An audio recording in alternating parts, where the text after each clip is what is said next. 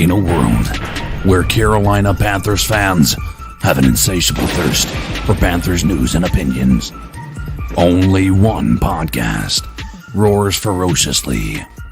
It's the C3 Panthers Podcast. Perfect. Yo, it's draft night, folks. Finally, it is here. The 2021 NFL draft has arrived. Am I listening? I think I'm watching the YouTube channel in another screen. Can you hear me now? We can hear you. Twice?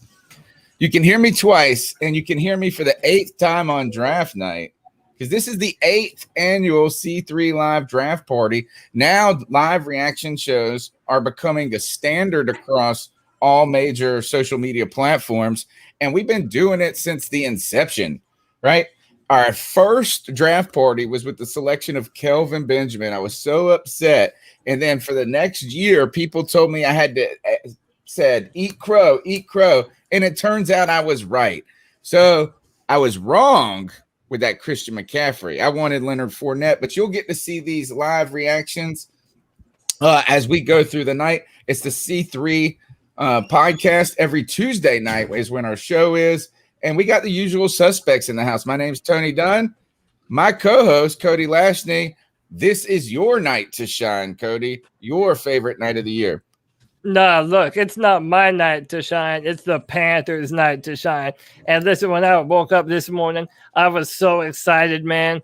I have no idea what the Panthers are going to do. The guys are walking out on stage right now. And let me tell you, I just got to say, Rashawn Slater is wearing a very Carolina Blues suit, my man. So, dude, I am so pumped. Or a Chargers. Dude, colored suit. Bat Daddy is back on the show for the draft tonight. We're chilling, man, and I'm pumped, man. I don't even care who we draft. I'm just fucking pumped, bro.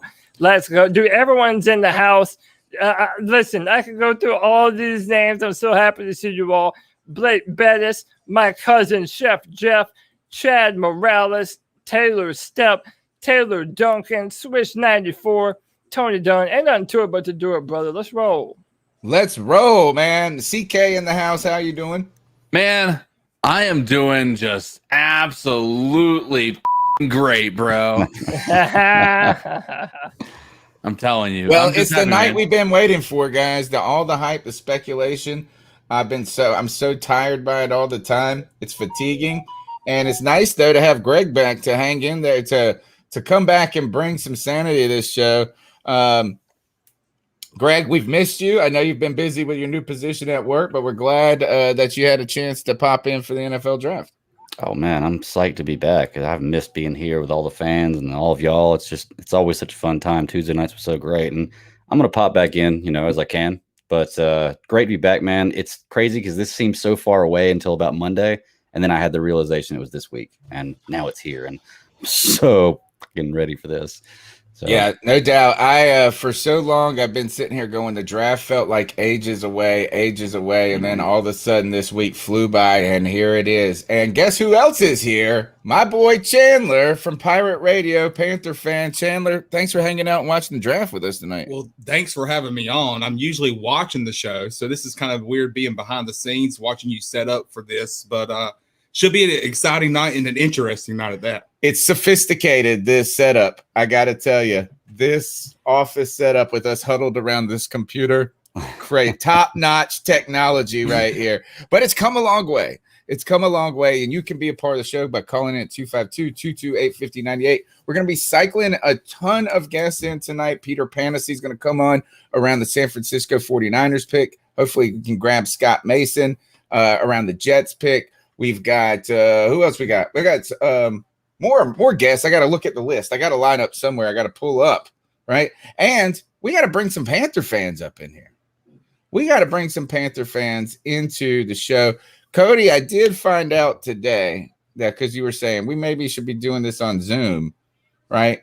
Or Meet or whatever. I would use Meet because I ain't paying for no Zoom. Yeah. I found that we can bring up to 10 people with the plan I got in here. Okay, dope. Cool. So if you want to help me get that link to people that want to go in, guys, you can mention in the chat what if you want to come in and talk for a little while. I know Josh from Mass wants to be a part of the show. Supreme Leader said that he wanted to get in. Nick Montiero messaged me. So if you guys can hit me up in the chat, we'll give you the link, and maybe we could just drop it in the chat occasionally and bring people in. But as we are here, the first things first, we got to figure out who's got the fastest feed to the draft. This year it will not be me. I have Direct TV now, so I used to be able to call out the picks, but now I got this shitty satellite, so I'm like 30 seconds probably behind everybody. I'll tell you. I'm gonna pull it up right now. I'll probably be at the mercy of someone else. All right, somebody tell me if they're ahead of me. I am across the bottom. 15. Devontae Smith is our. Wait, are you on an ESPN feed? I'm on NFL I'm Network. on ESPN. It says 22:45 till draft. It says 22:23 for me. I've got 22:18. I've got 22. I don't have a countdown. I have 22:14. So okay. Amongst You're the three of still the us, fastest I'm man. 22:16. Somehow, I'm man. right behind you. I'm right behind you. All right. We'll try to avoid. Don't look at this side, Chandler. All right. Because if you look at all these comments, it's gonna be just a complete spoiler. Spoiler alerts. Spoilers. Guys, in the chat room, do us a solid. I know we're all excited, but you know the worst part about it is when you open Twitter by accident, they're walking up to the podium and somebody says, "We picked this," and you're like, "Oh, you know what?" Mm-hmm. Because so I also write for Draft Tech as well. I told the guys I'm gonna have to I might have to dip out for a second, write something up real quick. But actually, for this year, I would love to know who the pick is first because I gotta write the thing. So if it's if it's somebody that I haven't already written for, so right now I've written up something for Patrick Surtain. I have something written up for JC Horn. I have something written up for Justin Fields, and I have Rashawn Slater. But I still have to add a little bit to Rashawn. Outside of that, dude, I have no idea. I'm hearing that we might want to trade down and take Jalen Waddle, the speed receiver out of Alabama. So, dude, I really have no idea what the Panthers are going to do. But, I don't know, man. If y'all don't spoil it for the guys on the stream, but if you want to tell me on Twitter, go ahead. No doubt.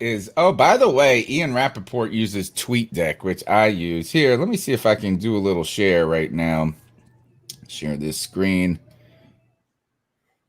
TK just sent us something in the chat. Look at this. And Chandler just peeked and showed it to me while we were talking. An example of why this is a wild time. The Panthers are sitting at number 8 and have made calls about possibly trading back and up. Could they move up to number 4 or to 6? They are exploring. Can I ask? That's what I'm saying. Okay, go ahead, Greg. I'll say, can I ask you how exciting this is to know that we have so many different directions we can go? Like we are so ready for this. Like How really boring? feel like, how boring is this it to be a Jets fan or a Jaguars fan during this? Like you're excited that you're going to get your guy, but you know who it is. There is no flexibility whatsoever. You're not. They're looking towards the back end of the first draft. Like they get more than one pick. So I guess that first pick, they get to just be like, we get our dude. And then it's all about, well, let's stay up for this 19 pick or something. Yeah. I'm pretty sure. I know the Jets have multiple picks. I'm pretty sure the Jags do have in the first as well. Probably. Rest in peace to Blake Bettis' power that just went out. Oh, no. As the started. Sorry, Blake. You hate to see it, man. I would screen share if I was if we wouldn't demonetize this. Yeah, right. All right, let's talk about this. Is that since the last time we met on Tuesday, we had kind of been going through and the talk, and Cody, I think, put together a good argument that was convincing to me about how everyone knows what Atlanta's doing, which then pushes them away from actually picking a quarterback. Like it's strange. Like I mean, I thought that for so long I was under the impression that picking a quarterback was not absurd, but the trade up to the Falcons spot has been difficult because people don't think they got to get ahead of a lot of teams right in the aftermath Yeah.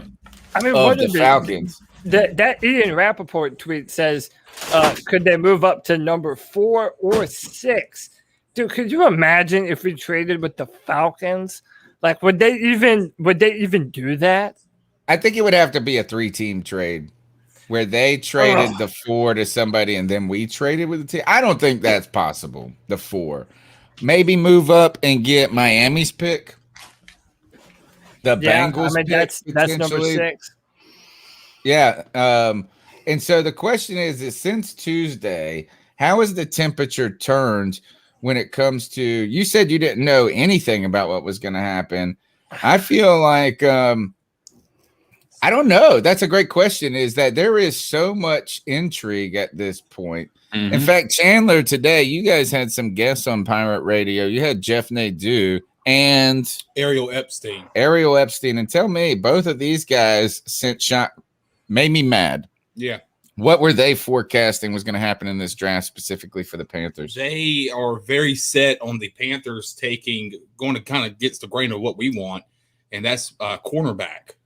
They mentioned guys like Surtain from Alabama. They also mentioned J.C. Horn and also Caleb Farley. So both of those experts in their fields are and then they also did mention us going the offensive tackle route, whether that's Penei Sewell or Rashawn Slater. So, but if they had to put the money on it, actually Ariel Epstein is the prop queen. So we went over some draft props as well. They're going with a cornerback for the Panthers. The 4-man rush crew has been supporting that they think it's going to be J.C. Horn or Patrick Surtain, one of the guys from the 4-man rush. I'm going to go around and ask you this after, because I'm going to give you my answer, is that I thought that on Tuesday, no matter what happened for the Carolina Panthers, I would be happy, right? If we pick a tackle, happy. If we pick Justin Fields, happy. If we pick if Kyle Pitts falls, happy. If we trade back and get a good player or two, and an extra first-round pick, happy. There's only 2 scenarios where I'm upset, I think, or a little disappointed. And cornerback is one of them. And I know, and I'm not trying to shit on the guys who are the corners. I just have been looking at, I feel like it's so hard for corners to project into being these elite talents in the NFL. And it takes time. And yes, the person's going to be a big player. Hopefully they're going to work out and they're going to be great. And before you know it, they're the next Stephon Gilmore in a couple of years. But it just seems like it doesn't work out always like that quickly. It's almost like picking a DN sometimes. It just takes a little time for them to acclimate. Well, I would want a tackle. That's my thing, is I just want a tackle if it's not Justin Fields. Yeah, go ahead, Greg. I was just going to say, I've honestly been telling people all week, because everybody at work knows I'm a huge Panthers fan, and we've been talking about the draft. And for me, I think it boils down to, if the quarterbacks are gone and Sewell and Surtain are gone, I don't mind them trading back. Like those are my top 2 guys if a quarterback's not there, because I think cornerback, having a shut down corner is pretty nice. You put him back there with golly, I don't know why I'm drawing a blank on the name. AJ Bouye, Dante Jackson, Jeremy Chin. The secondary would get a lot better quickly. Yeah, it's a need. But it is a need. And it's something that our coaches and GM have talked about before. That corner is a position of need that we're looking to fill. I've been hearing a lot about Surtain and J.C. Horn being in the mix there. That's why when I was preparing some of my comments for Draft Tech in hopes that I could just copy and paste them on, they were the first 2 that I wrote, was J.C. Horn and Surtain. But now, dude, if we're looking to trade up or down, like I honestly think Scott Fitterer right now is really trying to play chess And like he wants the Panthers to be the wild card team. Like part of the reason why I love the draft, and I think this gets lost on Tony sometime, is it's the best reality TV show that there is. Like you're talking about young 19, 20-year-old dudes that are getting ready to have their lives change forever. They have no idea where they're going to be living for the next 4 or 5 years. And as a general manager for a team, like you're having to navigate, okay, well, this team is going to come up and they're going to give us a first round pick next year. And next year, it's not going to be COVID protocols. We'll be able to have hands-on meetings with all these players. So, next year, first round picks are really coveted. So if you move down and you're going to get a first round pick next year, a lot of teams are looking at that as beneficial. So the Panthers very well could trade down. So like that's why I love this time of year, man. Like there's so much going on. There's so many moving parts. And like especially like Greg said earlier, the fact that there's so much excitement around, we have no idea who we're going to pick. Like if there's no way that if we move up, there's no way it's not for a quarterback. Like what, unless it's Kyle Pitts. Like, who else are you going to? Why would you even move? I mean, I don't even think that's worth moving up that much. Is that you might as well just take a tackle at that point and move on. I agree. I think the only thing you're going to move up for like that is quarterback. Yeah, that's surprising. I thought the move up conversation had moved down the road, right? And no, is that the trade back? But the idea of trading to 6, what are we trying to? Who are we trying to get in front of? Are we trying to get it? That's the other question. I think we're trying to get. I think we try to get in front of Detroit. I think we're trying to get in front of Detroit. Well, yeah, but see, this is the thing: Detroit or Miami could decide to trade out for quarterback. Like right now, it doesn't matter who's in front of us. Like there's a bunch of teams in the teens, like the Bears potentially, Washington, New England, that are looking to get into the top 10 right now. So the more that it's ambiguous what the Panthers are going to do, the more it's going to up the value of picks that we could potentially get from it. Yeah, I think that we're going to try to move ahead of Detroit, not because I think Detroit's going to take somebody that we wanted, but because Detroit's going to trade back because somebody's going to offer them a bag to move up to 7. And I can see the one team trying to do that is the Saints. I could see the Saints trying to trade in front of us to take a person that they believe that we want, not only just for their own benefit, but just to screw us over. They've been known to do that already. Like just to take a player just in spite of somebody that like being a player that we wanted. So I could see them doing that. Like if they think that we're going to take a left tackle, well, guess what? They're going to move up. If they think we're going to take a CB, they're going to move up. If they think we're going to take Pitts, if he's available, they're going to try everything they can to get a Pitts on that team to help out with the new quarterback, room there. So I'm sorry, on ESPN right now, they're talking about the countdown about the Panthers. Will they select Justin Fields? Yeah, I saw that. No. Dude, I might lose my fucking mind if we draft Justin Fields. Bro. Yeah, I'm going to go ahead and tell y'all right now, I'm already looking up recipes for crow, and I'm going to make a shit ton of it, and I hope that I get to eat it next year. I hope that next year we are so fucking awesome, and everything I've said about Matt Rule and all my doubts and everything, I will fucking eat those words. I said I would, and I promised you I will, because either way I win, like I said. So I am totally ready to eat crow on this, and I have that feeling right now that this is the beginning of something, but let's see this. I still don't believe the idea that San Francisco is taking Mac Jones. I don't think so either. I think that's so off the radar now. I think everybody is saying that he's taken. I think it's pretty. It's all of the rumors on Twitter and all day have been saying that it's Trey Lance. That's what I've been hearing as well. Which is what I've been saying for like a week now. I think it's going to be Trey Lance. Like to put it into perspective. I'm in a Discord server with Billy McComas, who works for Pat McAfee show, and he made a post about like there is a very reliable source that is saying that is going to be Trey Lance's position at 3. Look at what my wife just brought us in. Oh my god! Platter of chicken wings. What up? Thank you, Miranda. Tony's really living the dream. I'm waiting for my food to arrive because I can't eat wings. Nah, this is fine for right now.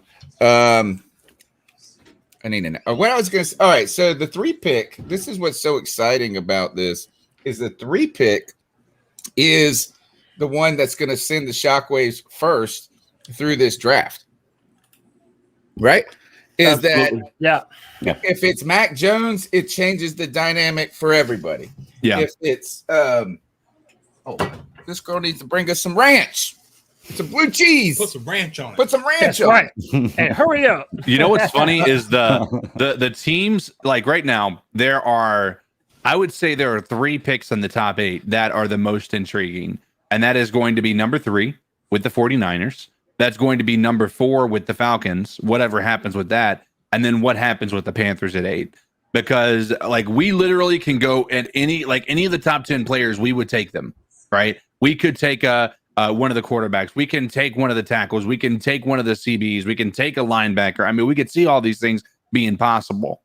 So I think that we have one of the most intriguing picks in the draft at 8 because everybody before that, Detroit, I think that they've set up on. I mean, they gave up too much for golf already, so they're not going to be trying to get a quarterback. You've already got the Bengals. You've got Miami, who has pretty much done everything they can to commit to Tua at this point. So I mean, you have a pretty good idea that these guys are probably going either playmaker or left tackle. A lot of these guys. So I think these are some intriguing decisions that we have in front of us here. So can you remember a draft where we knew so many picks, but we didn't know any of them at the same time? Like we know the first 2 picks. Yeah. In past drafts, we didn't know what the first pick was going to be. Well, last year we did with Chase Young and some things, but I want to say when we go back to the year they picked Baker Mayfield, right? It was like it just came. It came like it's a different type of intrigue or uncertainty or questions. This year, we know the first 2 picks, or at least we certainly think we know the first 2 picks. Yeah. But there's still so much intrigue in 7 through 10 and further. In fact, I don't even know what's going to happen in the teens. I have no idea. I haven't paid any attention to it. I don't even care unless we're in the teens. You know. I know that good. I'm the same way. I'm the same way. And I didn't even hear about this. Jerome Williams says, "What do you think about Bank of America going to turf instead of natural grass the way it should be?" I didn't hear anything about this. Did you guys? Yeah. They dropped this news yesterday. Oh wow! I don't like that. Yep, we're going artificial turf. In 2025 or something like that, or is that? I mean, is there different turf, or do players universally say that turf like fucks up their ankles and causes everybody shit? Grass is better. Like everybody likes grass, but the reason they're doing this is because they're bringing in the MLS team. Yeah. So you're gonna have football games 8 weeks a year there. You're gonna have soccer games, whatever many games there, concerts, and then concerts. And I think that keeping that grass turf, I think they just think it's gonna be easier to maintain. Yeah. Well, you can artificial turf. Yeah, I mean, you're not going to have to worry about you could literally just keep it covered. Like you can have if there is an event like a concert, you can create actual flooring that goes across there, sort of like you see it, in stadiums where they have ice, where that a lot of times same concept. You can make it universal, and you're not worrying about damaging that or keeping it covered for too long or anything crazy. I think it makes it a little easier, but I think 100%. I think players absolutely hate it. Hey, CK, fastball. What time is it? It is subscriber shame, mother. Subscriber shame. Hit that like button, baby. Come on, we're out here for the draft. It's a good night. Everybody's feeling it. Like I said, man, we're going to get a damn good player tonight. I'm going to choose to be optimistic, even if it's Mac fucking Jones, even though I might cry. But, dude, look, I'm just going to enjoy it. I have no say-so over who Scott Fitterer and Matt Rule and David Tepper are going to take. So I'm just gonna enjoy it and be honest about the player that we draft, I'm thinking right now, like my gut feeling is telling me that it's probably going to be one of the two corners. Honestly, I think it'll be either J.C. Horn or Patrick Surtain. But dude, I have no fucking idea what's gonna happen, bro. No. If it's a corner, I would like for us to trade back and get that guy. That's the what part. feel I don't like want is good. I don't want to You know, have 8 be a reach. Like if we can get value for that same player by trading back and we can have them available at 15, say trading back to the Patriots. Hey, if you want to come on to the show, message me on Twitter, DM me at Cody Lack, and I'll get you guys in the show and start filtering y'all in. let's go ahead. I do want to bring this up before we move on. Is I want you guys to help support our friend Kevin Brown Solar. Oh, where'd he go? Take that down. My bad. My bad. Didn't mean to cut your boss. Our boy Kevin Brown, he's a solar consultant for Avolta. And if you want to cut the energy cord and go green, fix your energy rate for life, you do need to be a homeowner and live in North and South Carolina for this to happen. But you can give him a call at 704-215-3373.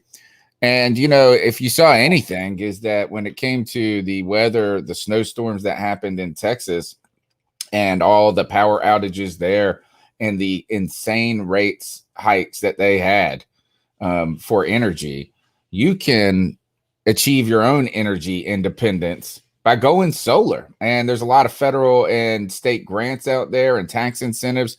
So give Kevin Brown at Avolta a call, cut the cord with your energy company, and power your own house. And thanks Kevin Brown and Avolta for powering the C3 Panthers podcast. Now, the draft is minutes away, and I guess my question to you guys is, will Jacksonville make us wait the full damn 5 minutes like the Bengals did last year? I feel like the Bengals took 5 minutes. You get 5 minutes to get your draft in. And I feel like they're just like in this situation with Trevor Lawrence and the Jaguars. They knew they were going to get Joe Burrow. Why take so long? Why make? And is it 5? Is it 5 in the first round? I thought it was longer in the first round. It might be 10. I think it's longer, and I think the second and third they start to decrease the time. But so it might be 10. So yeah, I mean it's going to be the same way with the Jets. You think too? I mean, are they going to take a long time? So. I mean, I guess if people are trying to entertain offers. Oh, I do. Let's speaking of what could make these things change.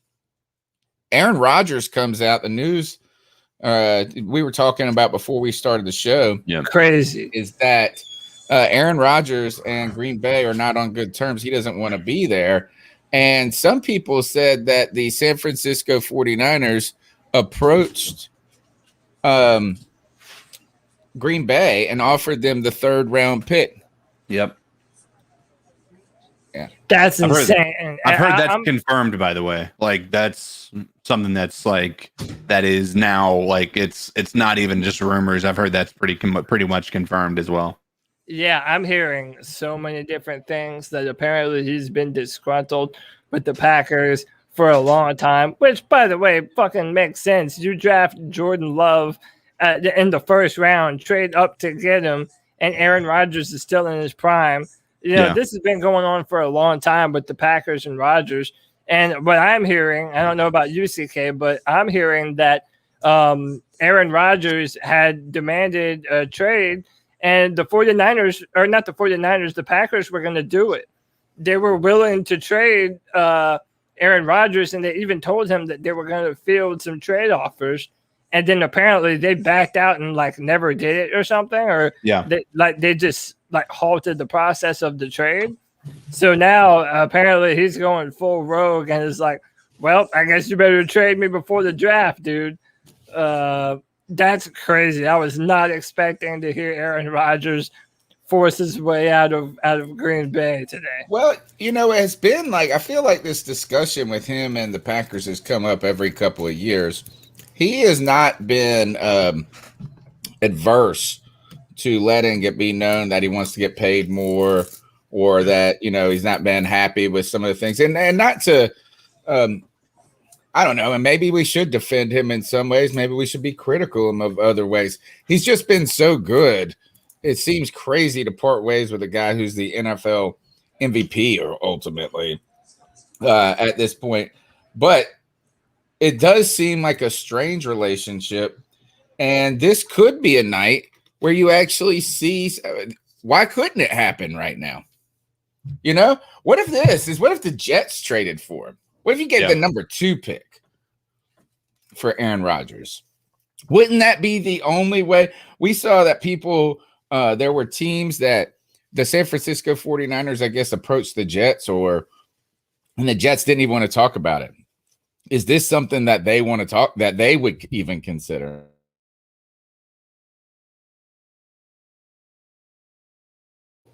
Well, obviously not. Say that question one more time. My bad. I told you I'm like micromanaging like 5 different things right now. My bad. No, I'm just saying is that the Jets would not even field offers about giving the number 2 pick, coming off the number 2 pick. Yeah.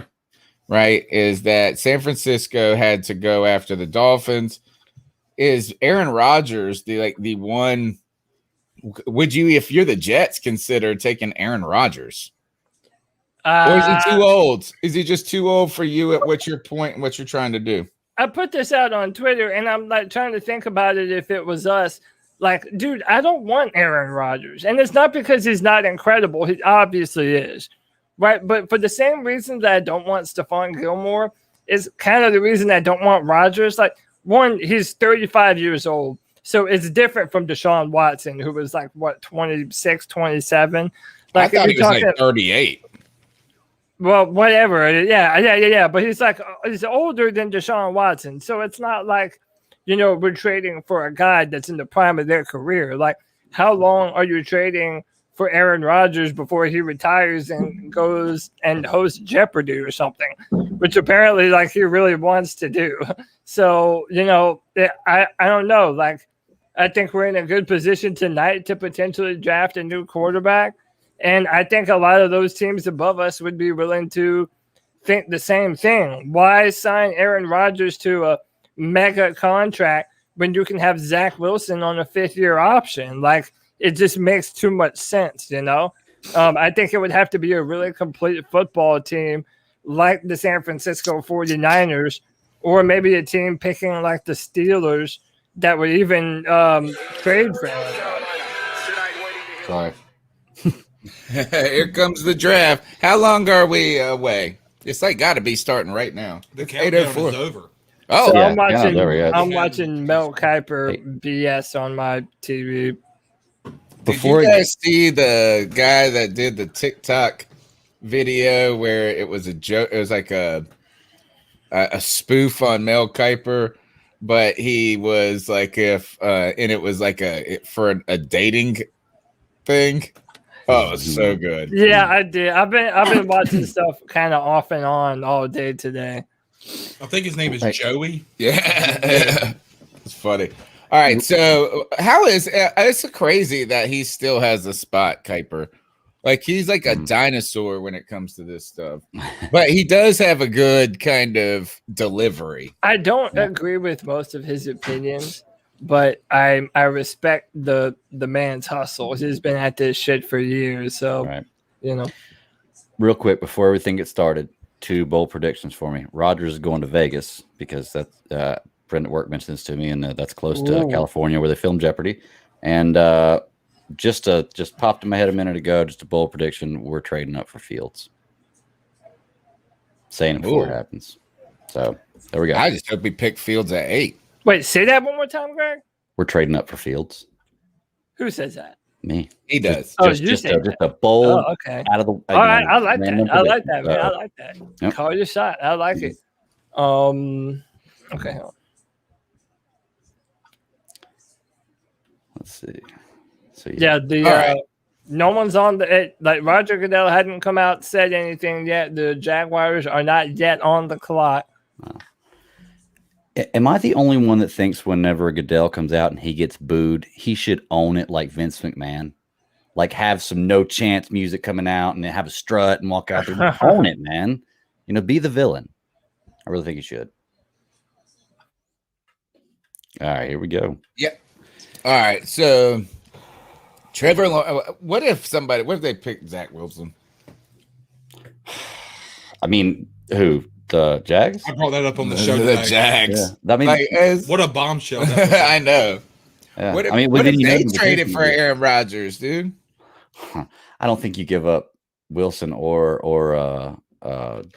Cody's boy. What God? We just said his name. Why am I having started to remember names? Lawrence. For Rodgers right now.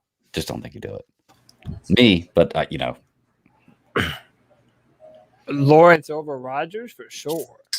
Dude, for Oh, sure. come on. Yeah, you're talking about Lawrence maybe over Rodgers. 3 on years Aaron of ability Rodgers and like maybe crazy, 20 years bro. of ability. Dude, listen, Trevor Lawrence is a 21, 22-year-old phenom who's getting ready to come into his prime. Like, if Trevor Lawrence ends up being who they say he is, like, he is our generation's Elway or Peyton Manning. Now, I know that's lofty expectations. Aaron Rodgers is our generation's Elway. He has one Super Bowl. Just one. Well, first of all, has Elway Drew Brees. didn't win the Super Bowl to the end. Yeah, I know, but still, Aaron Rodgers right now, like, he's only him and Drew Brees have both won one Super Bowl. So is Patrick Mahomes. I'm not shitting on Aaron Rodgers. I'm shitting on the fact that he's 30-something years old and the Panthers are rebuilding. Like, why would you not want the younger phenom talent on a rookie contract? Exactly. All right. Thanks, DJ Short for DJ for the $9.99 donation to the C3 Live Draft Party. Also, Cody, we got our first fan guest, my good friend Jay Cryer. If you could bring him into the show, let's see if we have any problems adding a. Oh, here's his job. Hey, Supreme Lady, if you're in the chat, I didn't get your DM, bro.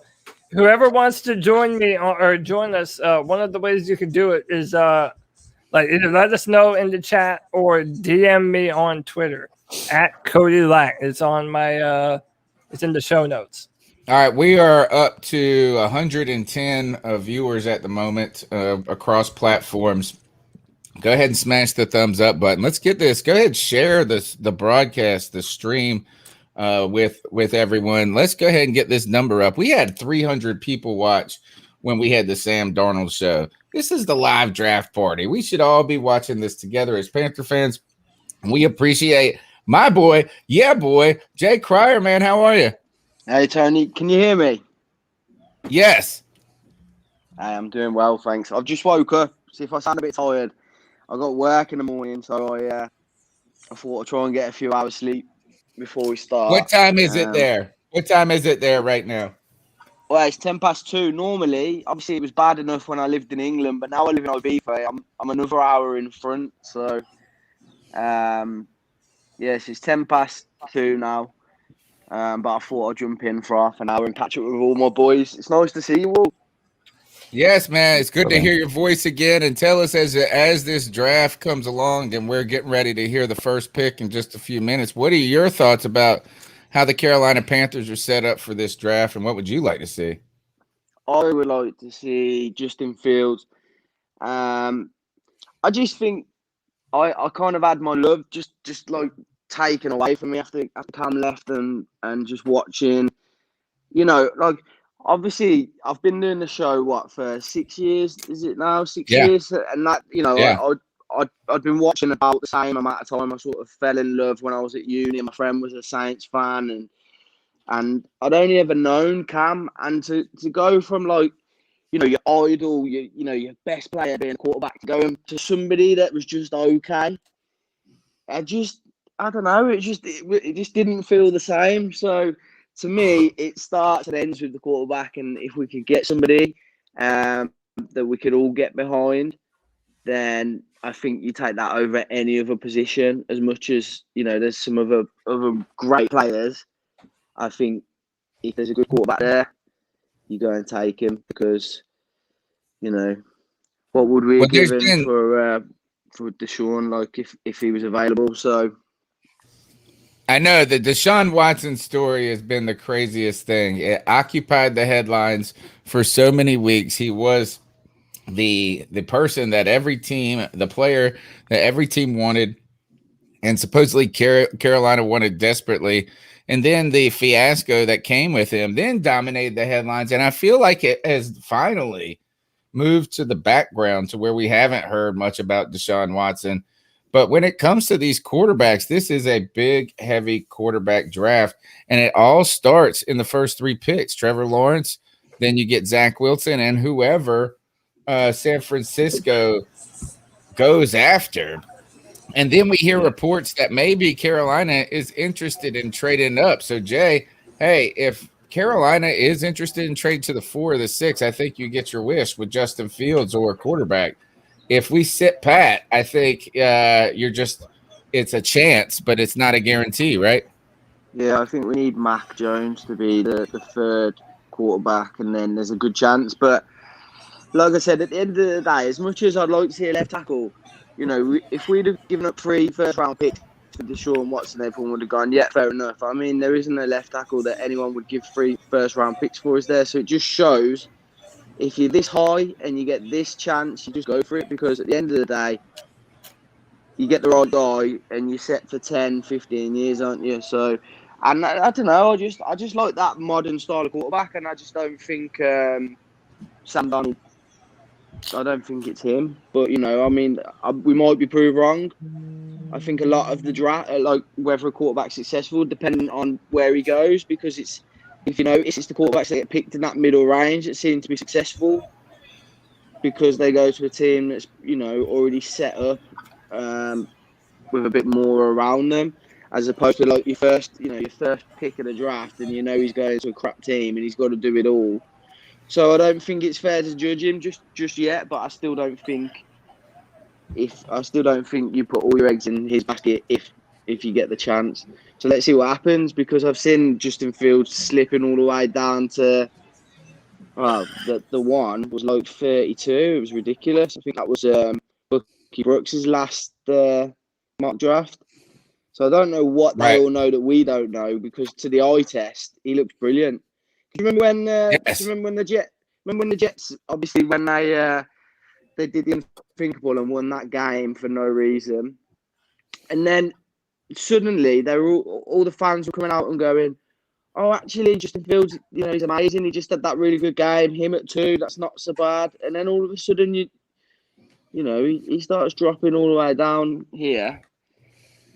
Yeah, it's interesting that the Zach Wilson ascension has to the number 2 consensus number 2 has been an interesting move. I mean, is that for the last 2 years, in many ways, people were forecasting a quarterback draft of this class, and it was Trevor Lawrence, Justin Fields, consensus 1 and 2.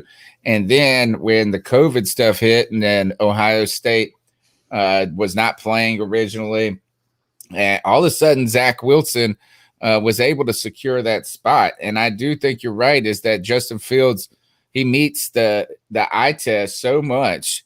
And there's some real opportunity. Big shout out to Susan Deans. The Den Mama is in the house. Thank you for your contribution to the show, as well as Matthew Rankin, longtime listener of the C3 Panthers podcast. We appreciate you guys' support.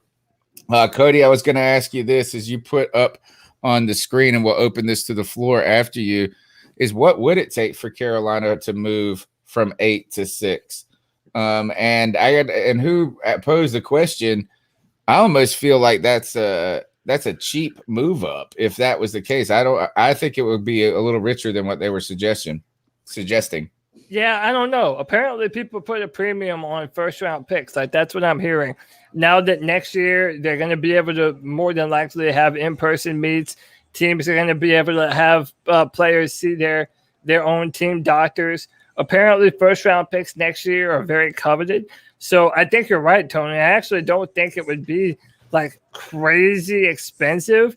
It just depends on what the pick is and how the board falls. No matter what happens, the number 4 pick with Atlanta, that pick is going to be crazy expensive. Just because every team that's in love with somebody is going to be tapping on Atlanta's shoulders, and they know they're stuck with Matt Ryan for 2 years anyway. So, like, they might as well build around him. So yeah, I agree. I don't think it'll be too much, Tony. And yeah, by the way, Jaguars are on the clock. I don't know where y'all are. I'm at 9 minutes and 8 seconds. Oh, you're a good 35 seconds ahead of me. What about Tim Tebow potentially being a Jaguars? Oh yeah, did you hear this? Did you guys hear this? So No. apparently Tim Tebow has worked out for the Jaguars as a tight end, and they're giving real consideration to signing him. Cody, where are you at? I'm at 8:53 right now. Where are you at? I'm at 8:44, 8:43, 8:42. Okay, so you're 4 seconds ahead of me. Okay. Yo, Trevor Lawrence's wife is a cutie, bro. Cannot lie, dude. Oh, he's not. Actually, You're he's such just a hater, Tony Dunn. What the hell, man? I'm sorry, I can't get down to the look either. It's like if I had Andrew Luck as my quarterback, it would just be weird. Just looking at him, they just don't look like somebody I would want to call my quarterback. That's the same way I feel about Darnold. I just look at him; he just doesn't look like a guy I want to call my. He looks like a surfer. People said that. People said Zach Wilson looks like a Blaine Gabbert. Or no, not Blaine Gabbert. What was Jimmy Clausen? Yeah. I could see that. He looks like he's 12. Jimmy Clausen did too. Yeah, that's good. Yeah. Oh, so why are they going to make us wait? By the way, there's a bunch of people in the chat room that are way ahead of me too. Like 10 Tizzy said he's at 725. I haven't even got to. I'm at 725 now. I'm at 7:30. We're at 8 minutes, dude. I feel like our feed is getting slower. All right, so let's peek around at some of the other teams as we're walking around as we're waiting for the Jags to pick. Really, again, we come down to Atlanta. What does Atlanta do here is that when you talk about their team and their needs, aging quarterback, but right now, as time is going on, it seems more and more that they are less inclined, I should say, to pick a quarterback. Is Pitts their pick at number 4? What other additions do they need? And isn't it crazy that there are no defensive ends in the top 10? I don't know if I ever remember a draft where there is not a defensive lineman going in the top 10. Let me tell you, this is not a good draft for defensive line just in general. But I did a film room on this channel on Jalen Phillips. Dude, Jalen Phillips is my sleeper of the draft. That guy is a nightmare. He is the edge rusher for the Miami Hurricanes. War number 15. Dude is a badass. He has a bit of a concussion history, though, so a lot of teams are worried about, is he going to continue to have problems like that in the NFL? All right, we got Cody. We got another listener joining the show, Nick Montiero, in the house. Oh shit! It's Big Dick Nick. What's up, bro? Hey, what's up, guys? How's it going? Can you hear me all right? Yeah, man. Hey, loud and clear. Thanks for having me on the show, guys. And Tony, I did get your package. Thank you very much for the shirt and towel, man. I actually have it with me, and I was going to put it on, but never got the chance. But, no problem, man. We're glad you're a supporter of the show, man. And how excited are you for this draft? I'm super excited. Quite honestly, if I was Scott Fitterer, I don't necessarily know if I would be trading up. I'd actually be looking in the other direction, be trying to trade down. I mean, I know that we really shouldn't be going after players that we necessarily need. We should be going for best player available. But quite honestly, if it was me, I'd be looking at like a really good O-line pick or maybe even a corner. And I feel like there's a possibility that we could actually trade down with some other team and still get one of the guys that we want, whether or not it's Slater, whether or not it's one of the corners that we want, that sort of deal. As much as I understand the reasoning behind going and getting a quarterback, we already have 3 quarterbacks on our roster. We already have PJ Walker. Oh, yeah, you're right. PJ Walker, right. Yeah.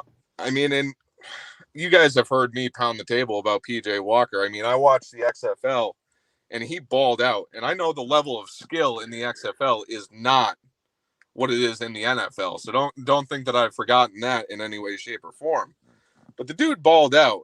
And when you look at the Detroit Lions game, it was pretty obvious that he never really got too much of a chance to practice with our starters.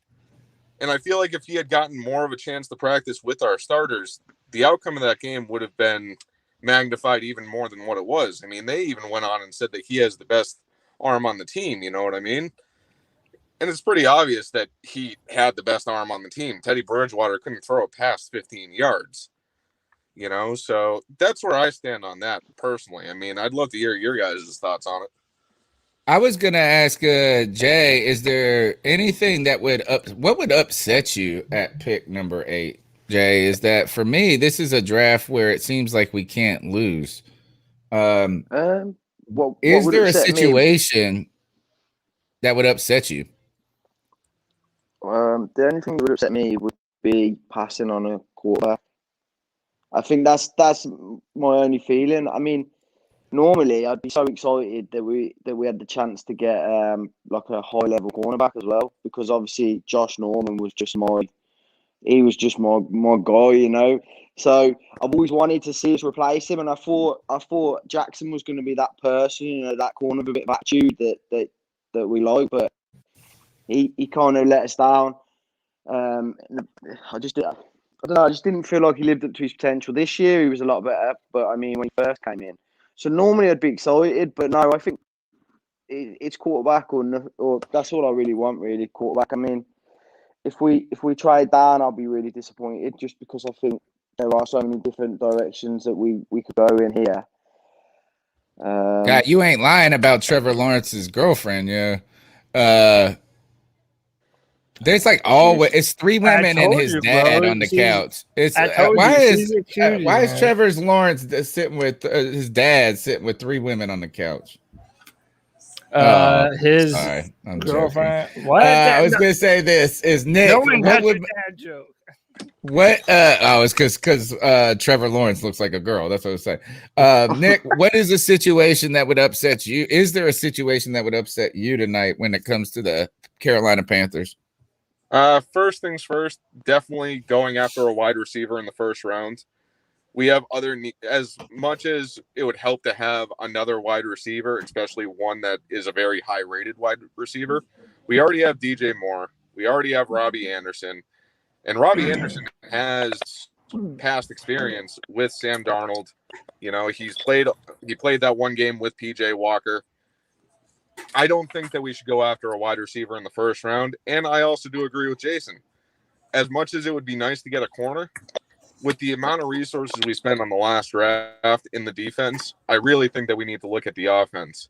And quite honestly, like Cody has always said, let's build that wall. It's about time. We need some fresh bodies on that O-line, some young bodies, and we need multiple young bodies. So let's go after that O-line. Hell yeah, bro. Real quick. The pick is in, and before the number 1 pick comes in, we are joined by the man himself. Supreme Leader is in the fucking building, y'all. What's going on, bro? Cody, what's up? Tony. Chilling, dog. DK. Bro, how you gonna come up here and show me up? You got better hair than I got. Hair, boy. Let's go. Yeah, I like it. We gonna do a podcast together. We just go. Yeah, we're just a bunch of hair boys. Well, let our locks go. Hell yeah. Sorry, CK. I love you, bro. The pick is in. Luckily, I'm not the only one here. Yeah. How y'all well, I'll ask you the same question. Is there anything? Well, we'll just give you the mic while the Jaguars pick comes in.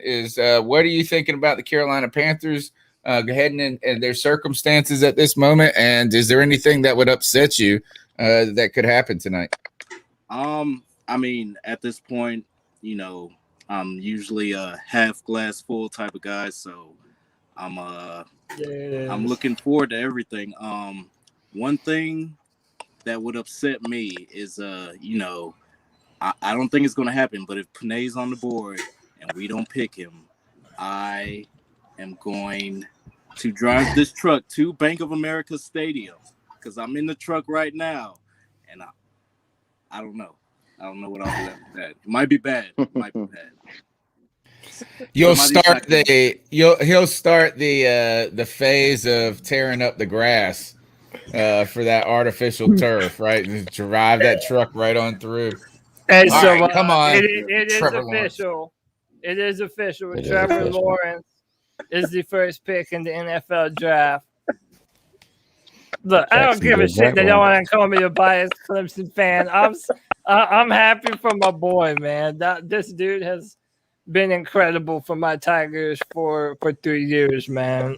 But I saw Cody. I saw a tweet today that said unless the Jaguars go undefeated in the regular season, yeah, Trevor Lawrence will lose his first regular season game ever.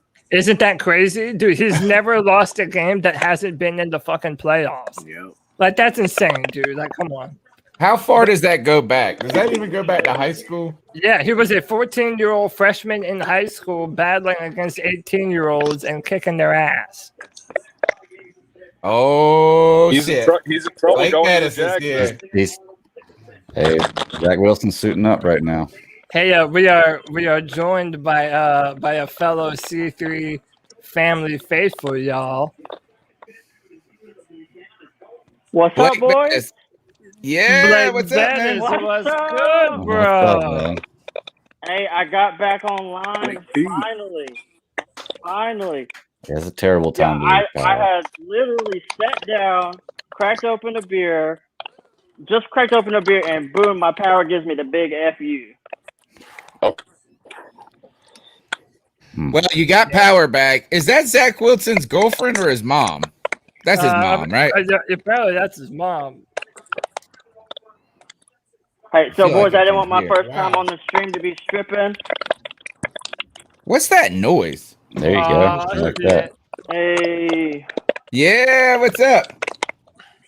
You guys had to get the twinning. Panther Nation shirt going on. There you go. Word up, man. All right, Blake, what do you want the Panthers to do? Man, I still have a love affair with Trey Lance, man. I really want Trey Lance, and if we can't get a QB, anything in the offensive tackle game, Slater, I think is more mock to us than Sewell. So Slater would be wonderful. Wonderful. I don't know if we can really go wrong with this pick.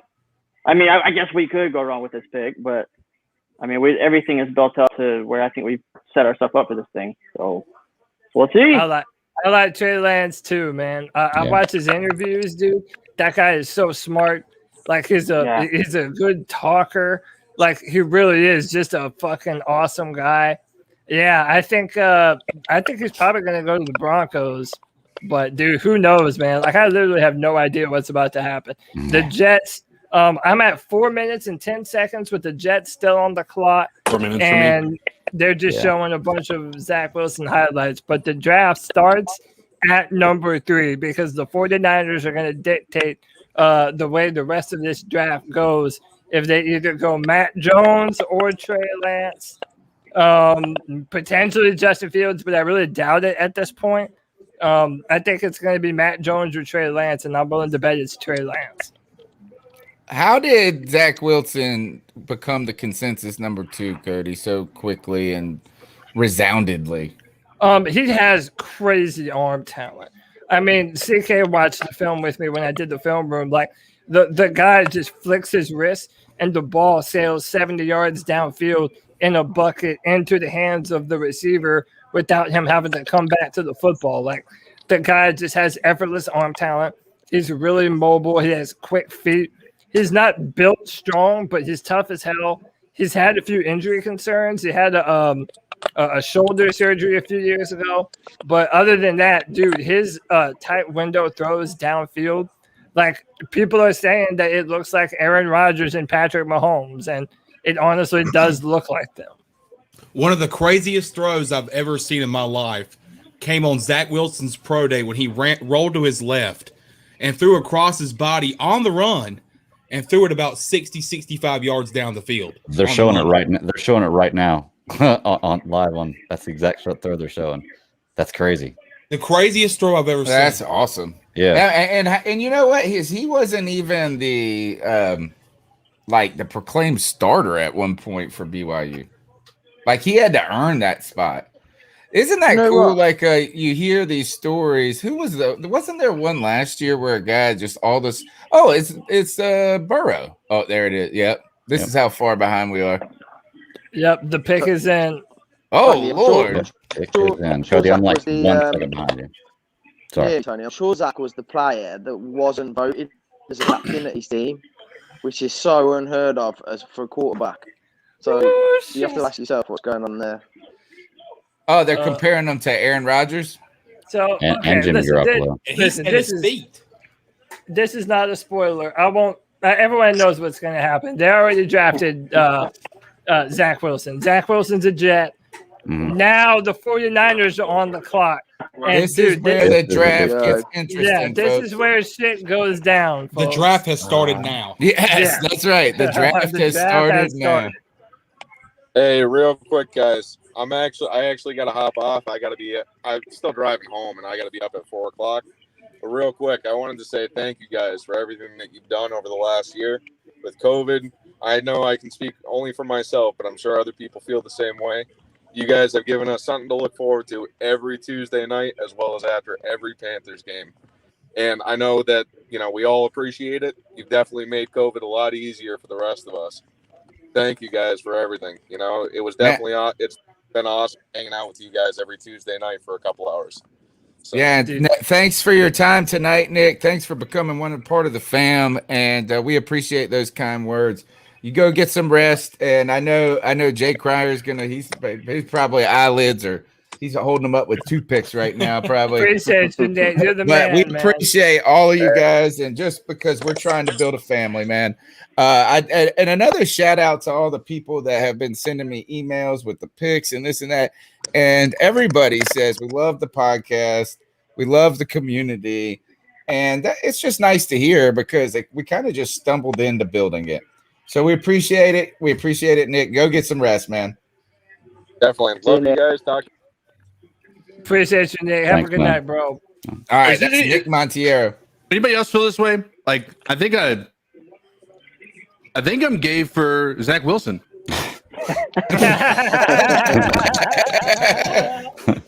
Hey, he's a how about this? CK, now that you mention it. Oh, shit. Hey, let's not have a circle jerk on the draft stream, boys. You just did over Trevor Lawrence. With that hair, man. Come on, dude. and we did 2 years over Cam. Come on, bro. That golden flow. Dude, come on. Oh. I think he's giving Goodell the rub and tug right now. Oh. I mean, hey, man. Apparently, Deshaun Watson is the guy you want to ask for those. Oh my God, Zach Wilson. Zach Robert Wilson Kraft, looks like a character off of a Disney Channel movie. Yes, he does. He is going to be in like a High School Musical 4. You mean Captain Dreamy? Captain Dreamy. I love this storyline of a guy who just ascended into a spot so quickly. It's a meteoric rise. I mean, it's similar to Joe Burrow. He's a regular old Mr. Biscuit. Exactly. Very interesting. All right. So, did anybody get to hear? Because I have the volume turned down. Did they boo Goodell when he came out? I'm sure. Yeah. Yeah, they did.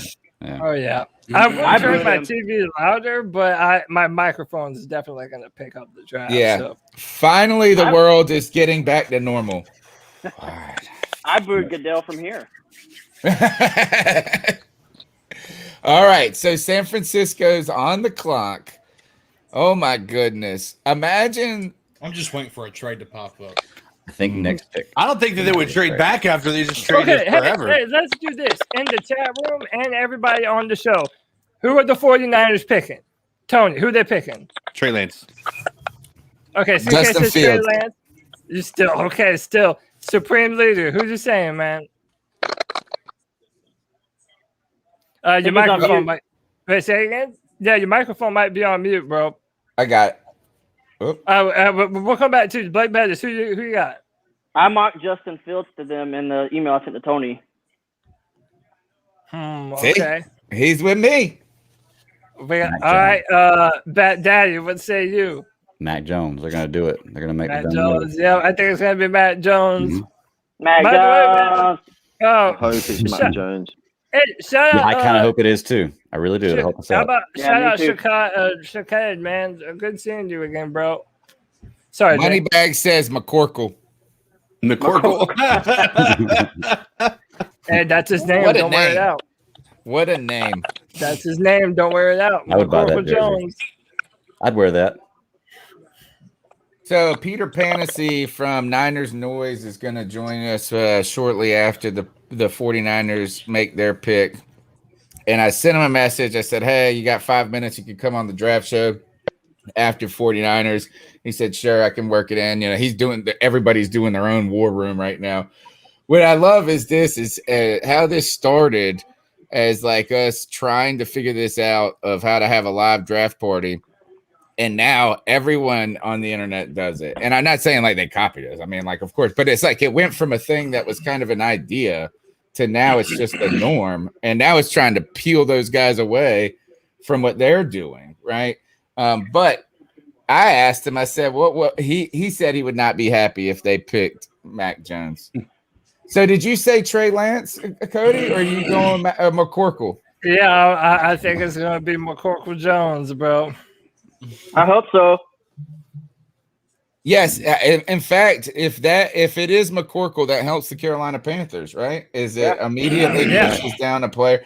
You know what the worst thing is for them not to take McCorkle Jones. Wait a minute. And him be there at 8. Is this his actual name? His name is Michael McCorkle Jones. Oh, His name is. I'm telling you. Surprise, mother. At least this is news to me. So he is forever known on the podcast as McCorkle. He should drop to the 4th round just for that. And on top of that, it's just like Teddy Bridgewater is only known as Tadisha from now on. Yeah. Hey, or Tatiana. Ooh, Tatiana. Hey, I'm not gonna lie though, man. I would wear if my name was McCorkle, that's what I'd want to be on the back of my jersey. I'd That's wear a what jersey for McCorkle. Dude, no, Like, I said the opposite. Dude, if I'm McCorkle, bro, you better call me Mac or we gotta fight. nah, that's what Bro, you better call me Mac or we gotta fight. Dude, that's like Isn't it Michael McCorkle? yeah, Yes. I think so. That's what Tony said. Oh, All right, man. come 2 minutes. on. Come on. What are 2 they minutes. debating? Yeah, on mine they still haven't made the pick. Yeah, they still haven't. Yeah. The I'm- question is, I'm not tipping picks, but I'm definitely refreshing Twitter. the question is, They right, just if it showed was Mac Mac all Jones along, looking at his phone, so that's not good. And they're Just showing waiting Mac for that Jones phone call. highlights. Yep, they're showing Mac Jones highlights. Go ahead, Jay. I was Sorry. just going to say, the question is, if it was Mac all along, who told them they needed to trade up to number 3? Because we both know, right, if they don't pick him now, nobody's picking him until, like, let's just say 15, 16, somewhere like Pick that. is in. We know that was never Pick the is in. case. Yeah, I think that's one of the things that is kind of weird about it is that it's one Pick is thing for in. them to like him, but you're right to trade up for a guy that they could have maybe traded with like the Panthers to get that pick. Or lower. So I don't think Oh, he. boy. I'm sorry, I don't see what everybody. I don't see the it. pick is in. Who's it gonna be, boys? Who's it gonna Oh, be? no. I'm nervous. I know, I am too, dude. This is why I fucking love the draft, man. This is the biggest this is like the biggest pick of the night right now. Like Yeah. Sure. Yeah, this it one, sets starts the the tone for night. the draft. Yep. yeah, Come on, Mac. All right, come on. because it could go 3 ways right here. Like they could go any way they want. Like it could go Fields, Lance, or Mac Jones. It could go, and there's an argument that it's not going to be Fields due to certain complications with epilepsy, and then some people are saying that there's some things that he doesn't do well that are very difficult to fix along the lines of footwork. But I yeah. think the epilepsy could be a problem under the lights during a night game.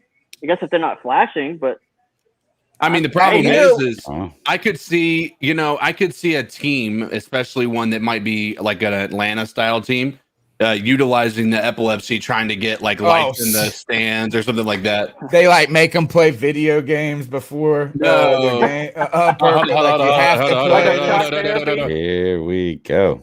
Wait, So the Goodell. epilepsy Wait, thing, Trey though, Lance. No. is it? Yeah. Oh. yeah, There's no Trey chances. Lance. Oh. Trey Lance goes to the San Francisco 49ers. Wow, that's big time. And what about all the people that told us that Trey Lance was so unrefined? Hey, Mac that's Jones is all perfect, smoke. dude. This is the biggest flyer you can take. I was watching Pat McAfee and they were talking about it. Like, he has played the fewest amount he has thrown the fewest passes of any quarterback in the last 40 years to be drafted. And yet he might have the highest physical upside of any quarterback in this draft. And if you look at how fast he was able to learn and like actually become a competent quarterback, like whenever he was recruited, nobody wanted him as a quarterback. They recruited him to play linebacker, free safety, a bunch of other shit he wasn't trying to play.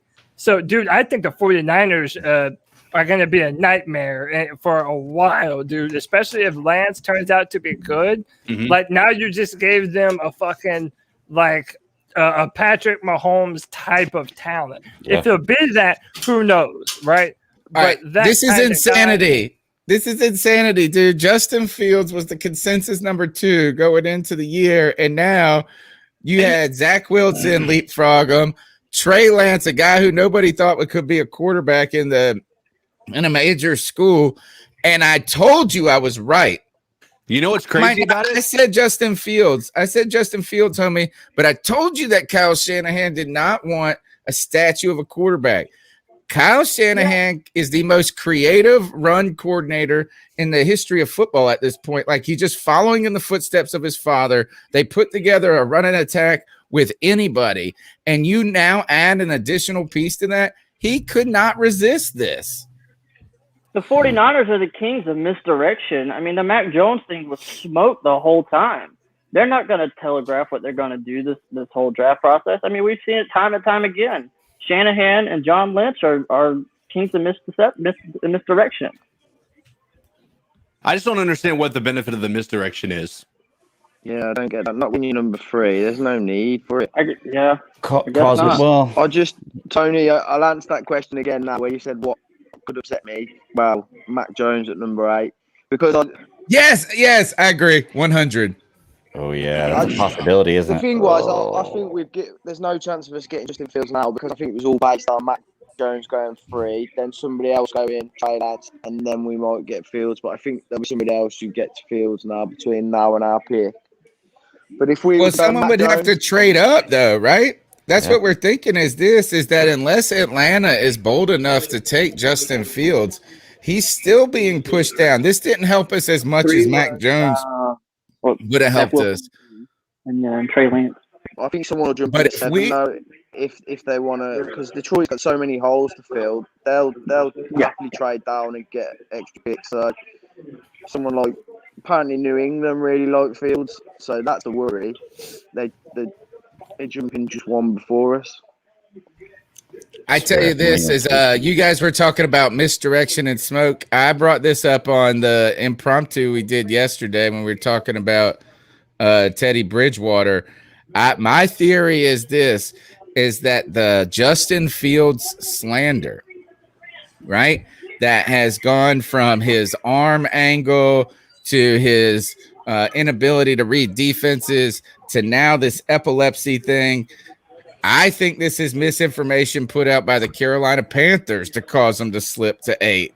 Yeah. Scott Fitterer is behind it. Now, I hope so. I do think, though, and just to remind, and when it comes to the epilepsy discussion, there are, I think, levels of seizures you have. You know what I'm saying? So, just you could have these types of seizures, and they're still serious, right? Like, I know someone who their son has had this. He had a brain fever, and then that ended up like he got really sick, and he had some sort of fever in his brain, and they had to put him in a coma, and he's been having seizures ever since. But they say they range from being really serious to him just like sitting there and talking to you, and then just being like blank.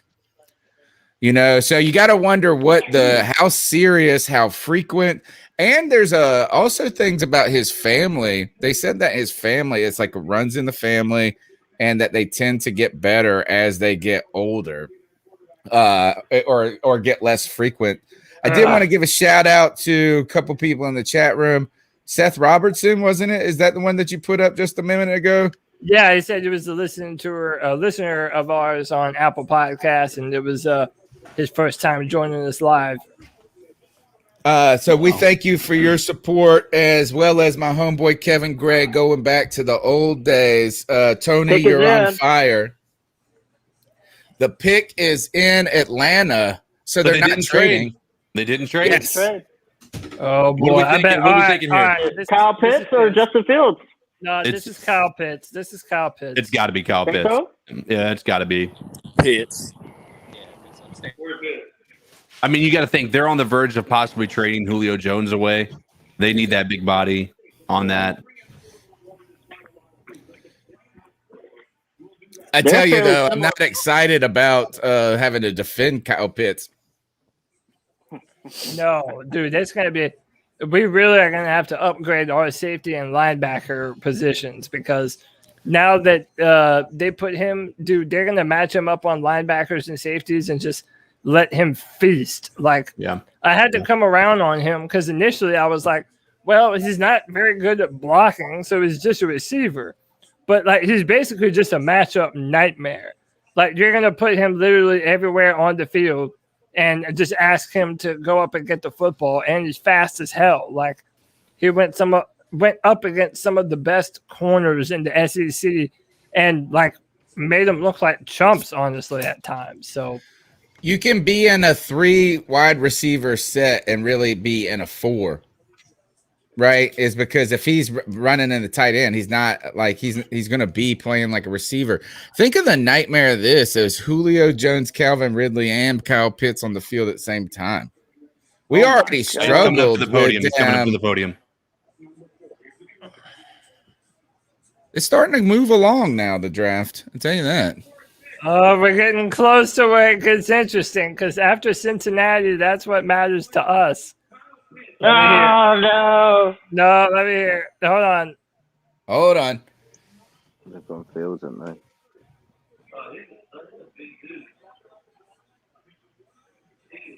I hope Kyle Pitts. Atlanta Falcons. Falcons select Kyle Pitts. Who are these people sitting in the chairs? Are they just like fans? The draft chair, apparently. Yeah, they're like fans. Oh, was that Goodell's chair that he sat in last year? Yeah. From the basement. Is this Sewell here coming up at 5? I mean, you can't. It's got to be. Yeah. Might be. We're getting closer and closer to Justin Fields. Good Lord, look at that booty. It could be Jamar Chase here at 5, because that's going back with Joe Burrow. I mean, there's a lot of talk about that today. With getting back to his quarterback. And they really, it's kind of time for them. They've been trying to reestablish that wide receiver room in Cincinnati for some time. While AJ Green was such a star for so long, he is not what he used to be, and now he's with the Arizona Cardinals. But they put a big pick in John Ross a few years ago that turned out to not work out.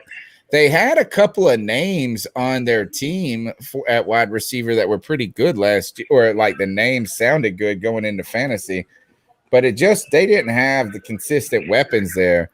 But really, man, they had one of the worst offensive lines in the entire NFL. I'm kind of thinking that this pick right here is going to be Jamar Chase.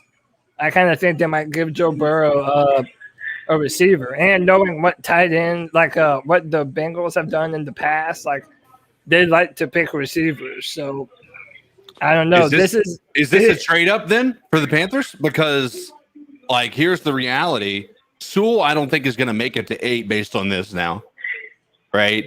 And well, if they don't pick him here, it's a better chance, right? Well, that's what I'm saying. Like, Jamar Chase is probably not going to be picked between now and 8, right? No, they're saying people are what Cody and them are saying is that Jamar drafts I've seen is Jamar Chase going to Cincy. Yeah. I've seen so if they pick a wide receiver here, then all of a sudden you're sitting there 3 picks away, and you got your choice between Sewell, Slater, Fields, Horn. It's Parker. like Oh eating my a God. buffet Parker. and not knowing what you want. You're at Yeah. the buffet and you don't know what You to got the get. That's chicken. what I'm You saying, got- dude. Nobody knows what we're gonna do. Like, dude, it could be anyone's guess what we're gonna do. How mad would you be if we traded back and Fields is on the board? I do too. I'll be annoyed. Yeah, I'd be pretty bad. I'll be I'd annoyed. probably be Because let's be honest, right? When we went through the whole Teddy Bridgewater, what did we all say? We knew what he was, and he proved us all right. Yeah, which is exactly what we said this time last year. We're gonna be in the middle. We won't be really good. We won't be really bad. He's average. He's this. He's that. Well, let's just say the same about Sam Darnold. You know, we've seen enough to know who he is. He might be better, but he's not brilliant, is he? Where you don't know about someone like Fields. He might come in and be amazing. And I've seen him do it on the biggest stage. I watched him. So we know he doesn't crumble under the lights. So you've got to give him a chance. You've got to give him a chance. So let's see what happens. Everybody, Good. I want to go ahead and encourage everybody. 145 people watching the broadcast right now. We appreciate all y'all support the 8th annual C3 Live Draft Party. Go ahead and smash the thumbs up button and share the show on social media.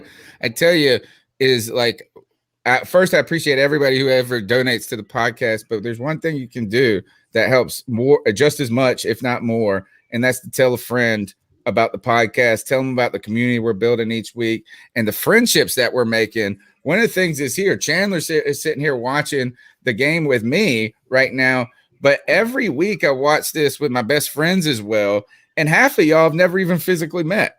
So that's the type of community we're building here. So we appreciate y'all's support, and it really comes in a share, a like, and a call to the cat calls on Tuesday nights, that type of thing. And guys, I'll start with Cody, and then you guys can just jump in as you want.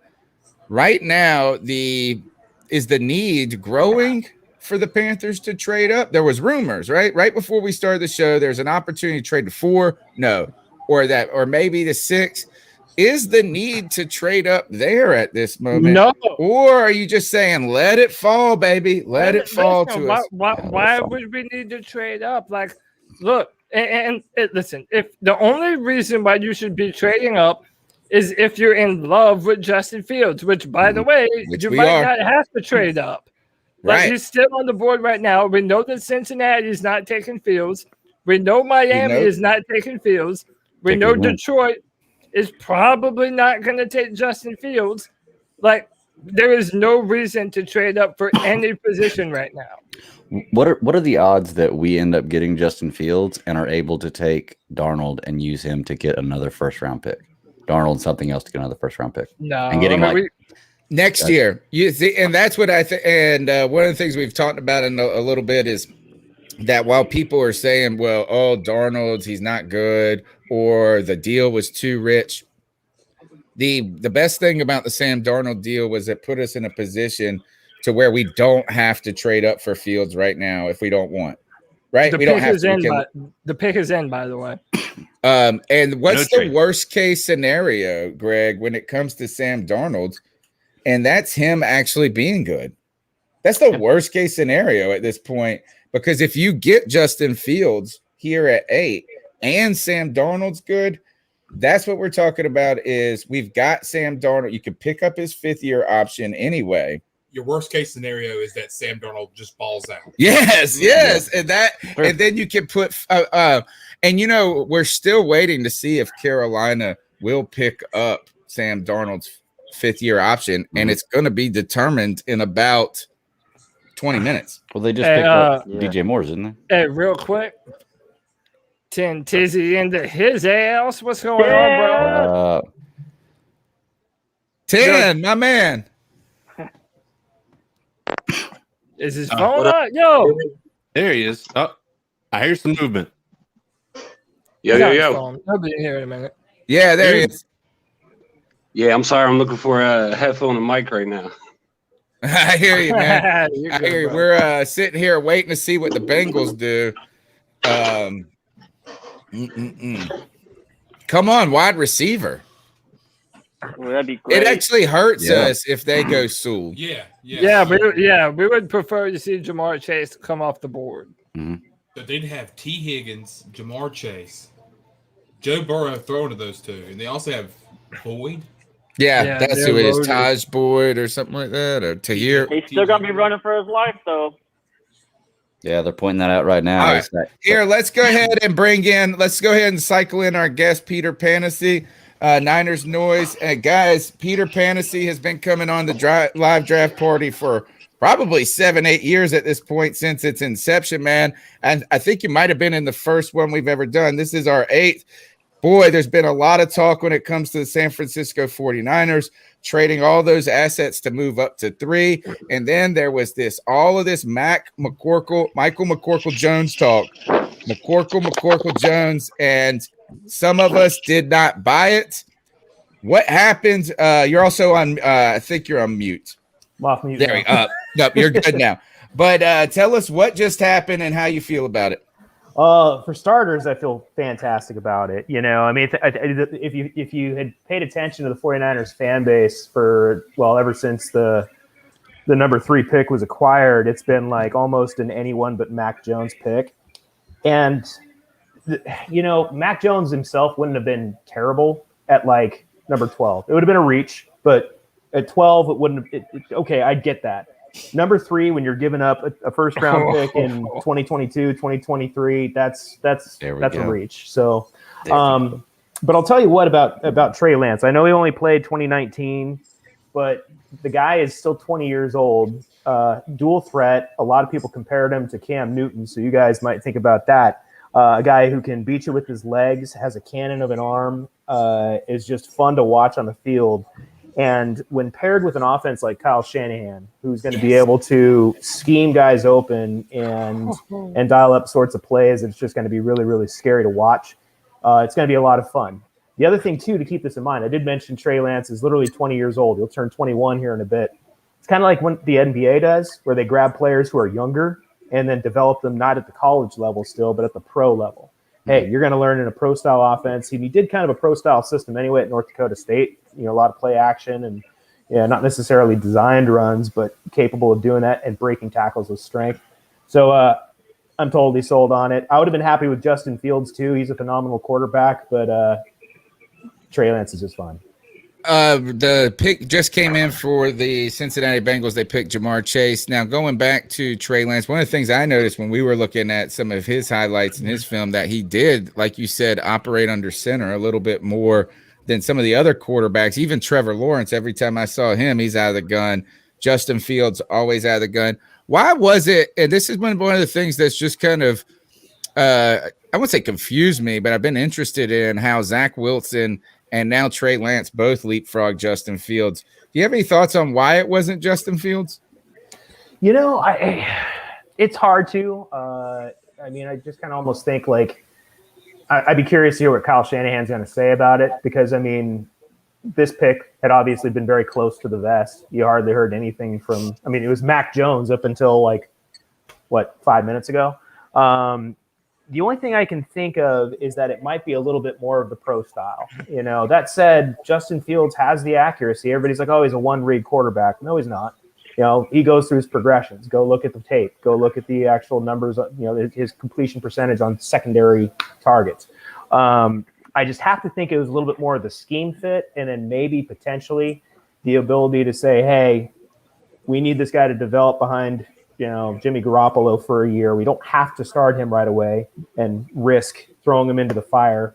I think the 49ers are trying to repeat what the Chiefs did with Patrick Mahomes in 2017. You're going to sit for a year and then we'll move on from the veteran Alex Smith in that case. And, 49ers passed on Patrick Mahomes that year. Maybe they don't this year. So we'll see. That was going to be my question is when do we see him play? And ideally you're going to try to develop him, but it could be a Justin Herbert situation. Dolphins pick is in. Yep. Jimmy Garoppolo has not been the most durable of quarterbacks as of late. So we'll be interested to see when Trey Lance hits the field. Pete, tell us where you're working at, where they can find your work at these days. And man, thanks so much for carving out this short amount of time for us. I know you got a lot going on. It's funny. I'm doing our Niner Noise War Room is over on our Facebook channel and on our Twitter. So fortunately, I've got my team of writers. They're all handling that right now, which is great. But then, so it's still at Fansided's NinerNoise.com, on Twitter at SF9erNoise. And then, I'm just at Peter Panacea as my name looks right there on Twitter. I've seen the Cat Chronicles podcast go from just like, hey, we're just starting this out. So I almost feel like a member of the family here. You guys are fantastic. I love all of you. So. Man, we really appreciate your time, man. And go look, we're going to catch up with you this season and check in to see how the 49ers are doing. Go enjoy the draft, Pete. All right. Thank you, guys. We'll talk to you soon. All right. Appreciate it. It's Peter Panacea, Niner Noise. The Dolphins pick is in. Yeah. Who they get? We don't know yet. Moving fast. Don't know yet. I have a feeling they're going tackle here. So who's after the Dolphins? Detroit. So we're right around the corner, aren't we? We're 2 minutes away, people. Within the next 20 minutes, we'll know. Okay. I'm passing the show off to my co-host. You lead for the next 5 minutes. We're gonna go Chief one. All right, hurry up. I gotta write the Panthers. We're coming right back. Hurry the we'll hell be back way before the pick. It's a good idea. Heard that. Where am I? Where's my? Jamar Chase went 5. No. Yep, Jamar Chase went 5. Now the Dolphins are on the clock. If I'm the Dolphins, I go Devontae Smith right here. You think so? Hey, they reunited LSU players in Joe Burrow and Jamar Chase. Why not reunite Alabama with Tua Tagovailoa and Devontae Smith?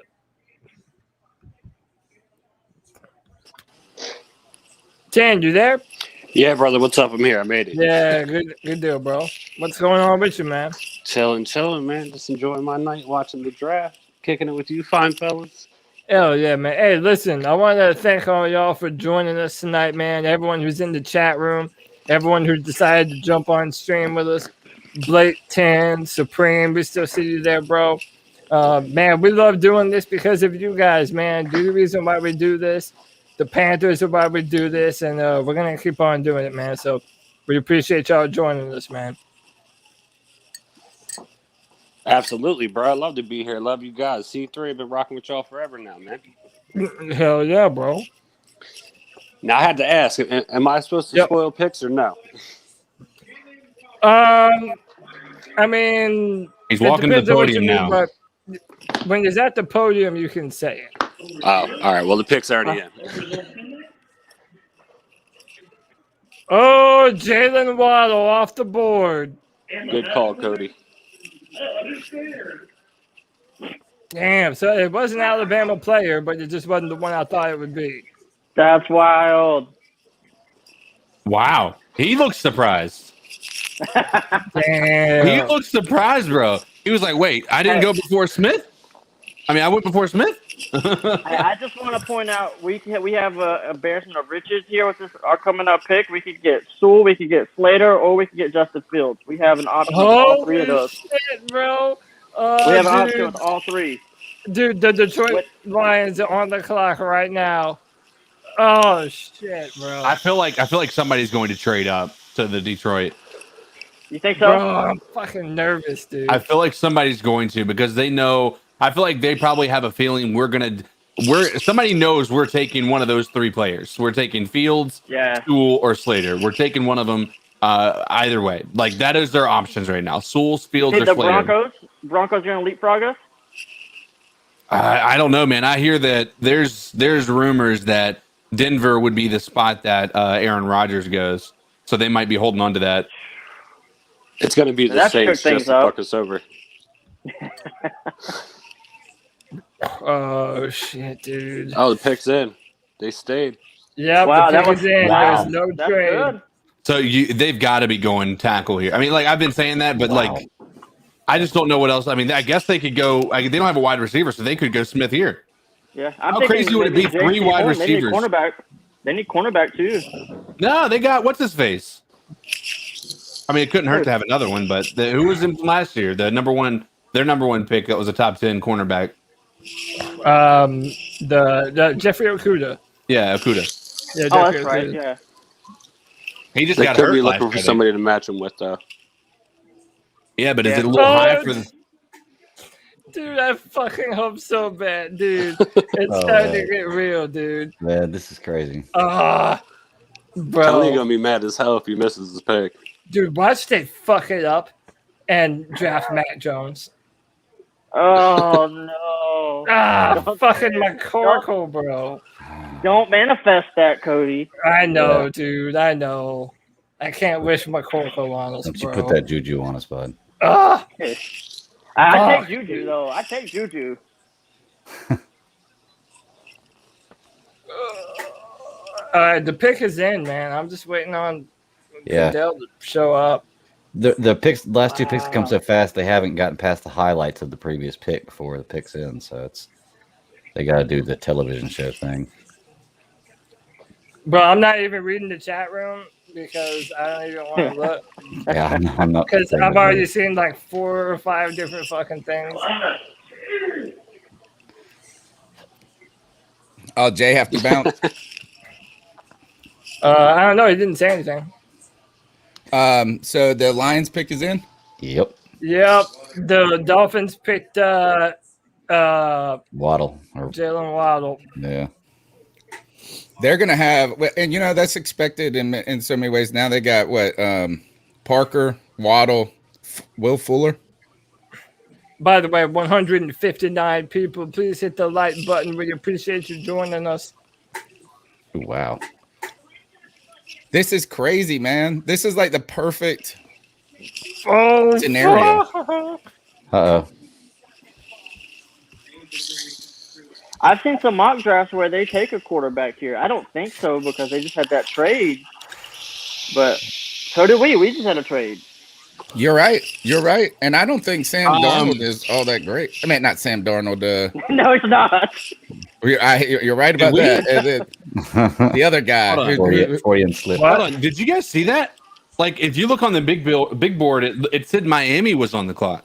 Like when it was on the back, like on the main stage, it still had the Dolphins. It's the Dolphins right there. Did we trade back? Hold on. I haven't seen the announcement of the Lions pick though. I'm looking at the main stage, and it says Miami Dolphins. Oh, that's because they're talking about Waddle still on the broadcast. Dude, you scared the crap out of me. My heart just dropped.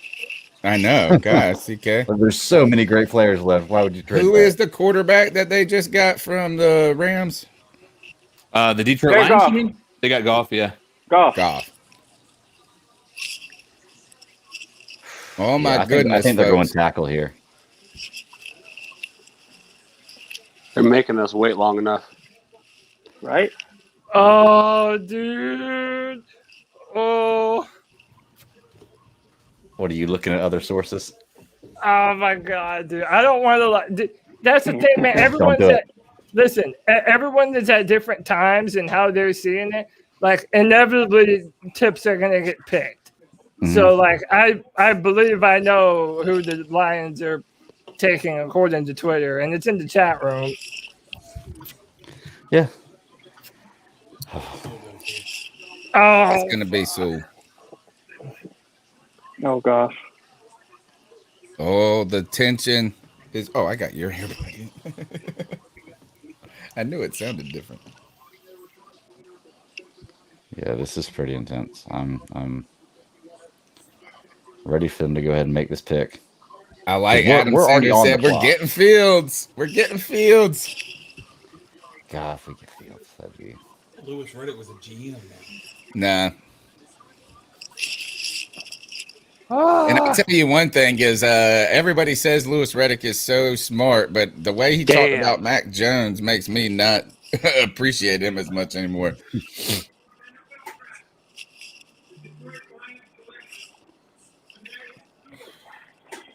So, I heard it in the background. Penny Sewell. Penny Sewell. Background too, yeah.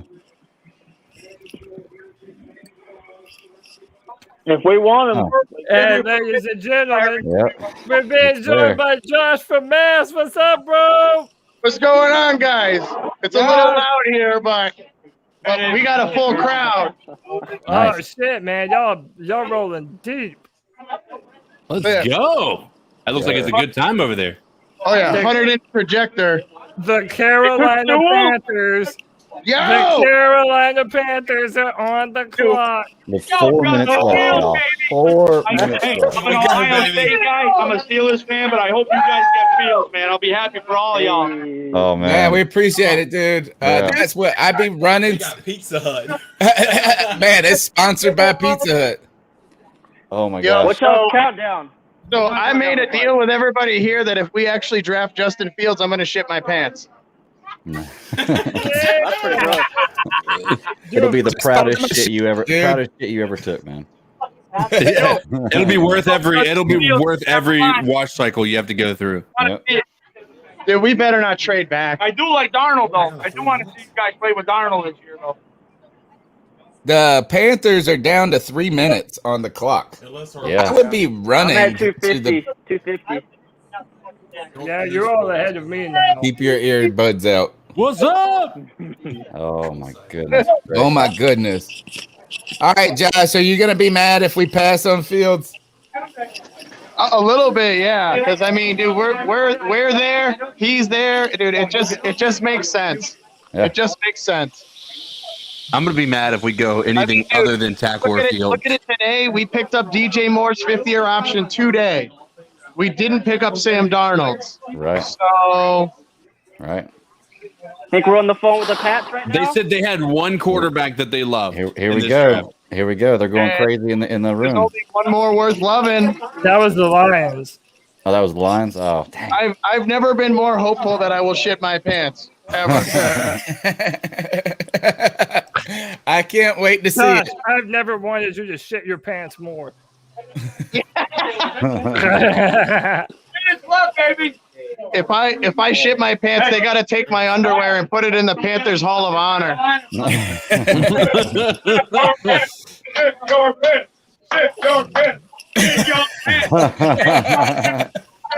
That's great. Oh my goodness. You know, if you're the Lions, you saw how pumped they were up in their war room. They got, I mean, it's a good pick for them. It's a great pick. Yeah. Minute 20. Ooh. Hey, But yeah, no, we've got a little bit of everybody down here. We got a couple of Pats fans. We got a Lions fan who's just happy to be here, like always. We got a Cowboys fan. I'll never forgive you for basically retiring, Tony Romo. Ooh, yeah, that's on the kind of. Yeah, Newman. Hey, Josh, this was for you. All right, you can leave. You go. Josh, this was for you. What? Dude, mine's you, down bro. to 50 seconds on the I got clock. you. Bro, yeah, I'm down to is 50. in. Yeah. The pick is in. Okay. Oh my god, dude! What are we Here we go. Here Hey we guys, go. do you know how disrespected we are as Panthers? They decided to go to break on the Panthers pick. Yeah, I on know. the NFL Network. Like, I mean, out of all of the Taking picks, our time. Dude, I don't know where to look. Like Twitter is gonna spoil it, or the fucking chat room is gonna Yep. spoil it. I'm waiting Like, until I see it on here. Yep. Dude, I don't. Oh my god, I'm gonna dude! spoil it. Come on. I We just almost went know full what's gotta screen on the happen, though, StreamYard, right? So I can't see the I'm chat. taking my earbud out. It's got to happen. It's got to happen. I just It's went. a commercial break here. Josh, are you Yes, back I'm from from commercial? Yeah. Yeah. Oh shit, dude! Oh man. me and Josh are identical in our position right now. Josh, I'm gonna put you on full screen, bro. All right. No shit, wrong one. Oh, yeah, there you go. You can watch it there. I thought I could flip it around to the back camera, but apparently I can't. Oh, the pick Oh, is man. in. Oh, Oh, no, no. There you my go. God. Who is it, bro? It's got to be Fields. It's got to be Fields. It's got to be. I'm gonna go ahead and buy the jersey tonight. He's about to go nuts. Oh, Wake up. I can see it. I can see it. Oh, Oh, shit! I can see it. Josh from Mass has got us hooked up. Thank you. We got the exclusive.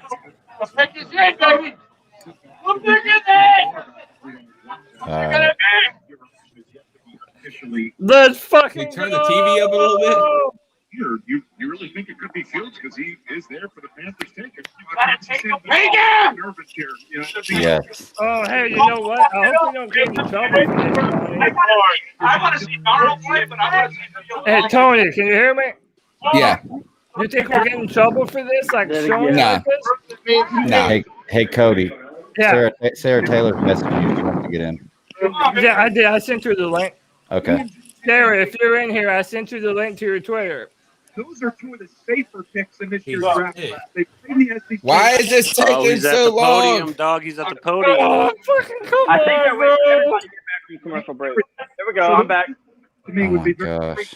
if they don't go with That's that. NFL Network. Oh, you're on the NFL Network. You might Oh, not be ahead of- shit. Here comes old man Goodell. Oh man. The tension, folks. Yeah, it's Yo, Yo, y'all about to ours be is a happy? little. Ours is a little bit. There he is. Here he comes. Ours is a little bit ahead of yours.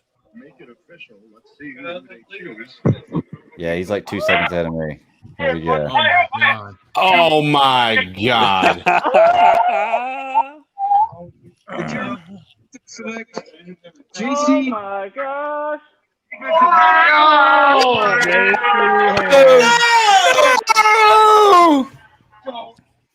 Wow.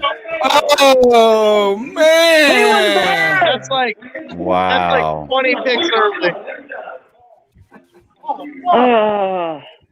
Dude, we could have traded back and gotten him. Oh fuck. No. Look, they're faking excitement. Wow, man. Oh my goodness. Oh my goodness. All right. So here is what has just happened, Panther fans. It's the first bad pick in the draft. Josh from Mass does not need to shit his pants.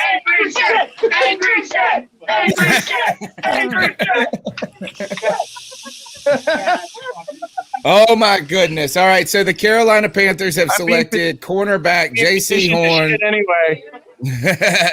Is JC Horn from South Carolina, who Cody Lashney loves, but we did not have Slater was on the board. Justin Fields was on the board. He continues to slip, and the Panthers have decided that it's time to adjust the secondary. Bro. Oh my goodness. We haven't had an offensive pick since 2019.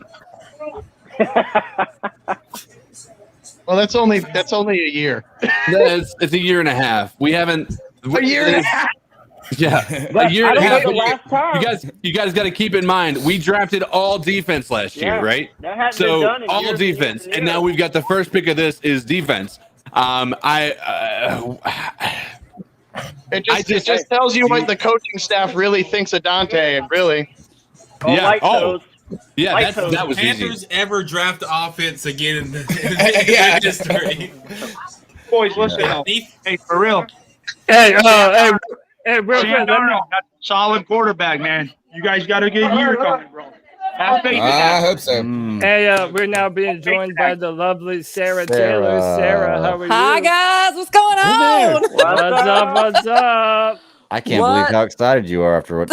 Hey, so let me give my initial opinion here. I know everybody wanted Justin Fields. JC Horn was my number one corner on my big board, dude. I know it's not a quarterback, but our defensive backfield is a lot fucking better than it was before. Yeah. I can't fault that. JC Horn is a shutdown corner, incredibly long, rangy player. He's a ball hawk when the football is in the air.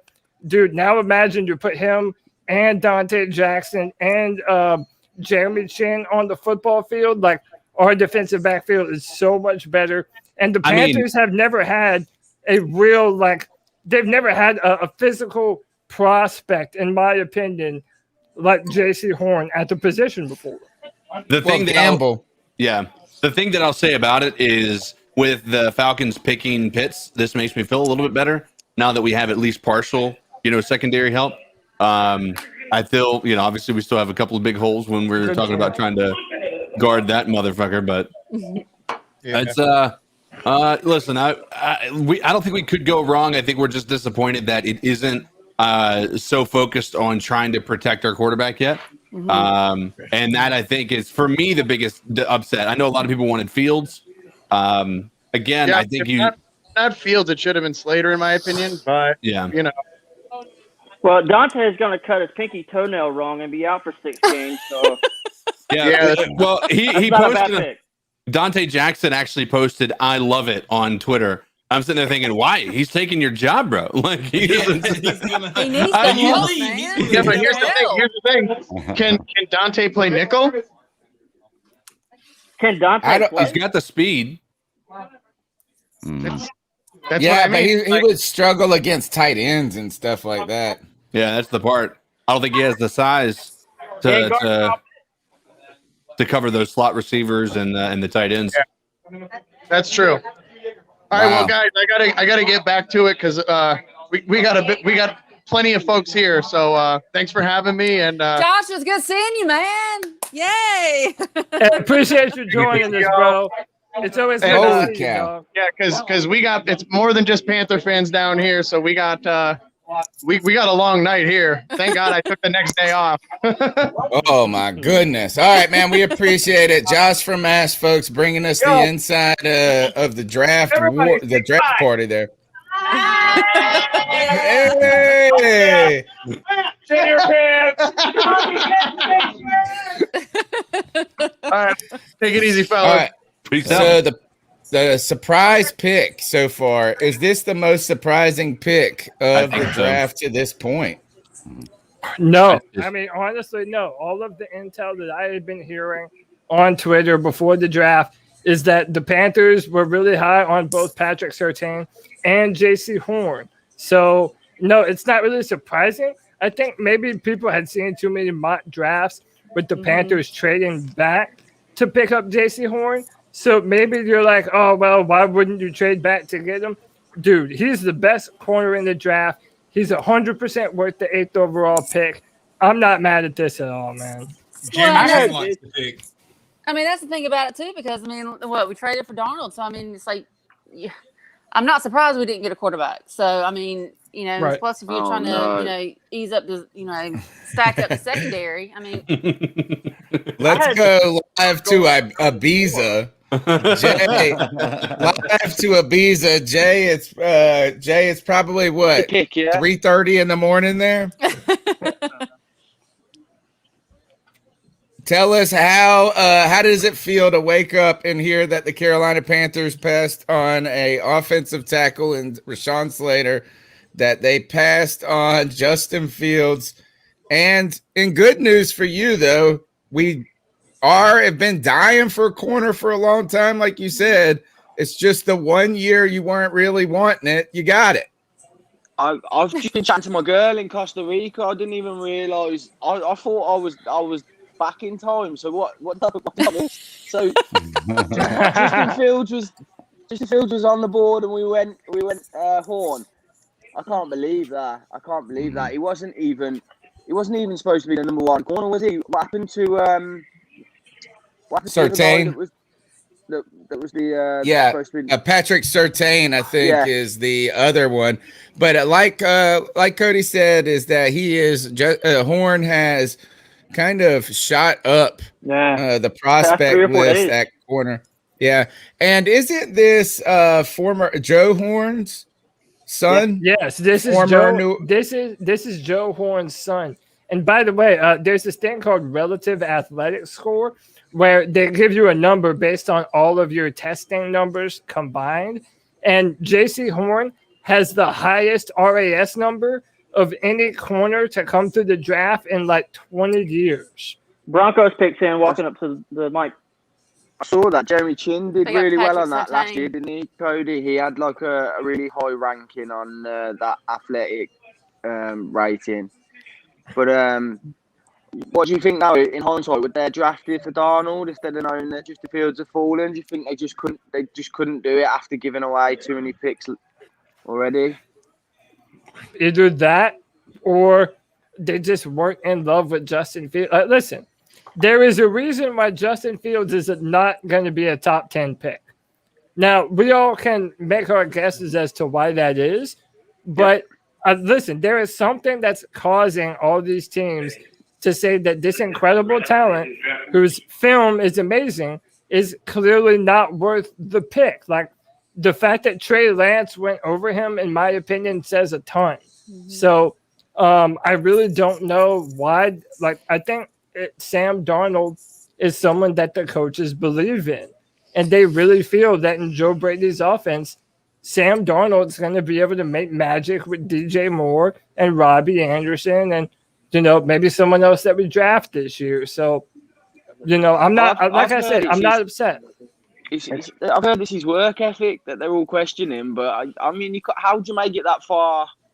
If that's the issue. I mean, I'm not buying it, but there's obviously something that's going on behind the scenes that we don't know about. But let's just hope for our sake he doesn't go on to be a good player. But he might be there in a second. You never know. If this is as bad as if this is this bad, he might still be there. But I can't. I wonder if maybe it's the epilepsy. Like, I know that's been something that's going around about him. I don't know. By the way, this is a good comment from Andy Smith. He says, "Okay, something is up with Fields. We don't know. Denver could have used a quarterback more than us." Yeah, and Matt Jones was there too, though. But right before, I guess it was just a couple of picks ago, somebody I saw on Twitter say that Denver's in the running for Aaron Rodgers. Yeah, they're trying, but I don't think it was going to happen unless they traded this pick. This pick would have been important for that. Yeah, exactly. Ooh. So who's Dallas going to pick up? Things? Hey Tony, I'm gonna shoot off, but obviously, I want to say thanks, boys. Obviously, I catch the show the next day normally on the podcast, but this is, I think it's either the 6th year or 7th year or something. Obviously, I just want to thank you for all the work that you do. And obviously making me part of the family, because I'd only been a fan for maybe 1 year when I met Tony and Mel and Joey and all the boys, and they really welcomed me in. And you've made the experience for me. And I'm actually going to Miami in June, so next trip will be Carolina. So hoping to get to see my boy Tony in person and get to meet some of you. You'll have to come for the MLS game too. You'll have to come for Charlotte FC games too. Yeah. Oh yeah, that's right, man. We got that OG football going on in the stadium. Yeah. Now, so Jay, first of all, Jay is my brother from another mother. That's for dang sure. Is that we cut from the same cloth, and if you don't make it to Carolina, I'm making it to Ibiza. Well, I was about to say, welcome here anytime, mate. Don't forget, you got your sister over here too. this island will blow your mind. You've never seen anything like Ibiza in the summer. I'm telling you now, it is the party capital of Europe. And when I say to you, every girl is a 12 out of 10, mate, that is not an exaggeration. You ain't never seen anything like this place. So that's open invitation to all the Panthers boys, and girls. But yeah, let's get the boys over here. So, Tony, open invitation, mate, my brother. You got it, man. All right, Jay, get some rest. And you know what? If anybody's slaying the ladies, it's Jay Cryer. Yeah, boy. Yeah, boy. I fell in love with a Costa Rican girl, but I tell you what, I've never seen anything like her body in person. So I made the right decision. So, but yeah, all the best, everyone, and just keep in touch. All right, man. We'll see. We'll see you soon, man. Later. All right. Thanks, everyone. Bye. The Carolina Panthers have made their selection. You, Cody, you got to go. Right? How about we got an in-division trade? That's insane. The Cowboys traded with the Philadelphia Eagles. They moved one spot. Yep. They moved one spot. What'd they give up? I don't even know. I haven't seen their defense. They gave up their defense. Yeah. Hey, real quick, while the picks coming out, I got to get going too, y'all. I appreciate it. Let man. It was wonderful to see you again, bro. Yeah, definitely. I'll see you tomorrow night, Sarah. Yeah. Panther fans, I'll keep pounding, and I'll be done. What's on the show? What's on the docket for tomorrow's show? Tomorrow night we're doing Mortal Kombat review. The Invincible season finale, possibly the Winter Falcon Soldier season finale, some news, and maybe Batman Begins, but I don't think so. I think we're gonna kick that. What about video game movies? Oh, and video game movies. movies. That's right. Yes. Give us a tease on Mortal Kombat. Give us a tease on Mortal Kombat. Oh, the review? Oh no, you gotta check it out live tomorrow at 9 p.m. Eastern Standard Time on the Super Civil. Don't let people talk shit about this movie. That's what I'm gonna say. Don't let people talk junk about it, because people want to try to be all cool and be like, it's cheeks and this, like they expected it to be some layered, like think piece. Yeah, yeah. Is that this? Hey, it's a video game. Join us tomorrow night. I would love to. I'd love to. Yeah, absolutely. Open invitation, my friend. Oh, hey, real quick, get some rest. Yeah, man. I'll catch you later. All right, yeah, there you go, dude. Whenever y'all get a minute, y'all have to watch Invincible on Amazon Prime. Dude, that is my favorite fucking show right now, dude. I love that show. Dude, what honestly, is it? like it's a cartoon, but it's a super violent, mature superhero story. It's something like a boy, like the boys, like animated. Put it this way, like, what if Superman was like really fucking evil? Well, so it is like The Boys, and it's an animated dude, Tony, watch the first episode. Then I'll like it. I'll like it then. Dude, watch the first episode on Amazon Prime, and after the first episode, you will be absolutely hooked. I promise. You know, I'm a sucker for video game movies. I like the Mortal Kombat joint, and Street but Fighter. Also, yeah, look, everybody talks shit about it. Dude, Everybody talks shit. I'm telling you, is that like you have a couple of characters to use, but the storyline in video games is just thin. Period. Yeah. Right? I mean, it's like it's a 2-line thing, so you have to build a whole scripted movie from it. Back so soon, Greg. I had to have back on because you started talking about Invincible, and Cody, you are absolutely right. This is by far the best animated series or show I've ever seen in my life. It's by incredible. Robert Kirkman, the same guy who did Walking Dead. Mm-hmm. This is a book he wrote 10 years ago, maybe 9 years ago, something like that. It's got like 142 books in it, comics in it. It's an amazing show. If you get a chance, Amazon Prime, check it out. The season finale comes out tomorrow. Yeah, so, they're getting ready to drop the finale, and I can't remember the last time I was more excited. For a season finale. I Dude, agree. like it's so great. Insane. I'm so hooked, man. But I heard you talking about that, and I had to get on stage. So everybody watch that. Check it out. Seriously, Amazon Prime. It's only 8 episodes the first season. Man. So you know what? But sorry, I just wanted to talk about football for a second. Oh, sorry. I was thinking about something. I'll catch y'all later. Later, bro. Hey Sarah, I got a question for you. Yes, dear. Was it me and you that got in an argument in the chat over DJ Moore? I don't know if it was you and I or not. I mean, it's been a while since I got in an argument over a lot of things. So I don't think so. Moore. Are you a DJ Moore fan? Yeah, more so than some others. That was a long pause. I know. Yeah, well, I can't really say that I've been like too super excited over this team the past season. So I'll have like I don't know. Keekly was my boy. I mean, I'm not gonna lie. So when Keekly left, it just yes, dear, yes. When Keekly left, I fell out of love for a minute. It's like I almost wanted to break up, but I couldn't. So he's still there. Hey, after I know, Cam Newton but he's left, not on man, the it's field. been tough. All right, CK, let's go. CK, what was you were going to something? I want to see what this pick is real quick because it'll. CK, is this not the longest pick that you've ever seen in your life? Like, dude, how long have the Eagles been on the clock? They gave a 3rd round pick to move up a spot.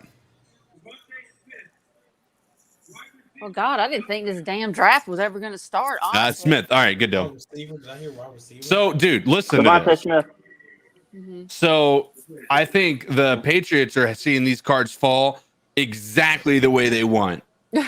Dude, they're what at 15? They're about to get 16? Justin Fields. Bro. Cam Right? 2.0. They didn't have to trade up or anything. Like, that's insane to me. So I wonder if they were thinking that New York was about to. That's funny because it was Dallas, New York, and Philly that were picking in order right there. Dallas jumped New York to go and get the wide receiver. So I'm guessing they anticipate New York to be wide receiver hungry, which they should be. Oh, Who did Dallas get? So no, they didn't. They traded They two spots traded. down. Oh! It's the Eagles that traded up. Yeah, Oh, okay. and I then, thought it was, now the Giants are on the clock. Mm-hmm. okay. Cowboys got a 3rd. I wonder Dallas if this was. I had it twisted. Tim, what's up, bro? What's up, man? So Dallas just acquired a pick just to probably get the same player they were going to get anyway. Exactly, because they know they're probably got a guy that they know the Giants don't care about. They probably got a guy that they know that the Eagles weren't about to pick for, but they probably were thinking from a strategy standpoint, the Eagles probably have a longer ride to the front to the top than the Giants do. If Danny Dimes can get it together with a good wide receiver and Saquon Barkley coming back. So they thought probably like if they were going to come and get Devontae Smith, they'd probably rather have the Eagles have him than the Giants. Yeah, maybe so. Quiddy has been posted to Dallas a lot. So for defense. Hey, can I make a Quiddy prediction? Payne, I want to make a prediction real quick. I think the Giants might go with Michael Parsons because Dave Gettleman was here when we had Luke. Yeah. So maybe he might see Parsons as another. Oh, they just traded. They traded with Chicago. Matt Rule says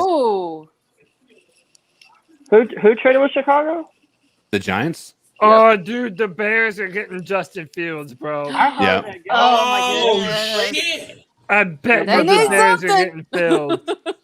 If that's what happened, I haven't seen it yet. Oh, I'm like way All ahead of right, you. What's here happening? is Here's Nick Carboni. Says GM Scott Fitterer on cornerback J.C. Horn. We like his ability to step on the field and start day one. Yep. And that's what I put in my draft tag comment. He's a day one starter. Day one starter. Still would have liked Sewell there. So the Bears traded up. Yeah, this has to They're be. They're gonna Justin get Fields, Slater. right? No, they're not.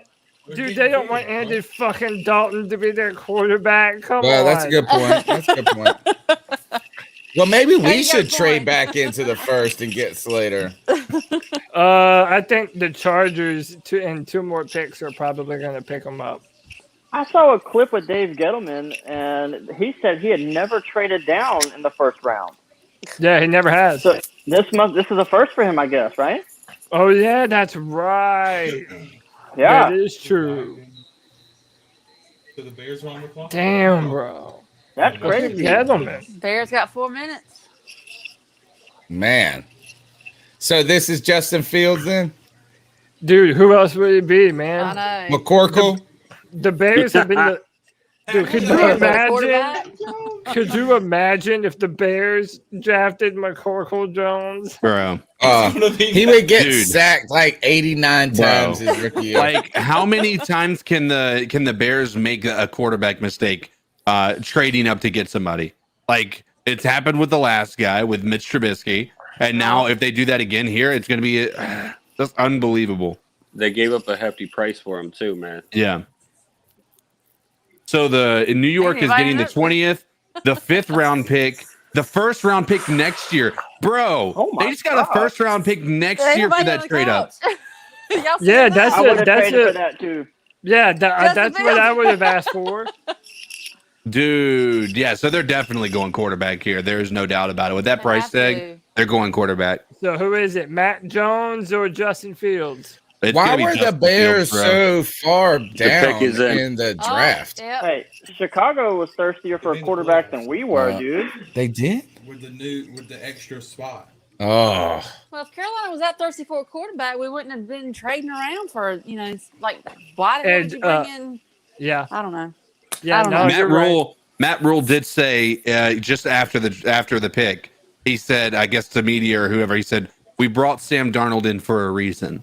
Yeah, exactly. Like they believe really in like him. him. They're putting their hope in him. 100%. Which is crazy because when he held his when he held his press conference and they brought in Sam Darnold, it was like, well, I just met him 5 minutes ago. I don't really know much. Like it was like he's like, this is news to me. Everybody's Rule's friend. I mean, I don't think he really has anybody that he wouldn't say is his friend or he don't know. I mean, I don't know. Well, Teddy Bridgewater ain't his friend no more. So we're sticking with PJ and Will in the quarterback room as our backup.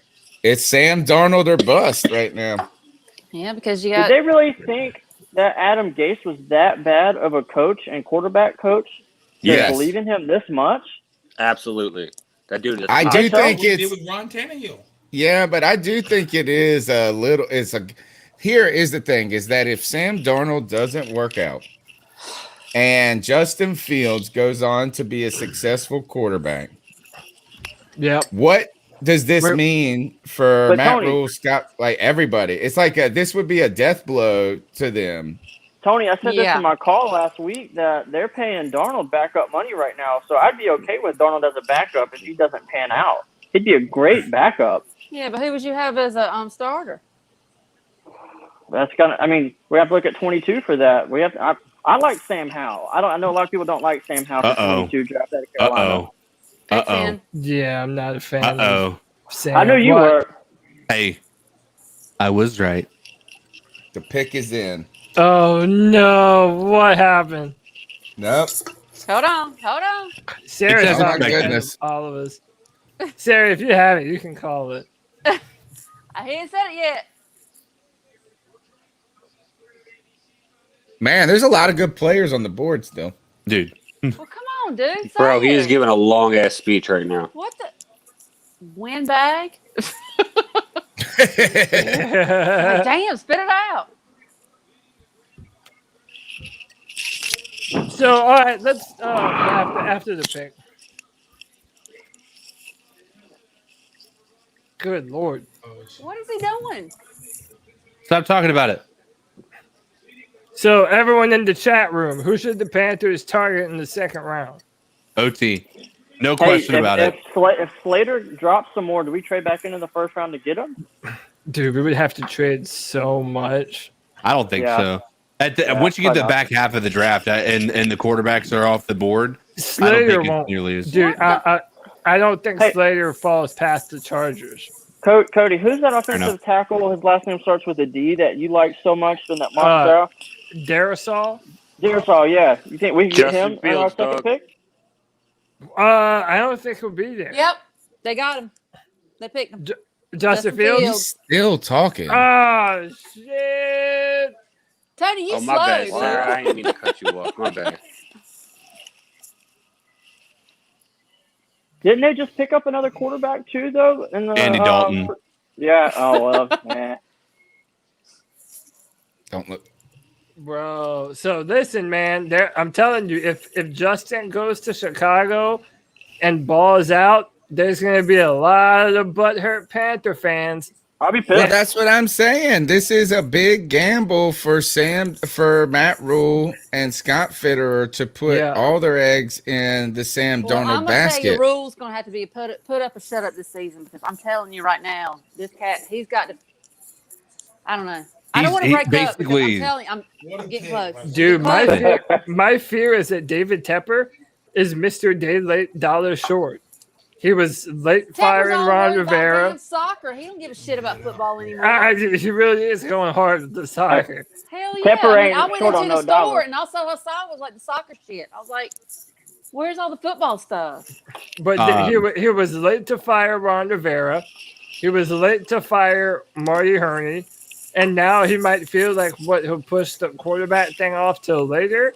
Like I'm telling you, I'm hopeful for Sam. But Tepper puts ketchup on steak. I can't get over that. Oh, does he really? Yeah, he does. Yes, I can't get over that. I mean, I can't trust people who do that. I really. I understand. I mean, that's a legitimate character concern. I can't. I can't. Well, Patrick Mahomes does this too. But What? he's a Puts kid. ketchup on steak? Yeah, but they're also He very sits successful. Indian style on the floor and eats chicken nuggets, probably. Maybe too. maybe I need to He's still start eating putting nuggets, ketchup tell on me. my steak. Oh man, what a good! That's a you know what is good for Chicago, right? Yeah, Not yeah. thinking they're in the running for any of this. Chicago thought they were out of the quarterback running, and they were able to secure. What are they paying? They're probably like chomping at the bit on that one. They're like, yes, yes. It's not much, but they guaranteed that he would be starting. Like they told him, like you come in here to start. So Fans are going to be rock. First mistake, starting. fans are going to be on that for Fields. Well, let's hope Fields doesn't have a season like Burrows did. Yeah. Their line's okay, isn't it? Chicago's got a decent line, don't they? Or no? No, terrible. I'm Terrible still line. like, you can have the best quarterback, but if you don't have an offensive line to protect him, it don't make a difference. That's why I wanted Sewell. Or Slater.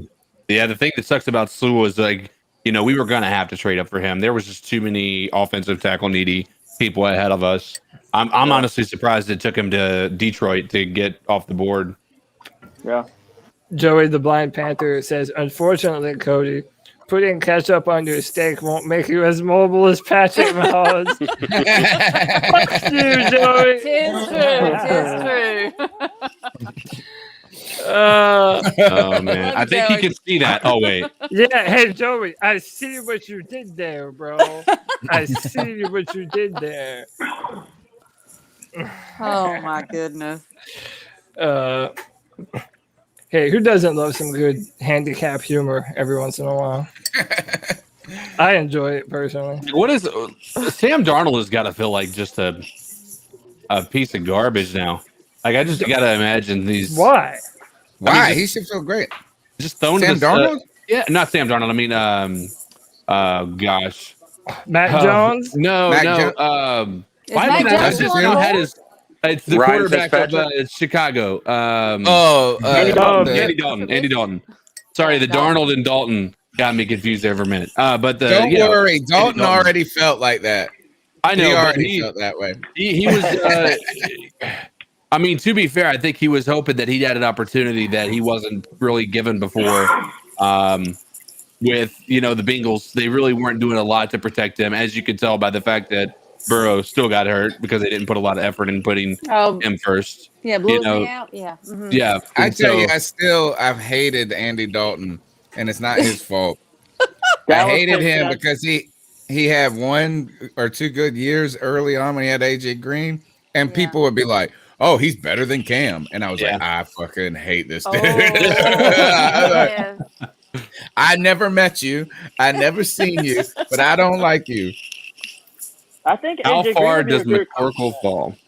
Does he go to the Yeah, Patriots? he's not getting past New England. I don't know. It depends. That upon means the he's gonna relationship. suck, bro. Who you think the They don't know Cowboys how to will take? draft. Hey, I think AJ Green will be a good compliment for Nuke Hopkins down in Arizona. That's going to be a good number 2 for him. Oh, here comes Papa Goodell. Or even a 3 in a way, right? Because they got who So is it? They have Hopkins, but they got the other guy that's real good too. Is I forget his name. this a linebacker here? Cowboys? No, this Yeah. is probably Cody Slater? Pay. We are 12 picks in, and there still has not been a defensive lineman pick. Who is this guy? I just think Sean Lee retired. I mean, I think linebacker is a need, but Was this a girl? Is this a guy or girl? I bet we're about to find out. Little girl, 100%. Bro, What, the person making the pick or the person that got selected? No. That's Kelvin Benjamin now, y'all.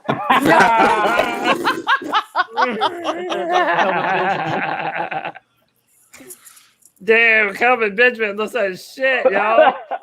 Dude, he's What? too short. No, Bro. Benjamin, he does have the height. Bro, KB Too let many himself Bojangles go. Too many Bojangles. Oh my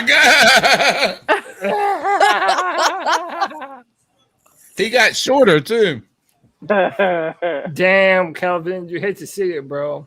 Down and out. And I think that's a lady. Kevin, somebody, this is what we That's a need. We lady. need some Panther fans. We got a lot of listeners, a lot of people in the chat. Y'all need to track down Kevin Benjamin. Like, what is he doing? Dude, Why he's don't we singing get a the picture? Bojangles. What are you talking about? Yeah, I want a Michael I want a Parsons. candid Serving up Bowberry video. biscuits. Linebacker. He's the guy that invented. Did you guys hear? And it took off in Charlotte on Charlotte radio, but they were doing the, gosh, what is it? The what's the chicken sandwich from Bojangles? Parsons. What's that? I The told chicken you. sandwich, the spicy, the Cajun filet biscuit combo. Yeah. They were in Chicago, in Charlotte. They started this thing where you were putting the Cajun filet on a Bowberry biscuit with the Oh my pimento God. cheese. Ew. And oh no, people love it. It's like the spicy. I haven't tried That's it. too much. That's too much. I'm pretty sure Kelvin Benjamin invented it. Oh, that's too much. That's too much. Oh God, that's too much. Ew, are you for real, Tony? Yeah, it's a Cajun filet biscuit on Cajun filet on a Bowberry biscuit with pimento pimento cheese. Oh, that's gross.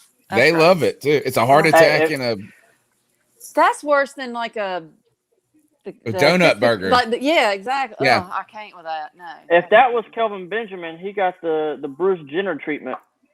I know. That was a lady. That was a lady. Yeah, it was. Oh my God. What do you think about this pick, Cody? Michael Parsons. Oh, my bad. Yeah, so listen, dude. I really don't like Penn State's coaches. Like, he's a physical talent, but man, there's sometimes where he just doesn't know what the hell he's doing, man. Like, he's really out of assignments. He misses his gap assignments a lot. I mean, he plays aggressive, more like a defensive lineman almost than a true linebacker. So he has a lot of way to go, but I mean, he has all the physical talent to do it. So if he's able to learn, he might be incredible, but he has a long way to go still. It's all on the coaches. Is it the 100. coaches or the players? Speaking of, sorry to go off topic, but Bruce Jenner said he would run for, or excuse me, Caitlin would be running for governor of California. You hear that? Yeah. How is he going to be the governor of a state when he can't even govern his own house or his own body? Dang, it's spicy. Oh, actually, he did govern his own body and made a choice. He signed an executive order. Yeah, exactly. That is right. Exactly. I'm gonna step out of that conversation. Oh man, I'm not messing with it. But sorry to take it off topic. I was thinking of something. All right, so here, I mean, this is Rashawn Slater right away. The Chargers got to be running to the podium. It has That'd to be great right? for Herbert. Be great for Herbert. Oh, dude, yeah, man. The best picks for the Chargers would have been either Jalen Waddle or Rashawn Slater. Yeah. I hope Parsons turns out to be great, man. I do. I hope he turns out to be a missile. But the one thing that I get a little worried about with the draft stuff, even when it comes to the J.C. Horn, and I'm not concerned about J.C. Horn because I trust that Cody, when you say that the film matches those athletic scores. Oh, yeah. But I could see Michael Parsons being like a Perryman, going 2 balls out and getting hurt too often. Well, and the thing is that it's sometimes the scouting reports and the numbers and the cone, they have to verify the tape. And actually, that's the kind of the way to look at it. You look at the college tape first, and then you look at the measurables, and all of that to see if it verifies what you saw on tape, or if you saw a player that was fast and you go, wait a second, he's not as agile as we thought at first. You don't go, man, they have crappy tape, but look at these measurables that we just saw that will overcome it. That's like kind of the bass-backwards way of looking at it. So, Yeah. Michael Parsons, though, the tape was, and I watched it with you, Cody, and it was mixed. It was mixed, and The one thing I didn't like about it is I never saw anything that was just phenomenal. Yeah, I mean, his closing speed is really good. He's a very powerful guy. He ran a 4.3 at 245 pounds, 6'3". Like the dude is a physical monster, but he has a long way to go, man. There's a lot to play in linebacker. I mean, you're the cleanup crew, and there's a lot that he still has to get better at. So we'll see how the coaches up in New York are. That's what I'm saying. It's all on the coaching staff. See what they can do with them. Yep. If you got the talent. Chargers picks in. Uh-oh. Yep, pick us in.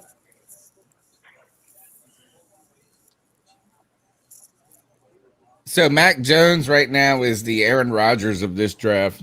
Actually, you remember Aaron Rodgers? That's why I think people stopped going to the draft was because of Aaron Rodgers. And they just panned to him in that. Do they even have a green room anymore? They used to call it a green room. They have players like in the building all sectioned off and shit.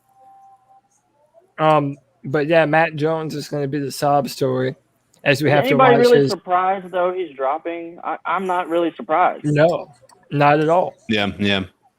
Not at all.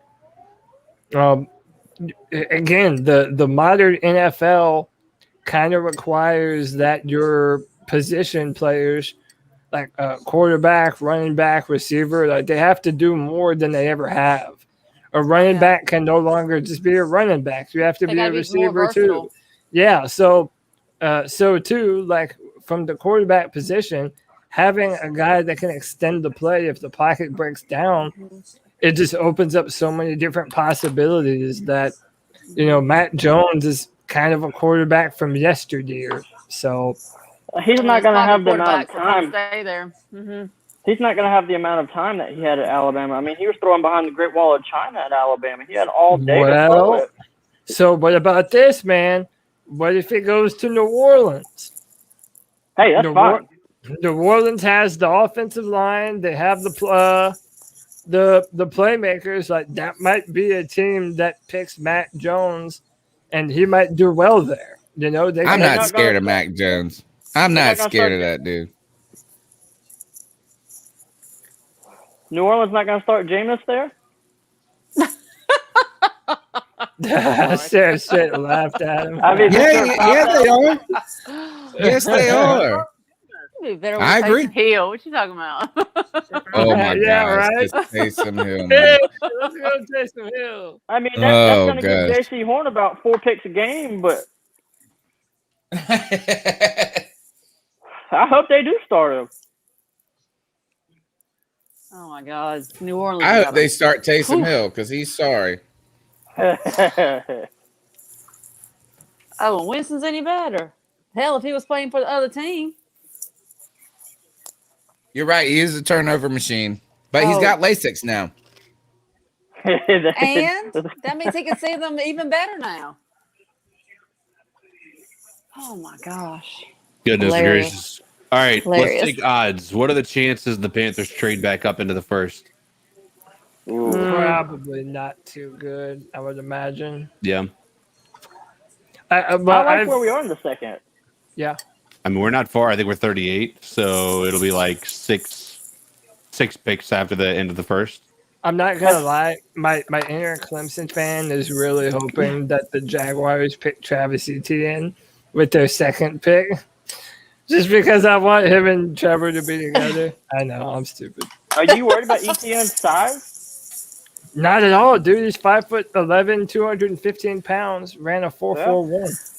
Well, I got a question for you guys, and I know I wasn't in on like the very first pick, but Lawrence, did he look excited about being in Jacksonville? I think it's just he's known about it for it's probably like how long, like at this point in time he knows. Like, I mean, I don't think it's hard to be excited about something you've known you're going to be doing for the past 3 months at the very least. I mean, so I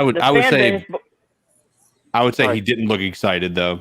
No, he didn't. He didn't. Not at all. The fan base bought him a touchscreen toaster, so how can you not be excited about that?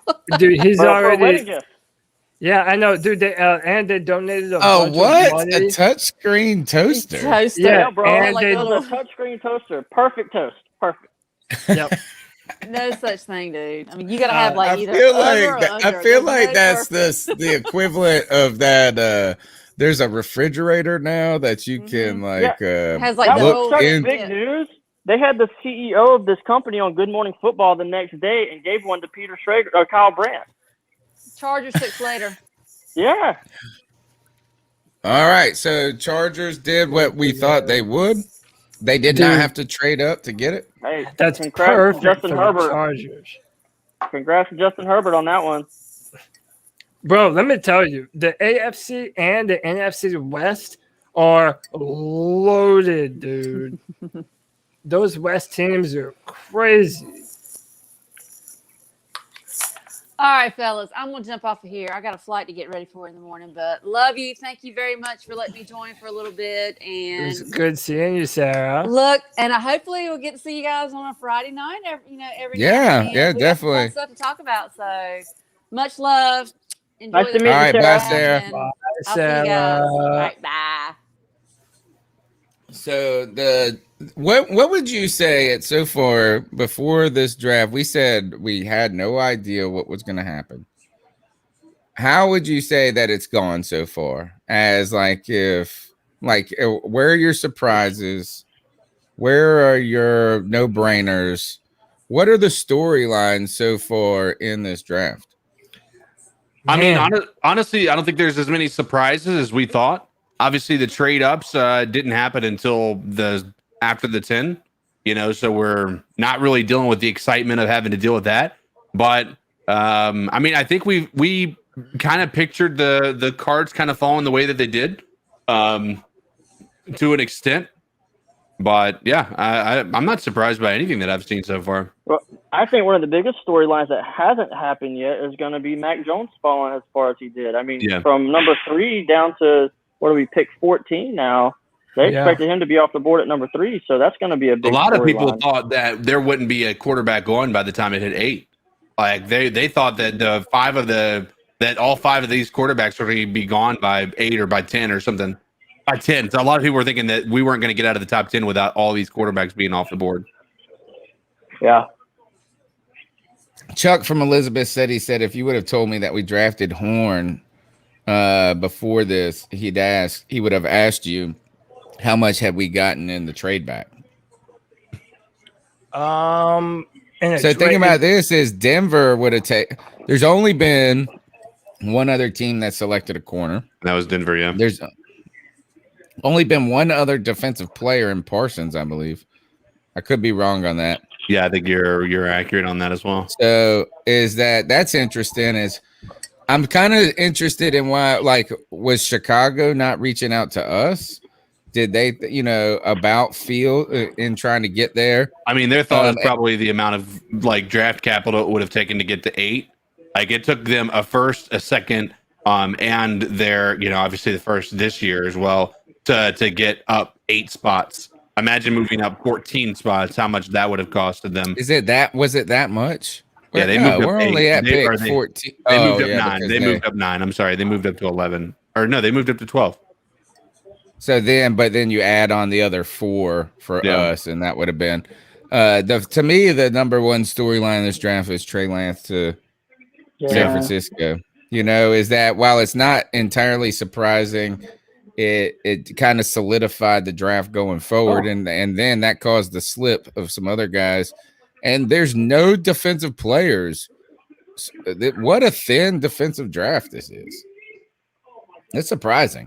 What's going on in the college? Like, how do you get an absence of pass rushers? Because everything I've seen in the last 8 years in this draft show is that, in fact, they don't even call them defensive ends anymore. They just edge. Where's the edge at? Dude, the Jets just traded up. Oh, they traded up? Yeah, they I thought traded they had the 14. No, they traded up to the Vikings 14. I think they had that 19. Dude, let me tell you, Rashawn Slater is a dog. If y'all looked at any of the film I put out on him or just like looked up some of what he does, dude, this guy is a monster, man. All that bullshit about 33-inch arms, that's so dumb. Like this guy doesn't deal with issues with long arm edge defenders. The guy's a monster. He is wearing a sea of blue. My God. I know, man. That's why I kind of thought that he was going to be the Panthers pick. Now he knew he was going to be a Charger now. Hey, I just want to know if we're going to get a cameo from President Bill Clinton tonight on the stream. And Chuck, if you want to come on the show, man, you can come hang out with us. Yeah, Chuck's my boy, man. I haven't met Chuck yet, but we always shout each other out in the chat. Chuck's the man. Chuck is the main man. He's got a good point. He said Darasol to the Jets? ? Potentially. Yeah, right? maybe so. You get who's that left tackle they got last year? Left tackle, the best one. He's awesome. Yeah, Mekhi Becton. Yeah, and then you put this. You can put Darasol on the right side. Also, a lot of the corners are still in play too. I think, Greg Newsome is a guy that you could probably put in here too. Who knows how far Caleb Farley will fall? Probably a lot. Injuries, right? He had a lot of injuries. He had 2 discectomies on a bulging disc in his back and a slip disc. And I think a lot of teams are afraid that he's going to have a third surgery, but it has like an 80% recovery rate. So the dude is from North Carolina. He was he was the North Carolina State Player of the Year in I think 2015 or 16. Do you think they need a wide receiver too? Are there any wide receivers at this point in the draft that are intriguing to trade up for? I mean, you have guys like Terrence Marshall. What about wasn't it Devontae Smith? Is he gone already? Yeah. Oh, okay. Where did he go? Ooh, good question. Wait, who? Isn't it Devontae Smith? Devontae Smith. Pretty sure he's gone. Devontae Smith went to the shit. Now you got me wondering, huh? Jamar Chase, Jalen Waddle. Let's see. 7 is Sewell. 8 is Horn. 9. He went number 10. Yeah. Eagles. Okay. Oh yeah, right? The trade up. That's right. The trade up. So, is there any? What would the Jets have? I mean, obviously a lot of needs, but if maybe they're going after your defensive player from Florida. Defensive player? Isn't it? Who's that? No, you meant Miami. Jalen Phillips. Yeah, from Miami. Yeah, is it too early for Kadarius Toney? In my opinion, yeah, but who knows? By the way, that is who this is, just so you know. That's Kadarius Toney right here? No, the other one. Jalen. Who? That's who they picked? I think so. I'm pretty sure.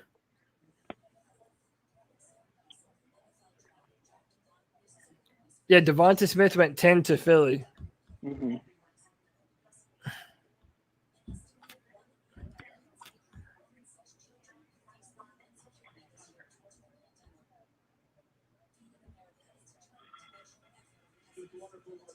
The pick's in.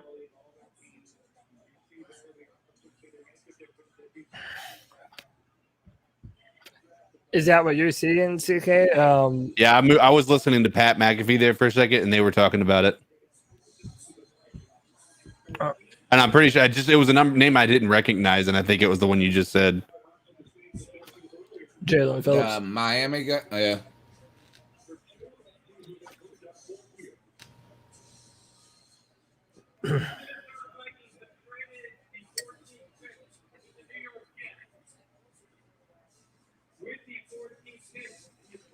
All right, the pick is in. Minnesota Vikings have traded the 14th overall pick. Bear Tucker. That's what it is. Yeah, it was that one. Who? Tucker. Elijah Barrett Tucker. I just remember it was a name I didn't recognize. The guard from USC. I like him a lot, dude. He's a bulldozer. He actually played tackle, left tackle at USC, but he has pretty much admitted that I'm gonna play a guard in the NFL. How far away to the Patriots pick? They're next. Yeah. They're 15, right? Yeah, 15. Apparently, a lot of people think Matt Jones is going right here. That's what I've heard 15. As well. So the Scott Fitterer said they liked one quarterback in the draft. What if it's like a Kellen Mond guy or something? What if it's like him trying to replicate what they did with remember, because they picked Russell Wilson in the third. Yeah. I wonder, is he trying to like replicate, the Lightning pick back? I don't know. I have Kellen Mond ranked higher than Matt Jones. So we could have lost this draft if we picked McCorkle. Oh, totally. Yeah. Totally. If there was ever a loser of a draft, we had at 8 Mac Jones.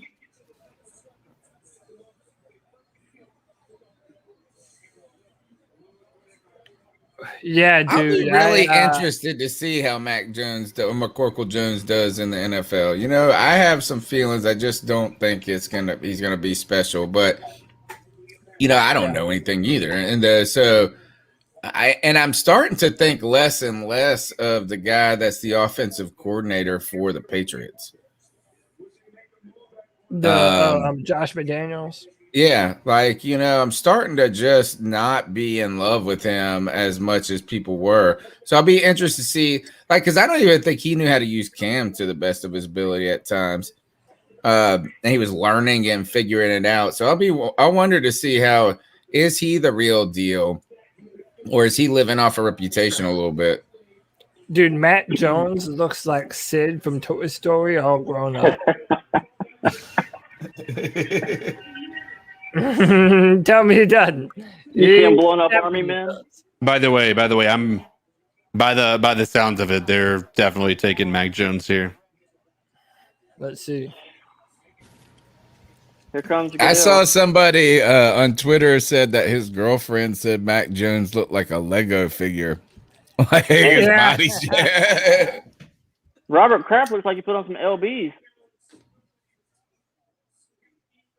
Standing beside Goodell.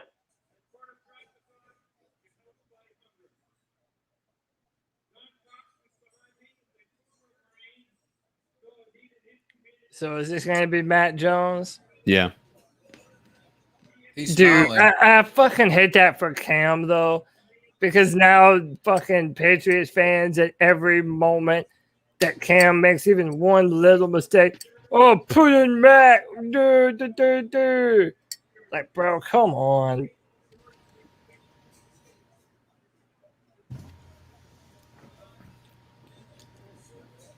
I really don't want Cam to fizzle out. I'd like for him to have just one last good run, even if it's not a playoff berth or anything, just one where we said, Cam, you were a great football player, and you went out on a note that wasn't terrible. But, Tony, he's got their weapons now. He's got 2 really good tight ends. So if this is the year, it's going to be this year. They chose Mac Jones. That's Robert Kraft, dude? No, I was kidding.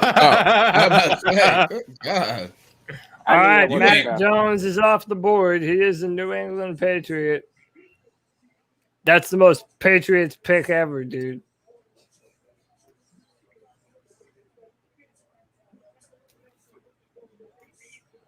Cody, can you cover me for a second? Yeah, dude. All right. I'm not a big fan of judging a quarterback by the organization they come from. Yeah. Because the same argument happens for Ohio State quarterbacks as Alabama quarterbacks as they fizzle out in the NFL. I just don't like Mac Jones. Yeah, I'm not a fan of him either. I think that there are times when, it's so inconsistent. Like he'll overthrow and then underthrow. And like a lot of the receivers had to make a ton of adjustments to the football with him. Like, yeah, I just wasn't in love with this film. And by the way, people wanted to shit on Trey Lance for only starting 17 games. Well, so has this fucking guy.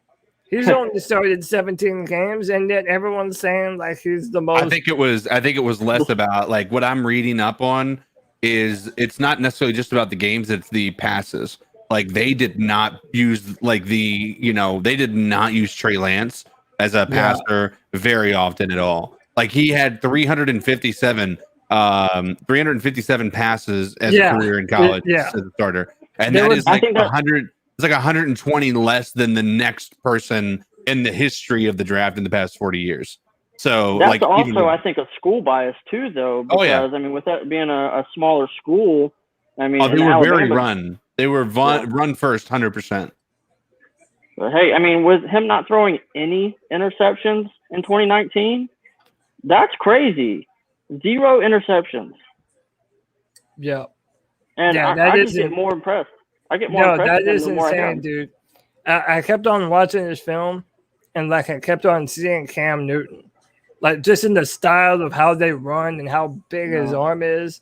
I'm talking about Trey Lance, by the way. Yeah. I like Trey a lot, man. That's why I think the fucking 49ers are going to be hell, man. Especially if he turns out being like who they think he is. But if he's not, they gave up a lot to get him. A lot. Yeah. But dude, like imagine now, like if they keep Garoppolo, they know they have a guy that has proven can at least get them to the Super Bowl. And you know you have the mobile athletic guy sitting right behind him if he can't do the job. So yeah, they're in a good situation, man. But I don't know. He's going to be linked to Shanahan. Yeah. Like, here's the thing: is like I don't hate this for the Patriots. It sucks for Cam, but like this fell into their laps, right? Yeah. They didn't push for somebody. They waited to see how the things fell. They didn't sit there and they didn't make it so obvious that they wanted to get away from Cam that it's not even funny, right? It was, listen, this is an opportunity for us to get a quarterback in the draft that could be the quarterback of the future. Let's be honest. Regardless of the situation, Cam Newton is not a young chicken, right? He's not, especially as an athletic player. Like if that was one of his biggest selling points is being an athlete. And he's still able to do that a little bit up there as well. Don't get me wrong, but this is giving yourself youth. This is giving yourself the ability to play to number one, to have somebody to look forward to if Cam is not able to actually do anything. Because if Cam does nothing this year with the weapons that they've got up there, it's a wrap. It's a wrap. I don't care. You can sit there and make arguments all day. The Patriots will have done everything in their power to give Cam an opportunity with the weapons that they've tried to bring up there this year. So, TK, let's look at it this way too. We can look at the same situation in Green Bay where they drafted Jordan Love last year, and it lit a fire under Rodgers, and he had an MVP season. Here's the hoping. Yeah, I'm not saying that's going to happen with Cam, but I mean, Cam is very motivation driven, and if this doesn't light that fire with those weapons, I mean, Cam is my favorite Panther player to ever play for the Panthers. I mean, but I mean, if this doesn't do it, then I think Cam is done. He won't play second string. Starting another year for somebody else. I don't think he'll do it. And by the way, I don't know if any of you guys have checked it out, but he's doing this Sip and Smoke podcast, like where it's like he has a drink, he's got a cigar, and it's him like interviewing like Steve Harvey, Salt and Pepper. Like it's actually a dope show. Like wow, Cardinals just picked Zaven Collins from Tulsa, running back. No, he's a linebacker. Oh, sorry, linebacker. I thought I saw RB. Linebacker. Sorry. Dude, Zaven's a beast. I like his film. He's like people call him like a Brian Urlacher. 6'4", 260 pounds. Dude, that's a big fucking off the ball linebacker. Yeah.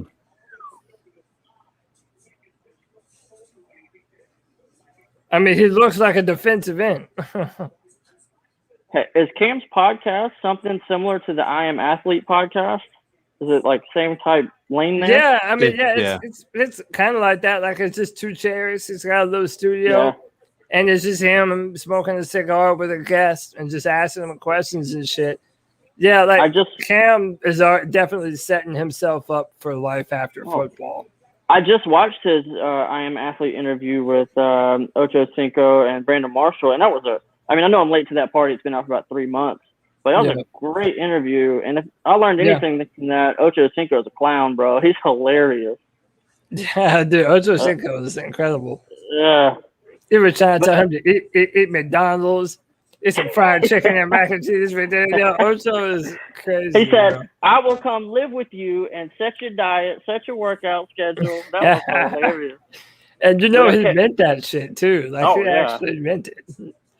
Cam is definitely setting himself up for after the NFL because he's got the cigar lounge in Atlanta too. Yeah, and he's doing really well with that. He's got a food truck. He's got a new hat business. Like he's killing it. Yeah, man, Cam's fun. And part of me like, obviously, I hope he fucking balls out this year. But like, if he doesn't, like, yeah, man. Get away from football and be a mogul and a bunch of other shit, Yeah. I don't want him to go out like this. Yeah, I think that's going to be the result. I like you said, I would rather have seen him go out with a bang instead of a whimper, Like, so I'm hoping that this year it does. I don't think it's a matter of lighting a fire. You got to keep in mind the Patriots were saying Stidham was their guy before. And so I think there was still some level of competition with that. Obviously, I think we all knew when he was signed to the 1-year deal, he was going to beat out Stidham. So I don't know if it was much of a competition. The biggest Cam thing, even said it too. Cam said he wasn't going out like that.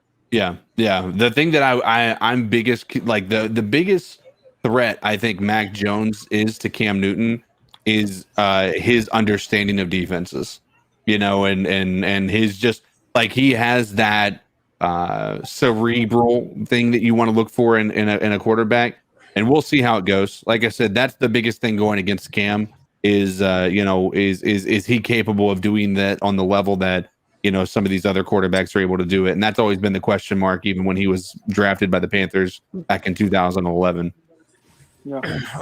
To Ross Gould. He says, what grade do you have on Surratt? One, what Surratt do you mean? There are two Surratts. One's a receiver at Wake Forest, and one's a linebacker at UNC. I like them both. I like UNC Surratt a little bit better. Chaz Surratt or something like that? Yeah, Chaz Surratt. He was a former quarterback for UNC, then converted to linebacker. 6'3", like 220 plus pounds. I like that Carolina connection, man. Like, I don't know if I'm the only one that's like pounded the table that we do that, but like anytime that we have a chance to get a good player that has a Carolina connection, like, I don't know. I just think that's a cool idea to get a bunch of Carolina guys. But what does Las Vegas need right here? Their defense has fallen apart over the last couple of years. Yeah, or I don't know if it was ever. They just got rid of. They just got rid of their left tackle. Tackle. No, they got rid of their left tackle. Didn't he go back to the Patriots? Yeah. Trent Brown, Orlando Brown, to the Ravens. No, that was Orlando Brown went from the Ravens to the Chiefs. And you're right. I was thinking about it differently. But yeah, you're right. Las Vegas is another story. It's kind of, I feel like, similar to the Panthers in a way. And what I mean by that is that, you have this coaching clout that automatically came in, but they haven't really shown. For us, I think Matt Rule's shown that he's a competent, capable coach, but he has a lot to prove still. I mean, he's only had 1 year. Gruden, though, is going into his 4th season. It's going to be time for them to make some noise, and it's tough in that division too to make some noise. That it's a tough road to hoe at this point for them. but they really got to get above the 500 mark.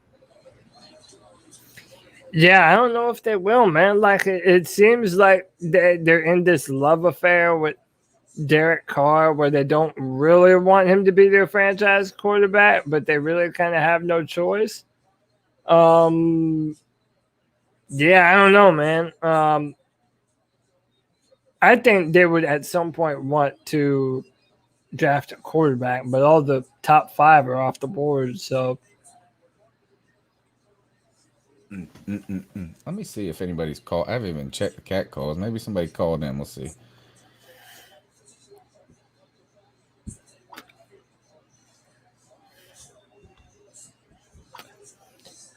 Ross, I wouldn't say Luke level, but I mean, who knows? He's got a good build. He's athletic. I don't dislike him. Let's see. I think this might be G Baby calling in. Let's check this. Let's check this call. The number is 252-228-5098. You can tell us what you think about the Carolina Panthers draft and the draft overall. See if I'm right, if this is G Baby. About to break this fucking TV, bro. Oh, no. Here we go. You know who the fuck it is? It's G Baby. These motherfuckers, man! Fell right into our fucking laps! Just second year in a row, we've had a good player falling on our laps. Bro, there's like, oh my god, guys hear me? bro. Yep. How and why? Oh my god, bro, these motherfuckers! I love G Baby's passion, spirit. Fucking right there, bro. I didn't even see JC Horn as a fucking first round corner, bro. G Baby definitely is, Justin man. Fields is a generational fucking type player, bro. He was right there, dog. I'm so upset, dude. I can't do this shit no more. I'm about to break this fucking TV, bro. Blame it on the Henny. I don't give a fuck. God damn it. These motherfuckers, man. I don't like this pick one fucking bit. We have Dante Jackson and AJ Boye, man. Are you fucking kidding me? We put all this on, bro, on everything I love. If Sam Darnold don't fucking work out, I want the whole coaching staff, including David Tepper, gone, bro. I want them all gone. I'm not fucking playing. This is bullshit. Justin Fields fell right into our laps, you guys. And we didn't pull it through. What the fuck? Bro. Oh my god. You guys, it's going to be a long... Bro, All right, I would hate to be the person that cuts him off. Like in like traffic? Yeah, on the freeway, like just like cutting him out. Like he would be that guy who does not let you, like, if you stop, you're getting something in the earful, bro. Oh, yeah, he just keeps speeding up. Well, I'm that guy too sometimes. It depends on the mood. But look, G Baby, passion, spirit. He's half. So some people in the chat room are blasting him because of the horn take, right? And so you could say he's half wrong, maybe on horn if you get in, but he is half right on the Justin Fields thing. And what I mean by that is just ultimately, again, what this organization bet on. They've made a couple of bets that haven't paid off, or one that didn't pay off. That was last year with Teddy Bridgewater, right? They made a decision to move on from Cam Newton. Whether or not you thought that was the right decision or not, they decided to move on from that. But the real decision was to sign Teddy Bridgewater to the 3-year deal, $63 million, $40 million guaranteed. Where after 1 year they parted ways with Teddy Bridgewater, paid him $40 million, and traded him for a bag of Funyuns to the Denver Broncos. So you could say that is a failed venture, right? If it wasn't a failed venture, then you paid Teddy Bridgewater $40 million for last year. And if it was successful, he would still be here. But then you go and make this trade for Sam Darnold, which I have said I like the move. I don't know if I like the player.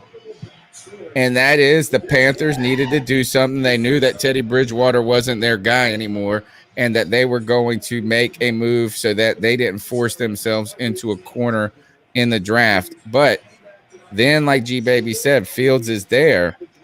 If Sam Darnold doesn't work out, this is going to be the second bad bet at quarterback under this regime. And that's going to be tough for them to win the PR and just come back from. Yeah, I mean,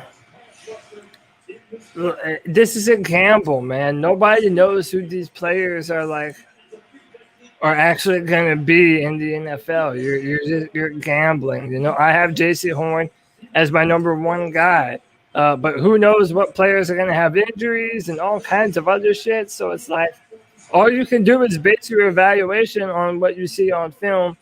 And like personally, you know, TJ was asking me like, why a corner at 8? And I've been saying it like this, like, okay, AJ Boye is probably not going to be here after his 2-year deal, unless Dante Jackson turns it on like Josh Norman did and becomes a shutdown corner in the final year of his contract. Like, you know, we don't have a real true answer at corner. And again, I'm not a Panther historian like a lot of y'all, but I know one thing. The Panthers have never had a cornerback that has, in my opinion, so much hype coming out of college. Like, he really is incredible, man. Alex Leatherwood came out early. I mean, there was a reason that J.C. Horn was trending up in the right direction in the last 4 days. I mean, he's a boss. Shout out to Mike Vella joining the C3 podcast. Oh, well, it did for a second. Connecting. Let's try again. Mike Vella, what's up? What's up, guys? How you doing? Chilling. Miami went Jalen Phillips. Yeah, Jalen's staying in Miami. Yo, Mike, what you feeling about that pick, bro? What's up, man? I'm just trying to control this echoing. Oh, you're cool. Hey, man, what do you think about our setting? There's a setting you can fix that if you hit Cam Mic and go to audio. There's an echo control. Oh, okay. Let me edit that.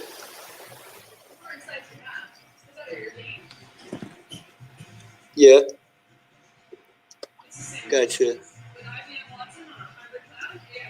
Yeah, man, number 8. Look, shutdown corners are worth it, man. Okay, it's echo cancellation, right? Marshawn Lattimore, TJ, went number 11 to the Saints, and look how good he turned out to be for them, man. So, we'll see. I like J.C. Horn, man. He's like, imagine the attitude of Dante Jackson in a much bigger, faster body, and you have J.C. Horn. Faster than Dante? I mean, dude, he's up there, man. I think Dante ran a 4.2. I know. Yeah, I know. No, was it a 4.2? No, I thought it was like a 4.2. It's like 4. I thought he did like I thought it was like 4.29. I mean, it could have been. It could have been. Even if Dante is a little bit faster, JC is almost as fast, and is almost 30 pounds heavier. Yeah, I think he's a lot tougher than Dante. Yeah, tougher, longer, built better. I mean, the dude has shut down corner film. The big question is, how's his toes? Better than Dante. Does he have good toes? You know what? We're getting them professional pedicures. That's gonna be our gift. They got Trevor Lawrence a damn touch screen toaster. We're getting this guy a gift card to the damn pedicure place. That's hilarious. Ross Gould says the last first-round corner drafted was Chris Gamble. And Chris Gamble was a boss, bro. Like, he was a interception machine. And I saw somebody earlier say this. I had it highlighted. I missed it. They said, "Can we get G Baby to flip out every week?" What's y'all's answer to that? What's y'all's answer to that? I got an answer. I'm down. He already does. Yeah. All right, let me see. While we wait on Mike, we're gonna go. Let me see if I can pull up another call. All right, I think we got the usual suspects calling in. Joey the Blind Panther, maybe. Let's see. I can read the transcripts a little bit before I play. Hey guys, it's Joey. I hope my music's not as bad as last time. Y'all got a good laugh of it though. So basically I just wanted to make a few things. My brother's got epilepsy, so I know how that is. That dude falls asleep in the middle of a damn conversation. Oh shit. I mean, let's be real. I thought Do you that was really want a narcolepsy. quarterback that is trying to throw a Hail Mary because you know, we're in a close game, and if we throw a Hail Mary and get a touchdown and win, and we throw a Hail Mary and our quarterback's up in La La Land somewhere dreaming about little ponies. So is that really what you want, dude? I don't think so. And I said in the comments, but you know, it's a crazy fast moving thing, but Justin Fields, that had Dwayne Haskins vibes all over it.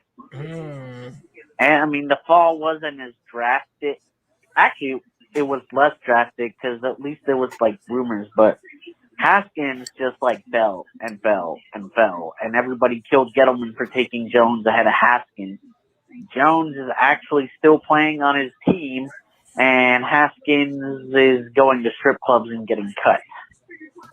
So yeah, I mean, he just had Haskins vibes when he started to fall, and I'm like, oh shit, I hope the Panthers don't take him, because I think he could be another Dwayne Haskins. That's just me. Because, like, you got to think, why is he falling so far?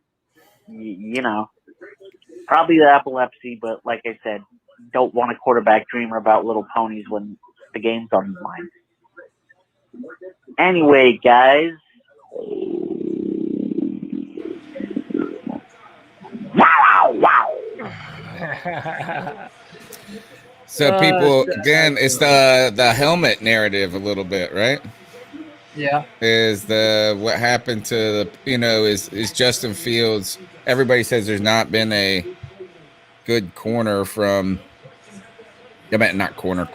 from Ohio State, and that's been a big. That actually was one of the main thrusts. That might have been the first kind of like the first pull underneath the feet of Justin Fields that caused him to fall. Like the first talk was Ohio State quarterbacks never work, and then it goes to he doesn't go through his progressions. Then it goes to this. Then it comes to epilepsy, and before you know it, he's a Chicago Bear. Yeah, I think that was probably the best pick of the first round, huh? Like the Bears.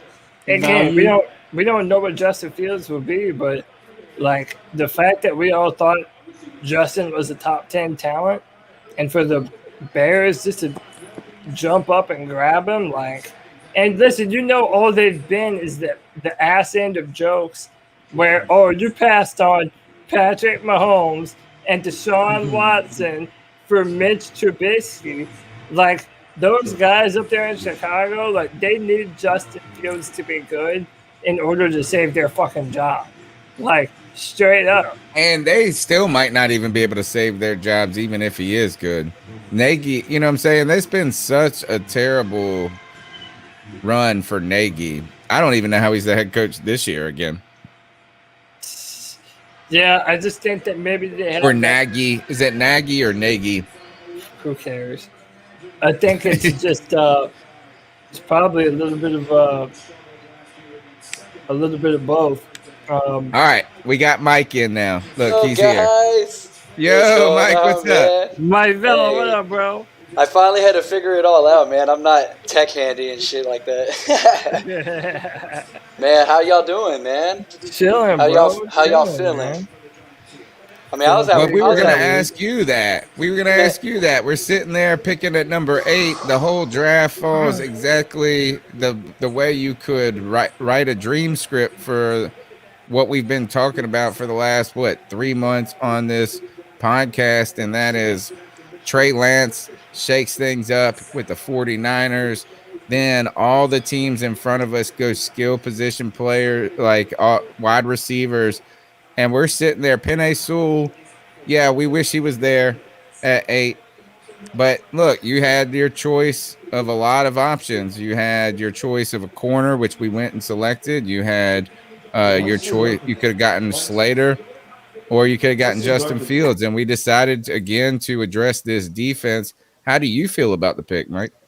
It's like I was, talking to Cody. I like all of what Cody was saying earlier with those top 3 picks with, Horn, Slater, and Fields. I had to play catch up. I was at work, so I was watching everything on my phone, listening to it, and listening to you guys.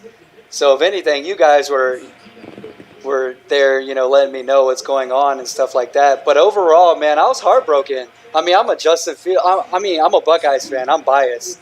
Yeah. I bet that is tough. Here comes the internet buffering. Oh, no, we lost him. He's coming back. Don't worry. I know he's coming back. By the way, the Giants, I believe they traded back into the first round, huh? No, remember they traded back, right? Oh. Yeah, but then that's right. This is the Bears pick. This is the Bears pick. Yeah. This is the Bears pick. I don't know why I was thinking Michael Parsons. Dang, Mike Vella's about to spit, too. His laptop died. Damn, you hate to see it, bro. Hey, my power went out earlier, so... Don't feel bad. The internet's conspiring against some of you.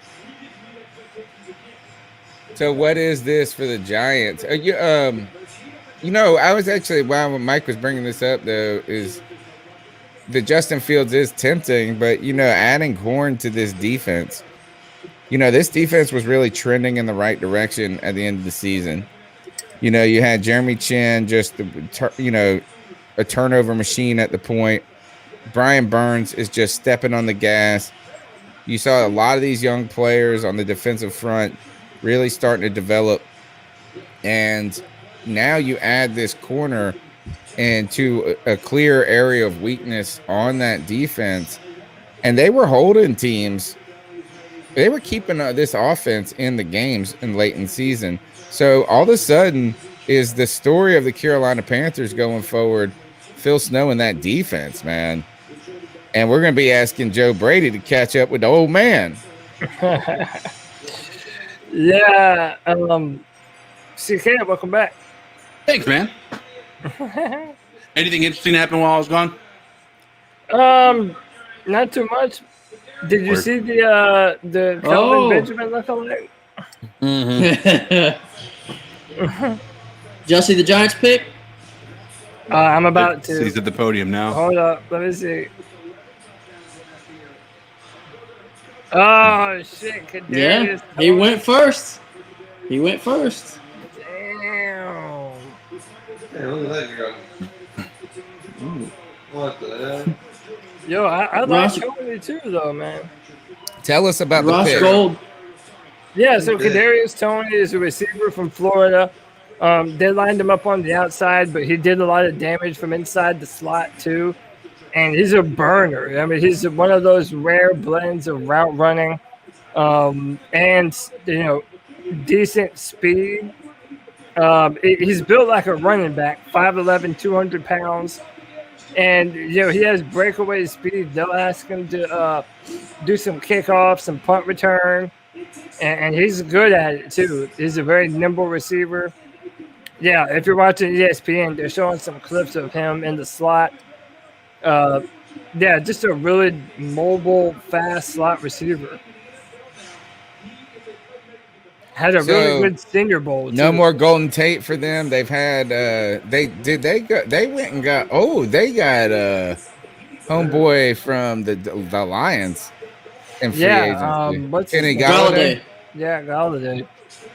So they're trying to give Daniel Jones the opportunity to get better. Last year they invested heavily in the offensive line. This year they're adding at wide receiver or some weapons. The question though being is how is that defense going to get it together? And Joe Judge, right, is in the second year. So Dave Gettleman's job is on the line at all times at this point going forward. His kind of career, I feel like, is hinging on whether or not Daniel Jones can and will work. And if he doesn't work, like you might have an opportunity to find something like some sort of plug and play. But they're not gonna let Dave Gettleman draft another franchise quarterback for them, I guess is what I'm saying. So he won't have an opportunity to get a quarterback in the draft. So he's trying to make Daniel Jones work at this point. And Saquon Barkley, man, is he going to come back a year removed from injuries? And can the Giants step forward in a division that's really anyone's for the taking? The problem is the Washington football team. And who did Washington pick, by the way? I didn't see that. That's the one I missed. Jamin Davis. Who's that? Linebacker from Kentucky. Oh, man. So just Ron Rivera just continuing to defense everybody. Tony, the fans, when they were telling the pick, they were like, who? when they showed it on the screen, they said, Jamin Davis, and they go, who? Yeah.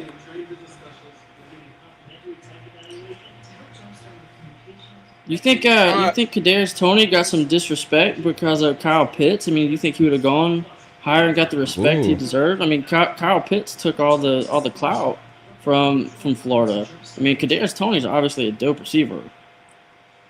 How tall is he? That's one thing that I'd be interested in. Let me see if I can look it up. He didn't look like you talking about Kadarius? Yeah, he seems like, I think he was like 6'2" or 6'3" or something. 5'11". 5'11". Oh, never mind. So they're trying to find the next cheetah. Who's the cheetah? The dude goes by Cheetah for Tyreek. And Daniel Jones, he does have the arm, right, to get it there.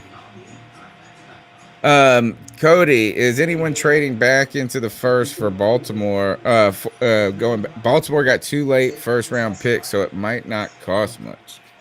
Yeah, I mean, maybe potentially if we love someone right there. So we just went JC Horn. So if we trade back in, who would it be for? And I think that's what 10 Tiz is asking right here too. Yeah. I don't know, man. That's tough. The names that come off of my head are Liam Eichenberg, Dylan Raduns, or Radins, however you say that guy's name. I'm not really high on Samuel Cosme out of Texas. A lot of people really like him. It's just not my cup of tea at tackle.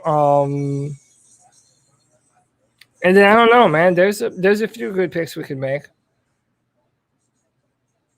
Are there any other teams though, other than the Panthers, that would be interesting? Is that like all of a sudden, are we going to see any late action? I think this is an interesting pick. The Colts have an opportunity to be a good team. Yeah. They got a good defense.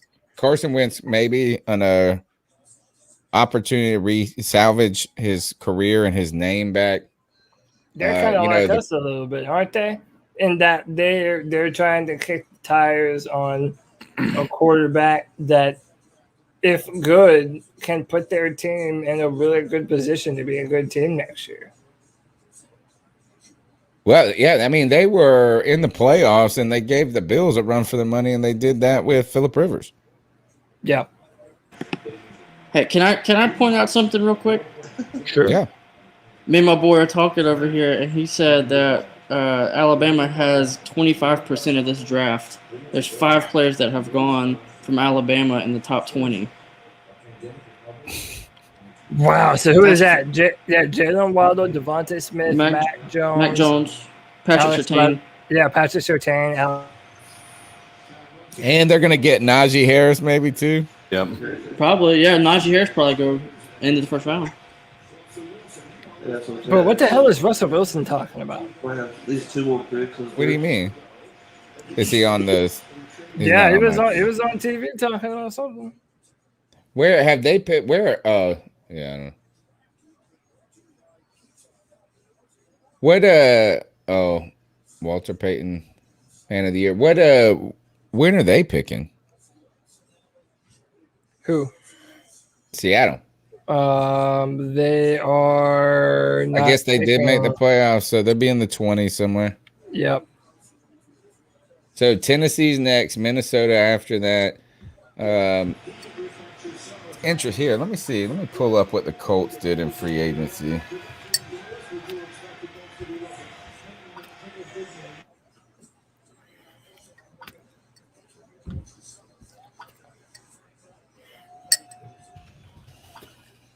But where do the Panthers go in day 2 now? Day 2. Let me look at my grab list on draft day. I think Darisaw's still on the board. That'd be great to have. Tennessee tackle. and Minnesota ain't going over here. Dude, I'm almost tempted to take Caleb Farley if he's there. With all the back concerns? Yeah, dude, it's like imagine and he didn't play last year, right? Dude, yeah, but imagine if he ends up being healthy. Like that guy also, in my opinion, had better film than Patrick Surtain. There is something concerning to me about basing a lot off of tape that's 2 years old. You know, COVID really changed the way this is, and it's just a strange dynamic to build so much of your assessment and it's been a while. And look, Trey Lance is an example of that, is that seeing him play another season could have, it's surprised he was up there as high as he was, given the little bit you could showcase. The Chinese guy, he's like, yeah. Are y'all seeing the pick from the Colts? Yep. He's at the podium right now for me. Wait till you see the shot of the family. It looks like his mom was dressed like Spider-Man. Just wait. Oh God, the whole family's dressed as Spider-Man. Yeah. And I think there's a Chinese guy in the back going nuts, like dancing. That is a big dude. Yeah, Cody paid. I think he's gonna be pretty good. Oh my God, he's enormous.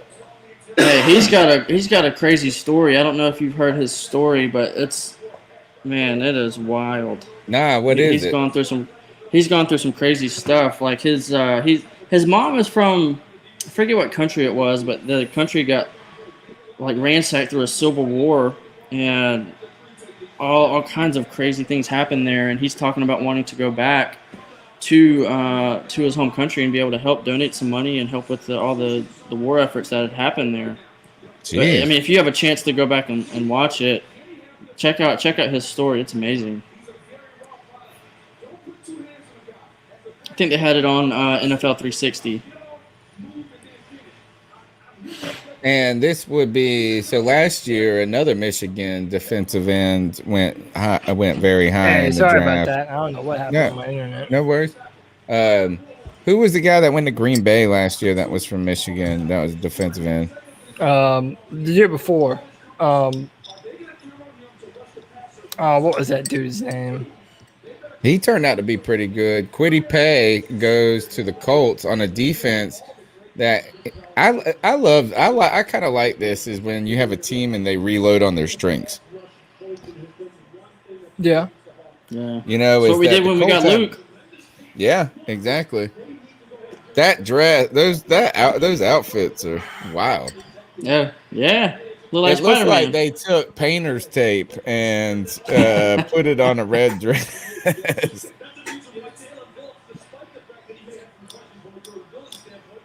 All right, so Tennessee's up next. Tennessee's an interesting story because they are a team that, well, they lost Corey Brown, I believe is the guy's name, the wide receiver.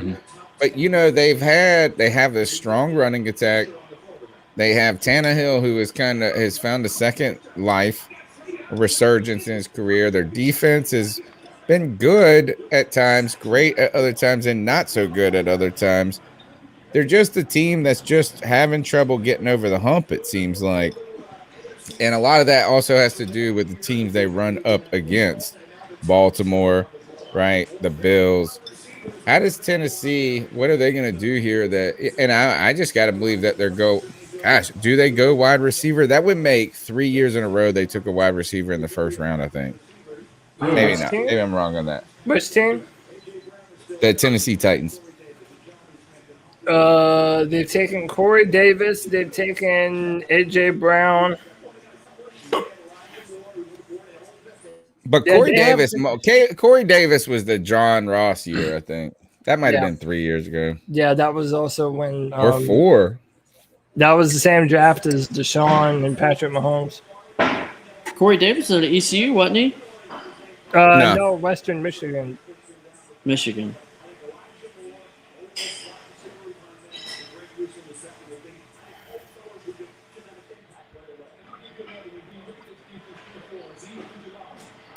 Mike Greenberg. Oh my gosh, I haven't seen Mike Greenberg. Gosh, I felt like Mike and Mike was so good at one point, and then they had this like breakup fight or whatever, and then everything fell apart for them.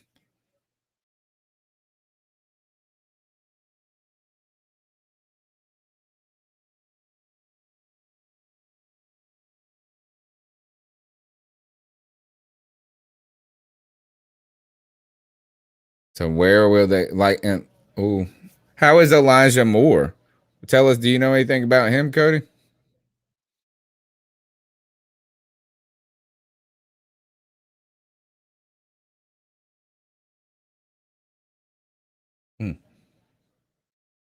He got booted. He quit. He quit. He said, "I'm out, bro. I ain't even done with this shit." I think Mike Bell is trying to get back in. All right. He says he wanted to do it through his phone. You can. I wore earbuds when I did it, though, yesterday. Yeah. Craig said Cody's asleep. I've fallen asleep on the draft show before.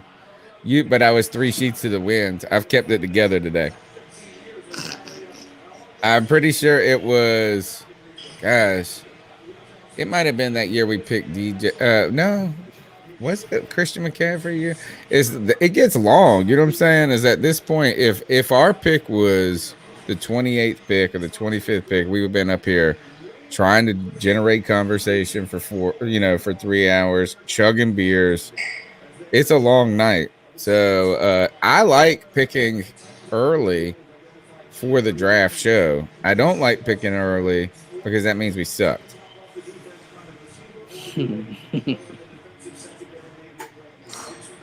My internet. He woke up. My internet keeps going out, dude. I don't know what the fuck.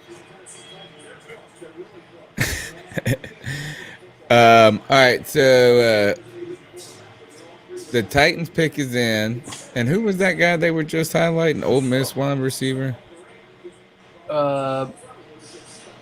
Elijah Moore. Yeah. Any thoughts on him? Yeah, he's a really good receiver from Ole Miss. More of a slot guy than an outside corner, in my opinion. But again, apparently slot corners are valued like that now. Yeah, he's a fast guy, jump ball receiver, yards after the catch kind of guy. I like the good orange.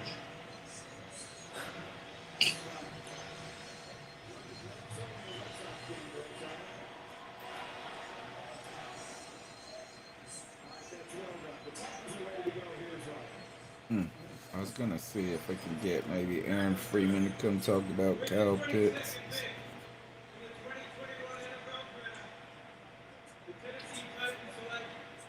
Cody is asleep. I'm Ain't not nobody asleep. asleep, bro. Nobody's asleep.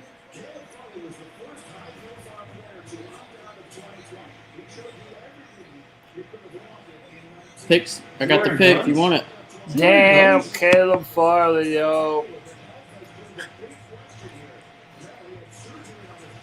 Oh, look at this. Hold on. Let me see if I can get this audio. Hey, is he strapped in his he's standing by himself. He looks like he's all strapped up. Did you see the pic? Yeah. Looks like he's strapped underneath the arms. I don't know, man. They're just coming announcing in. it, yeah. Coming in hot. Coming in guns blazing. Oh shit. I mean, dude, yeah, I love this film. Like when you watch Caleb Farley, the dude's a badass. Like first round corner. If he didn't have the injury, He looks concern, like a Secret Service agent. He looks like he's got chrome guns under his arms. Everybody's concerned about that back. Hey, Tony, for a minute, when Jacksonville's on the clock, you're gonna have to cover me for a sec.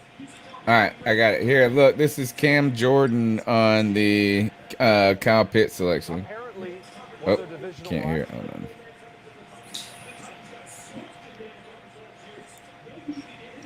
Wants to chime in. Cam Jordan, your thoughts on Kyle Pitts at 4? I mean, come on. You know Atlanta's on the clock. I'm over there looking like, yeah, who's going to be lining up against you? I love it. He's a little light and he has to be a tight end. But when you think about, what he's doing as a receiver type, I mean, he's doing everything. I mean, you think about, maybe the only tight end we saw this last season that sort of comparable was Darren Waller. In my mind, I sort of treat him like Jimmy Graham, like one of those tall guys can go up and get it. Which is going to pose a problem for most teams. I mean, luckily we got Demario Davis, and I think that says enough. But when you think about, that pick, Terry's out there, making bold moves. I can't do nothing but be excited for the matchup that we will have to come, as long as he's detached from the line and not attached to the line, because then I have to detach him from his body.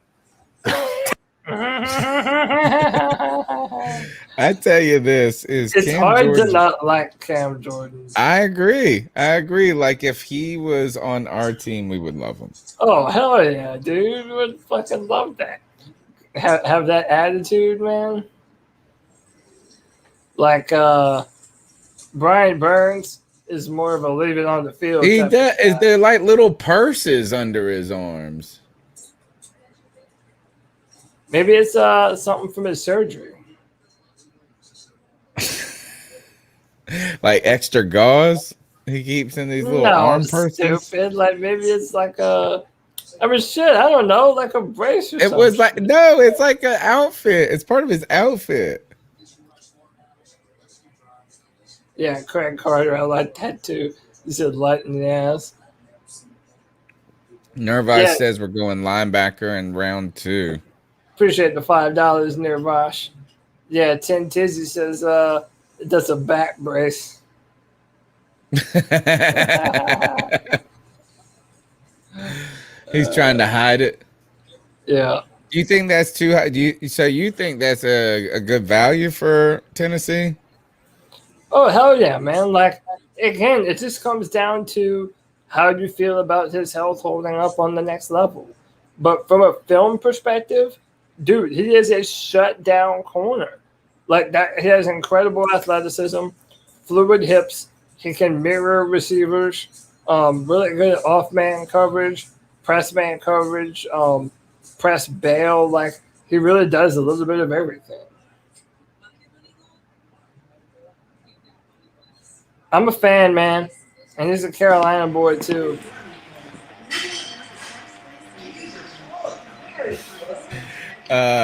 Tepper's fake brass balls on ATH2088 on Twitter was sending me. I just saw him an hour ago. He was sending me McCorkle live looks at McCorkle screenshots of just him sitting there waiting to be picked. Oh gosh, I love the internet. All right, so the Vikings, Mike Zimmer, I think he signed a contract extension last year. I'm not entirely sure about that. Kirk Cousins got Justin Jeffries or Jefferson, one of those two, whatever that guy is. That was the LSU dude. Justin Jefferson. Despite losing Stephon Diggs, what's his name? Adam Thielen is aging, but their defense, which was so dominant for a while, got old quickly. It was very similar to what happened with the Carolina Panthers. Some of their good players then moved on. That's what she They've said. spent a lot of money on that. I wonder where they're going here in the draft. She's I would like, not be surprised if a defensive pick was in. Yeah. Yeah, man. Dude, the draft. So no surprises this year, though. You remember last year? Some years we get players that are picked in the first round where you think they have a second round grade, but it doesn't seem like that. It's been pretty standard. All these guys, no one seems surprised by any of this. Yeah, there's not really a whole lot to be surprised by. I mean, the only surprising one to me is the Bears trading up. But other than that, that's really about And that's it. not even surprising. That's just splashy. Yeah. Pick is in. The Vikings.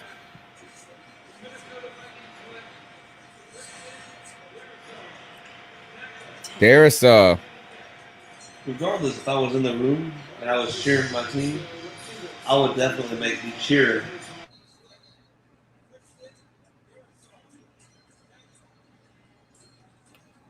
Christian Darisaw. This is kind of cool. Is that they're still doing this virtual? Is this last year? Are they looking back to last year? Oh, No. yeah. No, 2020. See, yeah. See, I Oh. think this is what they were doing last year during the draft.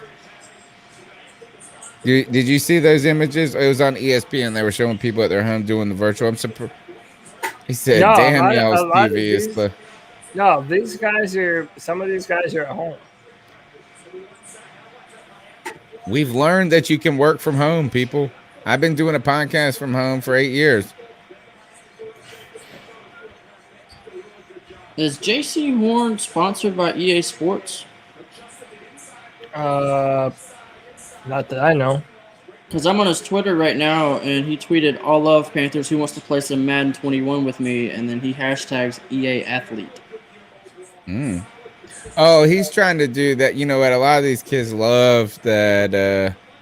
Do you remember where they go and like one of the big deals is they go in the first round picks all go in there and get their like bodies. They want to wear the suit.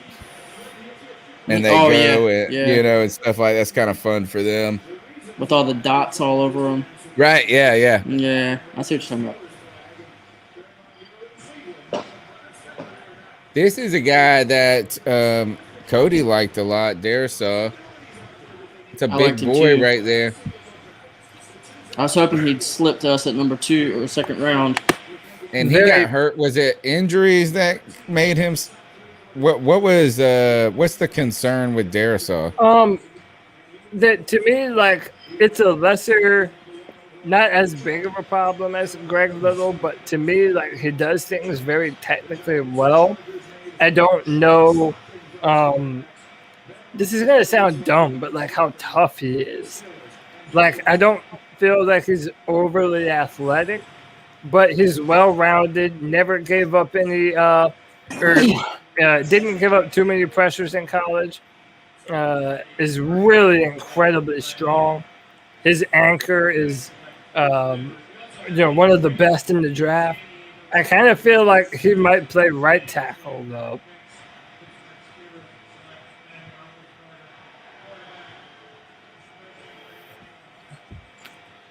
Yeah, 0 sacks allowed by Darrisaw last season. Wow. Yeah, the dude's a beast, man. Could we have another Alabama player coming off the clock here? Coming off the board? Najee Harris. Yeah. A lot of people say he has that Le'Veon Bell type of thing to him. Could they go Kellen Mond here? Maybe. Dude, that would be a sleeper pick if they went Kellen Mond. Yeah, I would like that. Roethlisberger's out there on crutches, so yeah.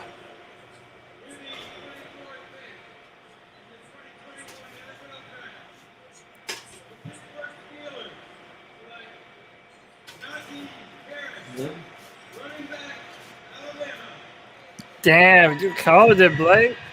There we go. Blake's out here calling shit, bro. Sign me up. Yeah, you called the last two, didn't you? You called Darrisaw. Watch out. And... Watch out, Scott Fitterer. All right. Stay with the hot streak, bro. Who's Jacksonville taking? Ooh. I know. I hope they take. Oh, you want that Etienne? We're gonna start a run on running backs here. Let's see.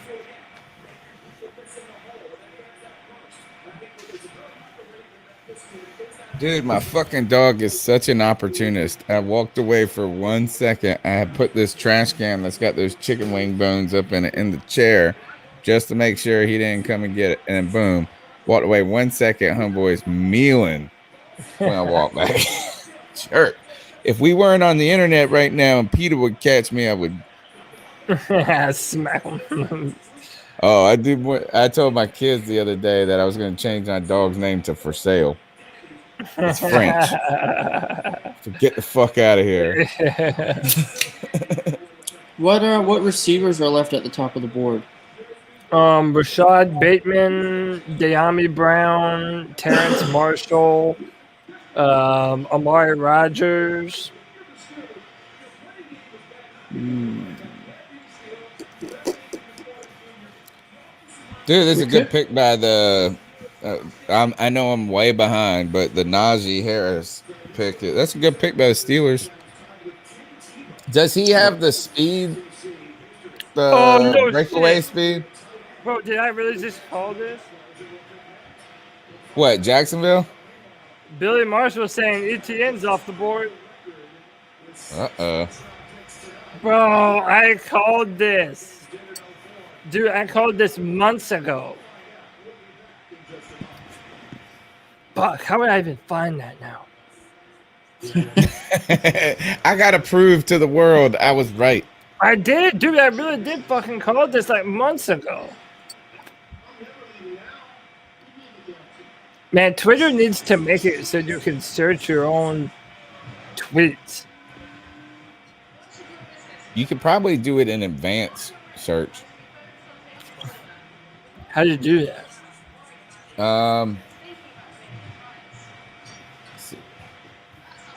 There is, if you go to the search function and let's see, The little cog up top.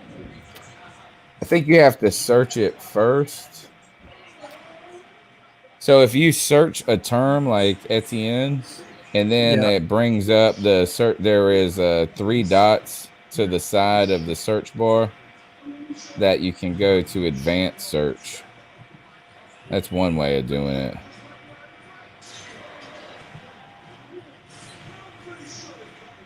I can probably do it for you. Let's see. How do you spell his name? Go to sleep. It's ET. Hold on.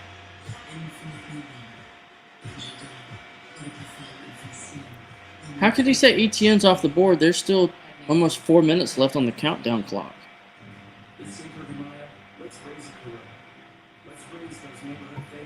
I don't know if that's solidified yet. How do you spell this dude's name?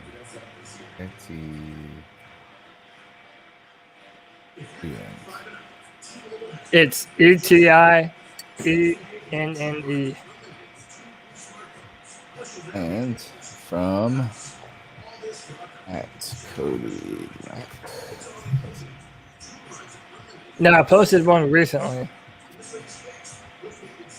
But I had one that I added a gift to forever ago. I got it. Hold on. I'm about to share it.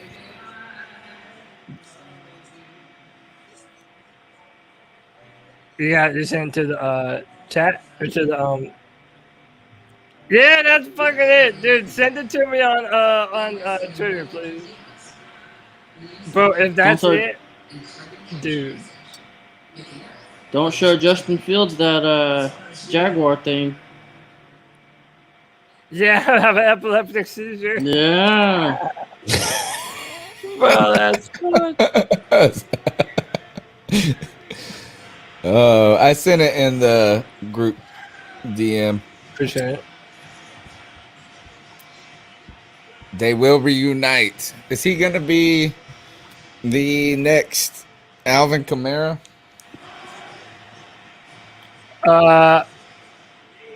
Yeah, I think he's a faster Alvin Kamara. Well, Alvin Kamara's got ass though. Like they said, Kyle Pitts was light in the ass. He got what? Joey Riano always said that that Alvin Kamara was Christian McCaffrey with an ass. he got a little bit more bulk to him. Kamara ain't soft, dude. He be damn pulling. He does these crazy ass workouts too. I like Kamara. If he won for the damn Saints, I would love him. He also won me my fantasy football league this year. I'm in a keeper league, and I have not done well in this keeper league for a while. I picked Kamara in his rookie year in the 14th round, and I kept him the whole time, and he's been a boss for me. But this past year in the fantasy football championship game, he scored 55 points. That was when he had like the 7 touchdowns or whatever it was. Like he single-handedly fucking won me my damn Super Bowl this year. Yeah, be right back. All right, so Jag's pick is in. We still haven't seen it. Blake B, where are you at? Like, where are you from, by the way? You ever heard of Rockwell? Rockwell, North Carolina? Yeah. It's really close to Salisbury.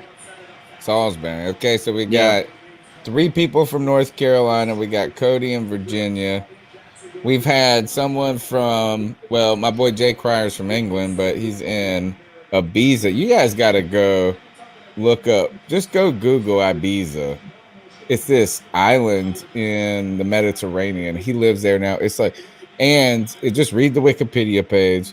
Fucking crazy. It's like the party island of the world. That's like that song came from. I took a pill in Ibiza. Yeah. Yeah. So we've had Mike Vela, I think, is in Texas. Trying to see. Maybe let's get a roll call where the listeners are at. Where are you guys from? Because right now the Carolina Panthers are widening their footprint. Yeah, Josh from Mass. Yeah, we've had 2 New Englanders with Nick Montiera, Josh from Mass. One of the things is I think the Panthers, if we really need to put together some winning seasons, right? If we can find a way to put together some winning seasons right now, we're primed to take this club to the next level when it comes to fan bases.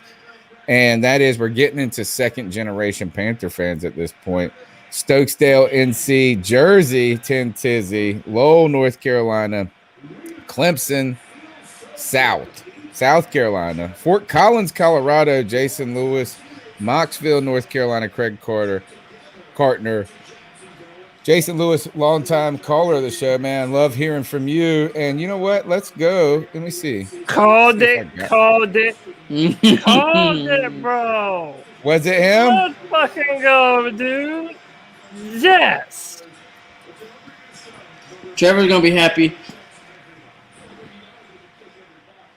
All right. I got another call in the hole from the Cat Calls line. The number's 252-228-5098. Tell us what you think about the Panthers draft and what's going on in this NFL draft. We got About 7 more picks before the show's over, so let's see what you guys got to say.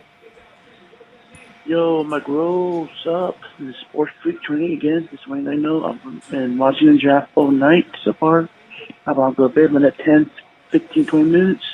But know what I do because I work in the morning is that the pick I saw, I just forget my thing. Hashtag screw job. Not because we screw over our knees, but listen to this. We screw over the rest of the draft, people who wanted Jason Horn, because they know that he is a beast. And he is a one hell of a player that can get out there, get the balls from the receivers, and either get a touchdown or even pressure the quarterback in the blitz. If you look at his speeds, he ran like maybe a 4.28 to 4.50 range, like between there. I say that's not bad for a quarterback out of South Carolina University. That's a good speed. I'm glad I got him because now we can probably use another trade get back in the first round, or in the second round, we can look at who else to get. I'm thinking next what we should do now is look after either the offensive line now and get somebody to guard the quarterback, or we can go get a nice receiver to help with the passing game and try out the receivers more, or probably get a running back help McCaffrey. We get Devontae Williams. That could really help us a lot.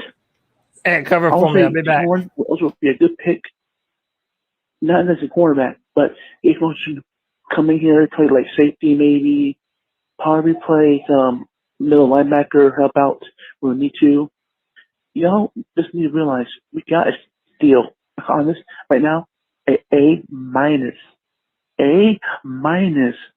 People were calling him an A to A plus for teams that really need him, but we got him for A minus steal. I mean, this is a once in a lifetime steal to get a good player. He may not be good in his first year, but I think he will be. I think for the next 2 years, he'll be an A plus player for us. And then we can finally get this defense back up there. Now, let's go out there. If it's the offense next pick, let's go either running back or the offensive line and keep pounding. Keep pounding, and y'all this time. Ciao. Fantastic call. Likes the JC Horn pick. Grading it at an A minus. Believes, much like Scott Fitterer, that JC Horn's going to come in and contribute right away. And I think it does bring a good point to the mix when it comes to just ultimately don't poo-poo the pick because we were just so infatuated with the star-studded potential of Justin Fields. I think, though, for me, and again, I hope all of this turns out to be right about JC Horn. I have no reason to believe it will not be. It's just so crazy to when we didn't go offensive line. If you're not picking Justin Fields, like we're sitting there going, gosh, we had the franchise tag Moton. We got Cam Irving. We really don't have, like, we just have not invested a lot in the offensive line in the draft early. And so I think that, so none of the, I guess anybody who's upset with the JC Horn pick probably has their upsettedness, their whatever that word would be, because that's not a word, but they're like, it's really because they're downtroddenness. I don't even know if that would be the right word. But the point that I'm trying to make is it's not because of JC Horn. It's because some people are sitting there saying we got to build the wall. And then you do have the flashy sports car of Justin Fields there. But at what point are we going to invest in the offensive line? And that's why I believe that we've got to double dip in this draft. An offensive line. Look, a lot of people still look. I love the roll call. We got people from Florida, Thomas Tomlinson, Pittston, Maine, another New Englander, Garner, Sarah Taylor's she's from G Vegas. We got G Baby who calls in, and we got the G Vegas crew. That's where I'm from, Greenville, North Carolina. Ross Gould is in Moorhead City, I think. Which is not far from me. So that's where we are, I think, with the Panthers fan base. 252-228-5098. Smash the thumbs up button. Be a part of the show. and tell us what you think about the Panthers' selection of cornerback and what this does for the defense. This guy who is wearing this pumpkin helmet has won the fan sitting in the chair competition for me.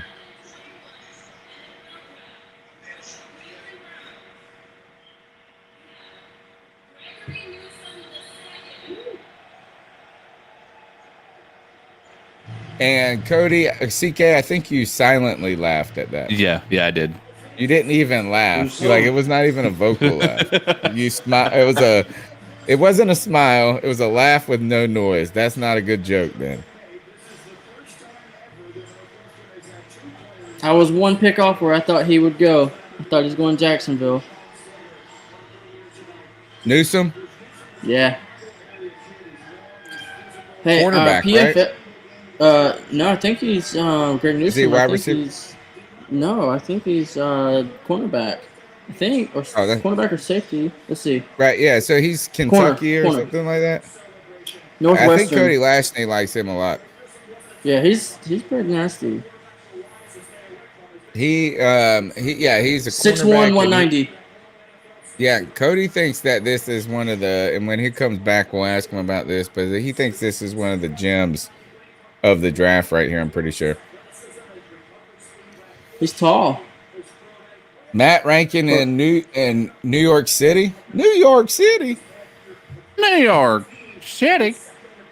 don't know those jokes. Those are old. There's a salsa commercial that they used to do. That's from El Paso, and it'd be like, "This salsa's from New York City." It's a '90s commercial reference. Showing your age, Tony. I can't believe I'm the old one, man. How about that? I'll be 30 this year. Yeah, you're a baby.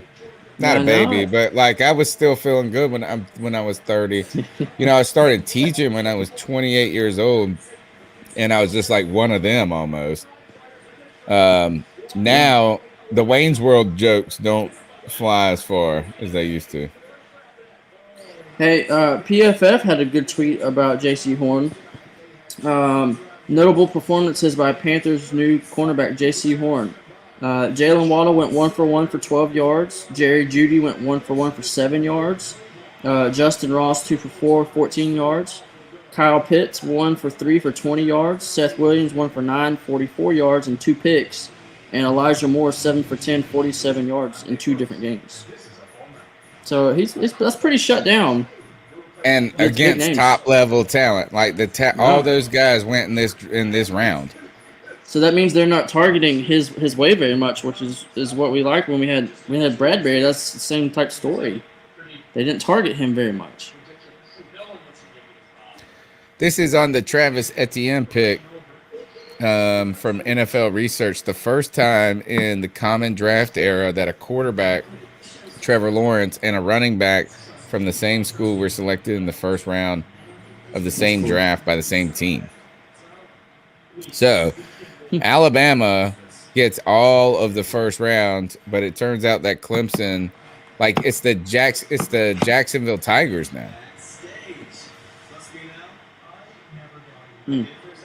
Yeah, I see what you did there. Let's see what else. A lot of Etienne talk on my timeline right now. You guys in the chat room, tell us what you thought. You think the storylines of this NFL draft were.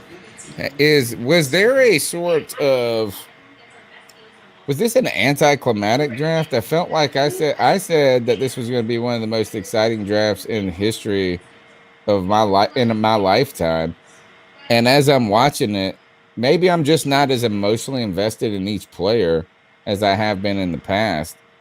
But has this been exciting, or is it almost getting too vanilla as we go along?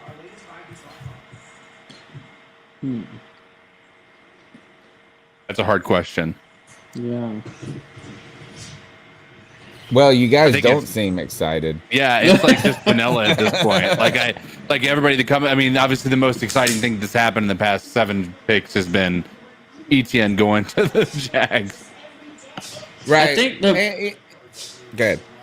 I think the problem was we had all this anticipation build up for a potential quarterback, and the quarterbacks are the sexy pick. So we didn't get a quarterback, and then I think that from there kind of made the rest of it kind of vanilla. Even though J.C. Horn is a solid player, so it's a big need that we needed to get on the team. So I think that's why it's kind of gone vanilla for the rest of the draft so far. This is one of those drafts where you're first no one's like really mad about it. No one's mad about it. But it might be one of those picks that you look back in 3 years and go, "We got it right." Yeah. That's kind of how I felt about getting Sam Darnold too. Though I was optimistic, but I wasn't excited. Same type deal. I mean, you want him to pan out, but he's not the sexy pick or the acquisition. With Sam Darnold, there's significant risk in the Sam Darnold move, and it's not if he just fails and you were wrong. It's like how far does that set you back on the timeline? Yeah. Is really the problem. Is that if if it works out, it's a home run. But there has been we didn't just half invest in Sam Darnold at this point. Yeah. Tonight showed us that they, like Matt Rule, I think CK said it earlier, that they traded for him for a reason. Which is crazy though, because everybody that we've asked about Sam Darnold tells me he sucks. I wonder if they went ahead. Stubbs says if we get a tackle next, I'll be cool, man. I say this is like, let's get a tackle and a guard and in the next 2 rounds, and I'll be fine. I don't even care where they play on the offensive line. Actually, I don't even care if they're just 2 guards and a center. Just offensive linemen. We have to invest in the offensive line, or we'll never be better. Jake the Snake says G Baby is buying a new TV. Oh my tomorrow. gosh! Wait till you see the Ravens fan that got to sit in Goodell's chair. You see that? Yeah. No, not yet for me. I'm slow. Y'all already got the pick going. I'm sitting here looking at this Mel Kiper Jr.'s. Mel Kiper Jr.'s? Who's Mel Kiper Jr.? Is his name Jr. or does he have a son that's taking over? I think that's the Mel Kiper. I never seen him called Jr. before. Mel Kiper's Jr.'s best available players: Elijah Moore, Christian Barmore, and I missed the rest.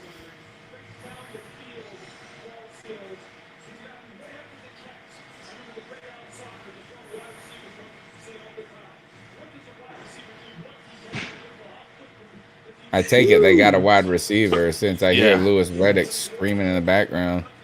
Not screaming, but he's very authoritative in his delivery. Lewis Reddick. Oh, wait, no. Where's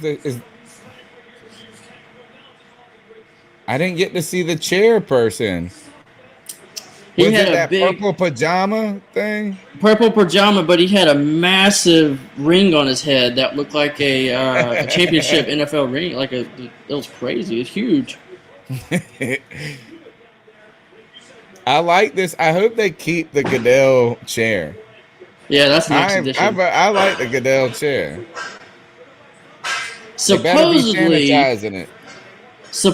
they made a recreation of his basement somewhere in the set. I don't know if it'll be for tomorrow's picks or what, but supposedly there's a recreation of a set of his basement from last season. So I don't know if that's true. That's what I heard earlier today. Maybe we'll see that in the next couple of days, but I guess it was a big hit last year. Was it Bateman? Yeah, Rashad Bateman. He looks fast. Some of the highlights he just showed was pretty impressive. But I guess they're not going to show unimpressive highlights. Right. Unless you're Teddy Bridgewater. Gotta have good highlights to show. Exactly. Teddy Bridgewater highlights of all the other players doing awesome shit after he throws them the ball. Hey, so what was the story behind him dressing like Tatiana? I don't know if there is a story other than Casual Friday night. He's just working you know what? Is you saw that minivan parked on a shady street in Charlotte, and he's just working the corner. Handing them It out. was crazy. It's crazy. And so this is the first thing is people, of course, you're looking on Twitter, and I saw that picture, and then I'm just scrolling through Twitter, and other people are talking, not about that picture, just about life. And I stumbled across this Teddy Bridgewater discussion where someone was like, well, if he had an offensive line or something like that, and he's now, and I just put this picture. Oh, and then no, there was that. That was the first thing. And then the second tweet was this person said, hey man, you got to give him some credit for going in those press conferences with adult braces all the time. And then I put that picture up, Obi, and all I could think of was this Family Guy episode where Stewie goes, aren't you a little old for braces? Oh gosh. Cody, do you know what the story is behind what'd you call her again? No, I do What'd you call her, Blake? Tatiana. My buddy was telling me, but I can't take credit for that. Me and my buddy were talking about that at work. I showed him the picture. He's like, that's a Tatiana right there. Oh man. So, Teddy and the Teddy. Tadisha and the Teddy. Well, Nobody knows why. Like, and it looked like he was in a bathroom. Yeah. So, like, was he taking his own pictures? Was someone else taking the picture? Was it Halloween? No, that's not Halloween. That's Friday night. Dude, I mean, guys, he's been like, I didn't go in whiteface at least. Woo. That could have been a problem. No, it's crazy. And how is this not like? How do we not know more about this?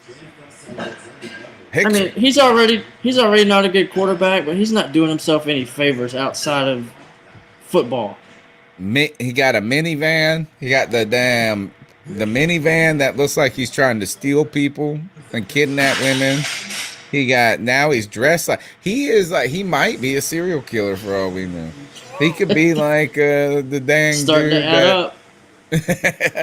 And then it was funny. I like this is they were talking about the trade, and people said he didn't want to be. You didn't want him. Well, he didn't want to be here anyway. And we were like, "Well, good fuck riddance, bro." Bye.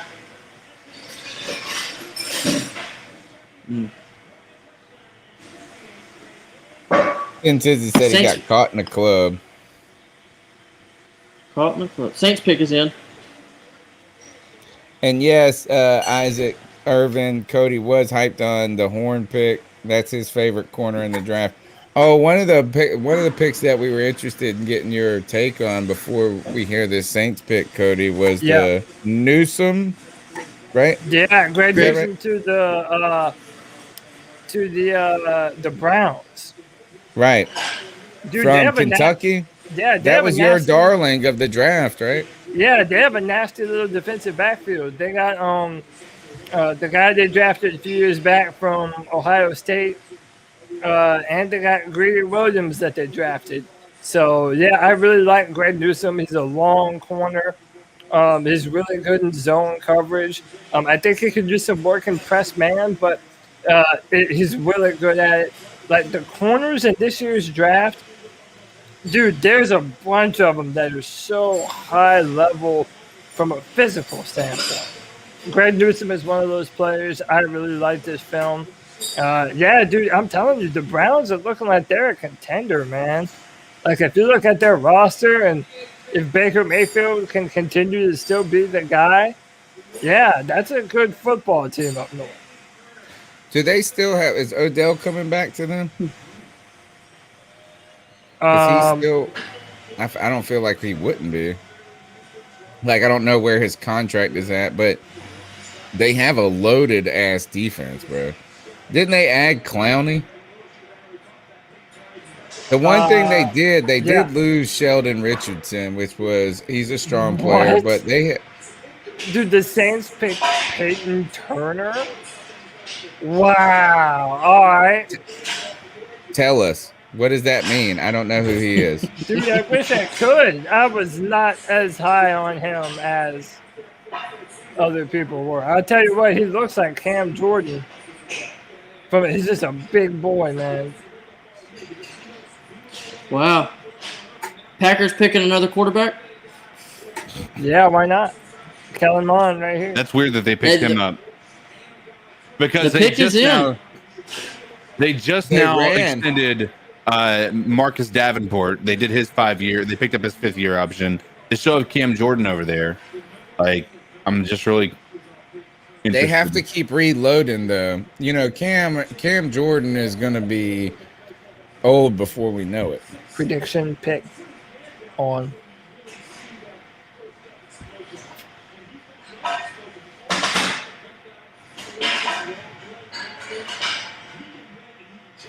For them, they're just the continued story is how are they going to live without Drew Brees? And the irony of that question is that Drew Brees was necessary to their team for the last 2 or 3 years, but also a hindrance at the same time. Yeah. Like a limitation and a necessity. Yeah. No, I bet we'll see a lot of sets with your favorite player on that team and Jameis. Taysom and Jameis. Oh, my goodness. I What's he going to be playing tight end? That's where he's listed at, right? Isn't he listed as a tight end? Really? I think I've seen it before. I wouldn't be that. I think originally he was. I didn't know if because he got angry about it. You know what I'm saying? Like he wanted to be viewed as a quarterback at one point. I remember, and that's why they paid him what $13 million. Oh, didn't he? He had. Oh, someone. I gotta look it up. I'm gonna look it up. Right, I was about to say somebody. Look, that sounded like my wife. Like I want to know something, so you go. Nah, my wife's awesome. What's his name again? That we're talking about, the tight end quarterback? Taysom Hill. Taysom Hill contract. So I saw this is the Saints signed Taysom Hill to 4 years, $140 million. Whoa. But it includes this is here, so it sounds crazy, but here's it's voidable years. The deal includes a $9.7 million signing bonus. So he's going to get paid $9 million. He gets $1.4 million guaranteed roster bonus and $1 million base salary. So this year he will be paid roughly, it's like 2.5. He'll be paid like about $12.5 million, maybe 13. But I think the entire contract is voidable. Is it back end loaded?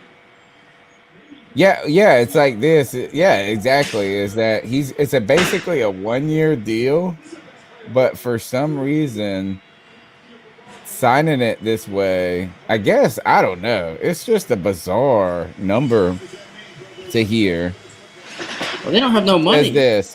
Says this, the move actually saves the Saints over $7.4 million of salary cap space in 2021.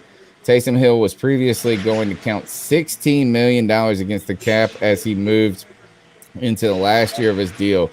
This contract actually has 3 voidable years built into it, designed specifically to create salary cap room for the team before March 17, start of free agency. Hill will count $8.4 million against the cap. Why don't they just give him a 1-year deal? Oh, but I guess they have to prorate. They have to prorate the guaranteed money. But why do they even call it? Like, why do you put 140 on it? It just seems like ridiculous. Like, oh, just he's write betting on something himself. Well, oh, you're right. Like he's gonna go and be the quarterback. Yeah. All right, I like that. See what the Packers do. Eric So, Stokes, let's see. cornerback from Georgia, off the board. Damn, over Tyson Campbell? Yeah, this is that guy that you sent us, Tony, in the chat room that one day that ran like a 4.27. Is this the wide receiver? No, Georgia cornerback. Oh, yeah. Oh, what's that? What's that one wide receiver? The Boilermaker, Purdue. the Rondell little Moore. guy. Rondell Yeah, Moore. wonder what is he a day 2 guy? That would Yeah, be that's rounds a guy 2 and that 3, right? yeah, that's a guy that could honestly be in contention for us at pick 39 tomorrow. Do they do just round 2 tomorrow, or is it round 2 and 3? 2 and 3. And then 4, 5, and 6 and 7 all on Saturday? Yep. I bet Green Bay, out of spite, just didn't pick anybody on offense to piss off Aaron Rodgers. Yeah, right. I feel like he's whiny about that, though. He's got the best wide receiver in the league. He's got And Adams. Yeah, he's a fucking monster, bro. He's got Aaron Jones. He's got Aaron Jones. They drafted a running back last year who is a stud that they didn't even get to play. I don't know. I just don't feel. They haven't had a wide receiver or a tight end that you could say Jimmy Graham, but we all know Jimmy Graham's been on the decline. Like, he's never had a real tight end that you can call back to being really great. And it took Aaron Jones wasn't like a guy that you thought was going to come in and be successful right out of the gate. He came out of nowhere. You know what I mean? Like, he was he's top 3. Yeah. Well, and some of it was they didn't give him. I won't say they didn't give him a chance, but like there has been some kind of weird circumstances surrounding. Like they didn't believe in him almost, and he still turned out to be the dude. All right, so the Buffalo Panthers are on the board. Panthers of the North. Yeah. The Panthers of the North. So there's only 3 picks left in this. We're quickly concluding the 2021 draft, which I said was going to be the most exciting draft, and maybe I'm just not drunk enough.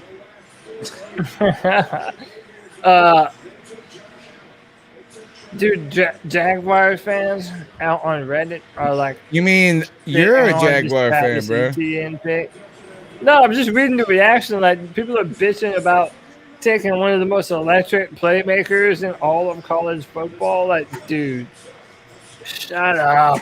How stupid can you be? Who was it? There was somebody in the chat room a long time ago that said that, and this was, what was it? This was in the midst of us having some shitty games, and they said, Cody's about to go start a damn Jacksonville Jaguars podcast. I remember that, dude. I thought that shit was funny as fuck when they said it there.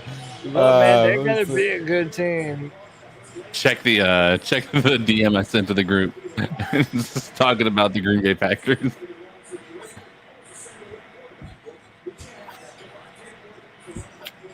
Which and will Aaron Rodgers be a Green Bay Packer this year? That's a good question. I like that. No, I don't think I will. I don't think I will. I'm kind of curious the dynamic between Trevor Lawrence and Urban Meyer because they're completely different personalities. Trevor's very even kill, and then Urban Meyer's a hothead. How's that? You're right. Yeah, he suffered with depression, right? He's had he had to remove himself from football to get it together a little bit. I'm not a big Urban Meyer fan. I don't know if I should. I don't know what to think about him.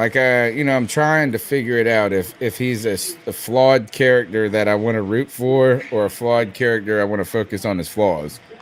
And one of the things is that, do you remember the story that recently came out, or this was not recently, but the coach at Ohio State who got in trouble for beating his girlfriend up or something like that? Yeah, he went to jail for like a guy that was abusing his wife or some shit. Right. He knew about it. Yeah, and he kind of hid it for a moment, or at least didn't make it a big deal. And then second, again, there was another thing with a coach at Jacksonville on his new staff already, and I don't know if they fired him or not, but so we'll just see. You just kind of wonder, is he a guy that would do anything it takes? Is he a flawed dude that we should be rooting for, or are his flaws the things we should be focused on? And now we're going to bring in Bob Rose, our good friend, our good buddy, our good pal. He said this. He said, long time I haven't heard from you in a while, and you know why? It's because the Panthers and the Saints, although we've been in the same division for about the last 6 months, our storylines have diverted in many ways, right? And maybe it's been Tampa Bay that has become the fork in the road for that discussion. I'm not sure. But now is the time of the year where the division comes back together, whether good or bad. We're rooting against you, but we like you, Bob. Welcome back to the C3 Panthers podcast. Guys, I missed you. I hope everybody is doing well. Y'all look great. So I came on air to start negotiating a trade. Peyton Turner and my friendship for life for the rights to J.C. Horn. How's that sound? Wow! I don't know. Are you gonna throw in some of them French Quarter beignets? Because I have a hard time turning those down. So maybe. Guys, I'll throw in the beignets. I'm up here in Pittsburgh. I'll put in some Permani sandwiches for you. Wow! Spuds. I might even be willing to give away my least favorite kid at the moment. Oh wow, man. Dude, so okay, Bob, I honestly I've been doing a lot of evaluation. I may have watched one game on the guy that you all just drafted. Can you fill us in? This feels very out of left field. Well, I don't know. As a Saints fan, what are you thinking? What do you feel? And I'll try to keep this as PG as I can. You don't have to, man. Go all out, dude. Say what you need to. All right. I have published profiles on workups I did of 35 college prospects. I have watched film on 72 college prospects. I have not watched Peyton Turner one tiny bit. Peyton Turner was projected to be a late day 2 pick at the earliest. Kid from Houston, real lengthy athlete, very poor base against the run, some potential as a pass rusher, but raw, not a lot of wide variety of pass rush moves. But he played for a pretty decent Houston Cougars defense in 2020, and he did play improved against the run. But, oh, by the way, the New Orleans Saints have a black hole at cornerback, a growing void at running back, lost 2 defensive tackles this past offseason, and they decide to go for a 3rd to 4th round pick, with their first round guy. When a few projected first round cornerbacks were still there, 2 projected first round linebackers were still there, and any number of wide receivers that can stretch the field. We keep hearing from Saints front office, trust the process, trust the process. And as well as this team has drafted in the last 5 years, it's hard to throw stuff around over one draft choice. But just before I left my own broadcast to come over and join you guys, I have a trail of papers scattered across my living room right now. If that gives you an idea about how I feel about Peyton Turner. Oh, dude. How about this? Even though you're a Saints fan, I do feel bad for you, man, because I know that's gotta suck. Well, what's funny about this is about 10 minutes before this pick, I asked basically are there any picks in the draft that have kind of been the ones that are out of just off kilter? Is that this? I have been saying, Bob, that this was going to be the most exciting draft of our lifetime because of the name recognition of the quarterbacks in the beginning. And there was some excitement. It actually turned out to be after we got through the Trey Lance and then Mac Jones falls like he was probably destined to, should have.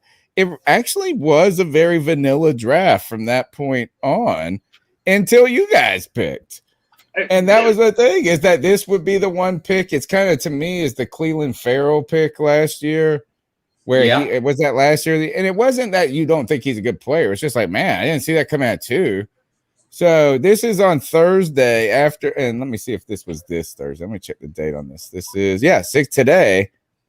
Adam Schefter reported that several NFL executives believe former Houston defensive end Peyton Turner could be selected in the first round. Here's why. Due to his character, medicals, and length.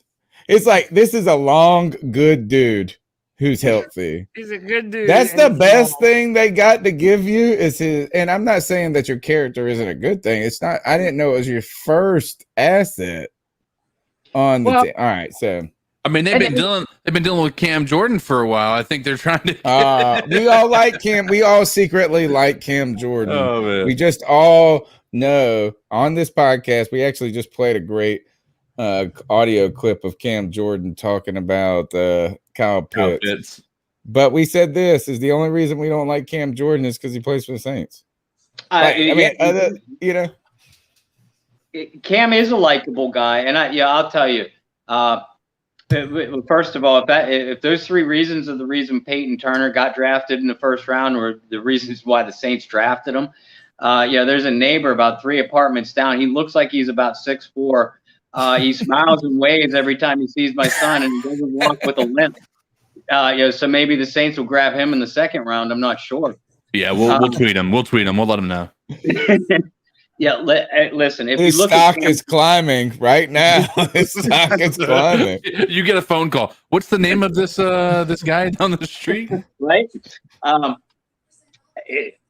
When you look at the positional fit itself, Cam had a really down year. I mean, he made and the he Pro could be Bowl getting based off- old. Those are one of those position groups. A player can get old quick. Yeah, and you're absolutely right. And I get that they lost Trey Hendrickson, who I felt was just a one-year wonder anyway, as far as his production last year. But a lot of us feel like Carl Granderson is on the verge of taking that next big step. They just an hour before the draft, the team announced that they picked up the 5th-year option on Marcus Davenport. So whether you feel excited about his potential or disappointed and you want to call him a bust, you're still stuck with him for another 2 years. They signed Passanio, the athletic defensive end away from Kansas City, who's an athletic project in and of itself. But he gives you good length and athleticism on the edge. And again, I question. Peyton Turner might be a good player. And again, you can't argue with the Saints draft results over the last 4 or 5 years. But you look at the gaping holes throughout the rest of this top-ranked defense from a year ago, and you wonder what they were thinking at this point. And I am wholly unimpressed by this entire edge rush class. So to reach for a guy that wasn't projected to be even near a first-round pick before today anyway, it has me scratching my head right now. It's a tough position too to acclimate into the NFL, right? Is that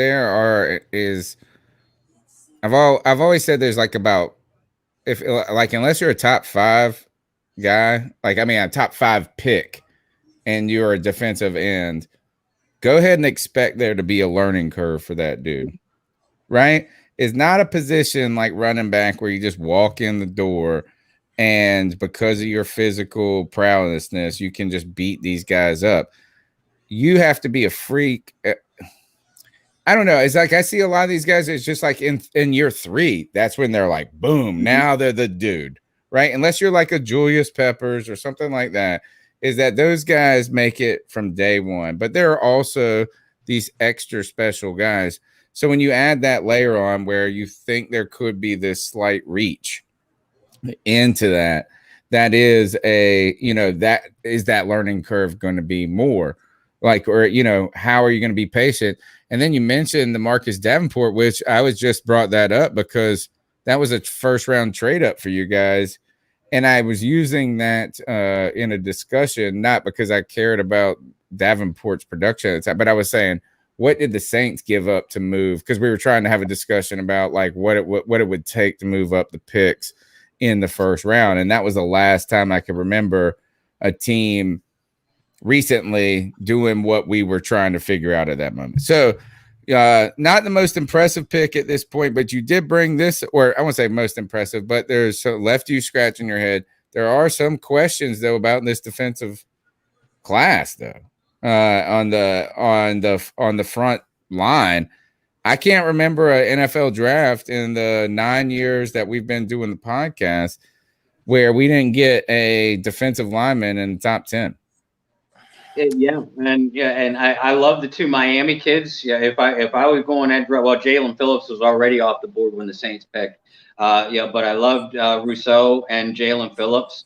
I was kind of lukewarm on Kwity Paye, but those were the only 3 edge guys that I saw coming off of the board in the first round. And obviously Sean Payton and Jeff Ireland really saw something that they liked in Peyton Turner. All jokes aside, but I'm convinced that you could have probably swung a move into day 2 and picked him up early to midway through that round. Because my thing, I'm sitting here, and I even tweeted out at some point right after Atlanta made their selection of Pitts. You look at our division alone, guys. You guys have Robbie Anderson, DJ Moore, and Christian McCaffrey coming back. And I'm assuming that you're expecting some big things out of Sam Darnold. You look at Atlanta, and now they've added Pitts to Julio Jones. Yeah, they're a nightmare. They're a nightmare, bro.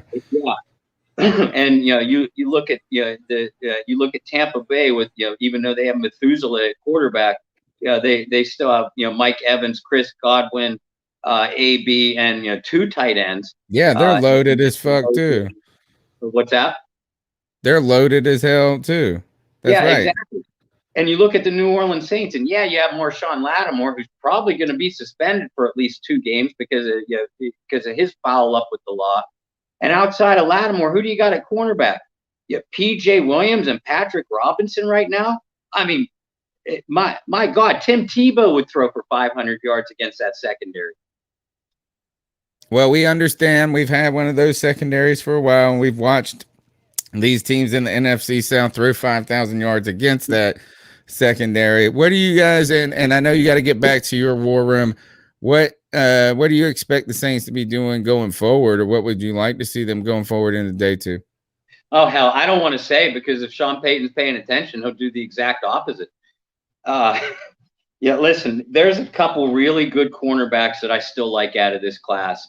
J.C. Horn was top ranked on my board, by the way. So congratulations, guys. I think you got a good one. Yeah, Cody's the same. Cody had him ranked above Patrick Surtain as well.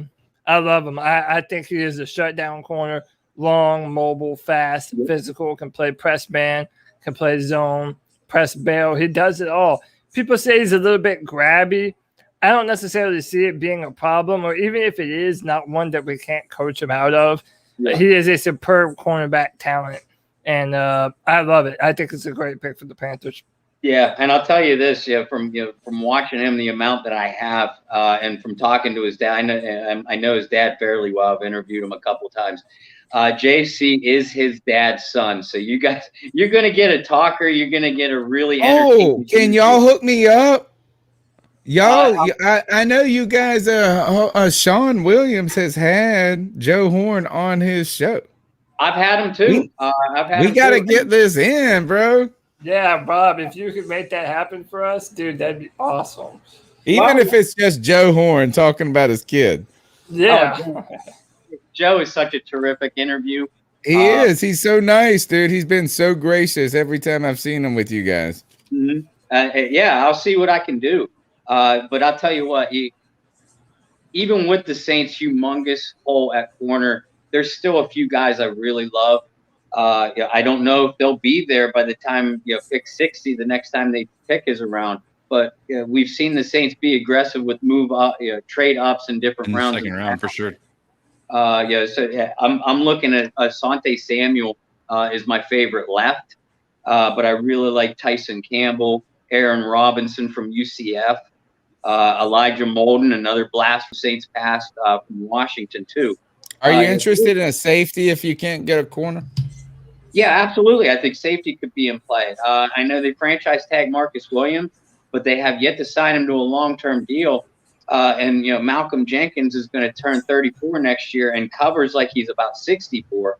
If they can get a safety with decent range and can step into the slot at least to cover some of those tight ends, I think safety is very much in play. And there's a few linebackers that I'd like to see the Saints at least kick the tires on too. because I know they have DeMario, but they don't have a lot of experience behind him at that position. All right, you're listening to Bob Rose, and thank you so, man. It's been so fun hanging out with you, dude. I mean, I've missed, we always, even though we banter back and forth about our teams, we've always had a great time hanging out. Tell them where they can find your work going forward, because you churn it out like no one else. Well, thanks, and I'm already looking to a Sunday afternoon nap after all this draft shit is over with this year. You can follow me personally at BobbyR2613 on Twitter. I'm over on Facebook, Bob Rose, and all of my media works are through the Saints News Network, saints.media.net, or the Bayou Blitz Facebook page. And even though we're obviously 99.9% Saints related, like you guys said, we have a good relationship with each other. We're gonna have to do some of this podcast trading off. Once we get back into the full swing of things, being on each other's show, it's always fun to sit down and talk football with you guys. Oh man, and it's so great to actually have something to talk about now. Tell you this is that I know you guys like pounding the pavement with these prospects and stuff, and this and that, and the mock. I hate a mock draft. I hate all of this because only 1% of it turns out to be true. Now I'm interested. Now I'm interested about what we got. Let's learn about this. I did extensive film study and write-ups on 71 prospects, published 35 different articles on prospects, and Peyton Turner was not one of those guys. I'd like some to throw me a phone of some sort. Oh, see, I'm telling you, I'm going to turn you guys. I'm going to turn you before you know it. I'm going to have Cody Lashney hating the draft, hating the combine and all of this, and then we can all pick up after this draft show, and now we'll start talking about our team. All right, you've been great, Bob. We'll catch up with you soon, man. Love you guys. Take care. All right, peace. Bye, Bob. All right, so guys, the final pick of the draft is in, right? Yes, it was. Yep. Who was it? It's over. The draft's over. It was It doesn't matter. Joe Tryon to the Tampa Bay Buccaneers edge rusher. Edge rush. Oh, so how about this? Is late in the first round a run on defensive ends? Yeah, it was an incredible run on defensive ends there at the end. Surprisingly. All right, so look. Any last thoughts, guys? We need to have some last thoughts. Let's have some last thoughts about the draft so far. Was there anybody that went to the draft that didn't get picked in the first round that was actually physically there? Ooh, that's a good question. They only had 12 people there, right? 12 or 13, something like that. I think somebody had COVID and had to skip out. Interesting. That's an interesting question. It's an interesting question. Is anybody? We have. You know what? I feel like we would be looking at them right now on the TV. And they're like, "Oh, this poor guy got to walk to his car." All right. So the 2021 draft is in the books. Cody Lashney gets his corner. We have the heartbreak of missing on Justin Fields and the flashy race car. No, let me correct you. We got our corner, man. I'm telling you, you all will love J.C. Horn. Oh yeah, I agree. I understand. I don't have anything negative to say about him as a player and what's going to happen. It's actually just circumstances that are any of interest to me. And to be honest, take Fields off the equation. Take him out. Take him out of the equation. And you still just say is Rashawn Slater just as every bit the player at his position that J.C. Horn is. I'm just saying this. Look, as we picked a need at corner, we had a need, but guess what? We haven't done at all for this team, and that's pick an offensive lineman at any point in the first round. Yeah. Did Christian Barmore get selected? No. That's the only one that was not selected out of that room. Oh, he was there? Yeah. There people attending were Mac Jones, Trey Lance, Zach Wilson, Jamar Chase, Devontae Smith, Jalen Waddle, Kyle Pitts, Slater, Greg Rousseau, Micah Parsons, Caleb Farley, and Pat Surtain. Who was the guy? Christian Barmore from Alabama, inside defensive lineman. And you know who got his? You know who got his spot? that guy that got picked by the Saints, Hmm. Peyton Turner, is like, damn it, that was where I was supposed to go. Dude, that's crazy. But How does that feel, man? yeah. So listen, my final thoughts on the draft. I really highly implore everyone who isn't familiar with JC Horn, look at YouTube, look at what this guy does, look how he matches up with other top flight receivers in the NFL. Brett Coleman, who we've interviewed on this channel before, did a fantastic breakdown of JC Horn, showing how he got better from 2019 to 2020 and just overall what he does well. Yeah, get yourself pumped about JC Horn. I think he's going to be a freaking incredible corner for the Panthers. Love it. Love the optimism, and there should be. He better be. And I think, right, you see all the attributes necessary to win in the NFL: the size, the strength, the speed, right? The physical ability, the athletic ability. And what I like about this what I like about Horn more than Surtain is I feel like you bet on Surtain now and you bet on Horn in a year and a half. And not that actually Horn could go out there and be just as every bit as good. But what I'm saying is that everybody goes, well, his technical precision or, what technique or something. Like it's almost like the Ridley to DJ Moore conversation at the time. It's like, yeah, Ridley's he's the tactician at the moment. But guess who's taken over as the better player in the long run? DJ Moore. Yeah. All right. Yeah, Cody, CK, you made it through another draft. This is what, your third now with us? For Second? me, yeah, this is my third. Well, Cody, this is your third at least. Yeah. Yep, this is my third. CK, what is this for you? Second No, draft? Cody, this is your fourth, Cody. My first one was DJ Moore. Are you sure that was your first one? Well, I mean, I had been in the chat room before then, but Really? DJ Moore was the first appearance I made on this podcast, man. Interesting. Yeah, so this is my second then. All right. And this is Blake B's Well, first so no, live one. this would be my fourth then. DJ Yeah. Moore, Brian Burns, Derek Brown, and now JC Horn. There you go. See? I just want to say this is the longest I've ever paid attention to any professor. Well, I'm glad you took notes to the end, my good friend. You made it. I didn't have to wake you. I didn't have to say get off your cell phone and pay attention. You brought some great conversation to the podcast. Blake, man, it's been great hanging out with you, brother. Thank you, guys. Hey, I just want to say thank you for opening this up and for the care package. That was pretty cool. I'll be repping C3 a lot, so that's really cool, man. I want to thank you guys, and it's fun to get on and mix it up. Hell yeah, man. Keep anytime, man. Open invitation all the time. Yeah, That's what we're man. trying to do for everybody. Look, this is the 8th. We've done 8 of these now. Cody's now been part of half of them.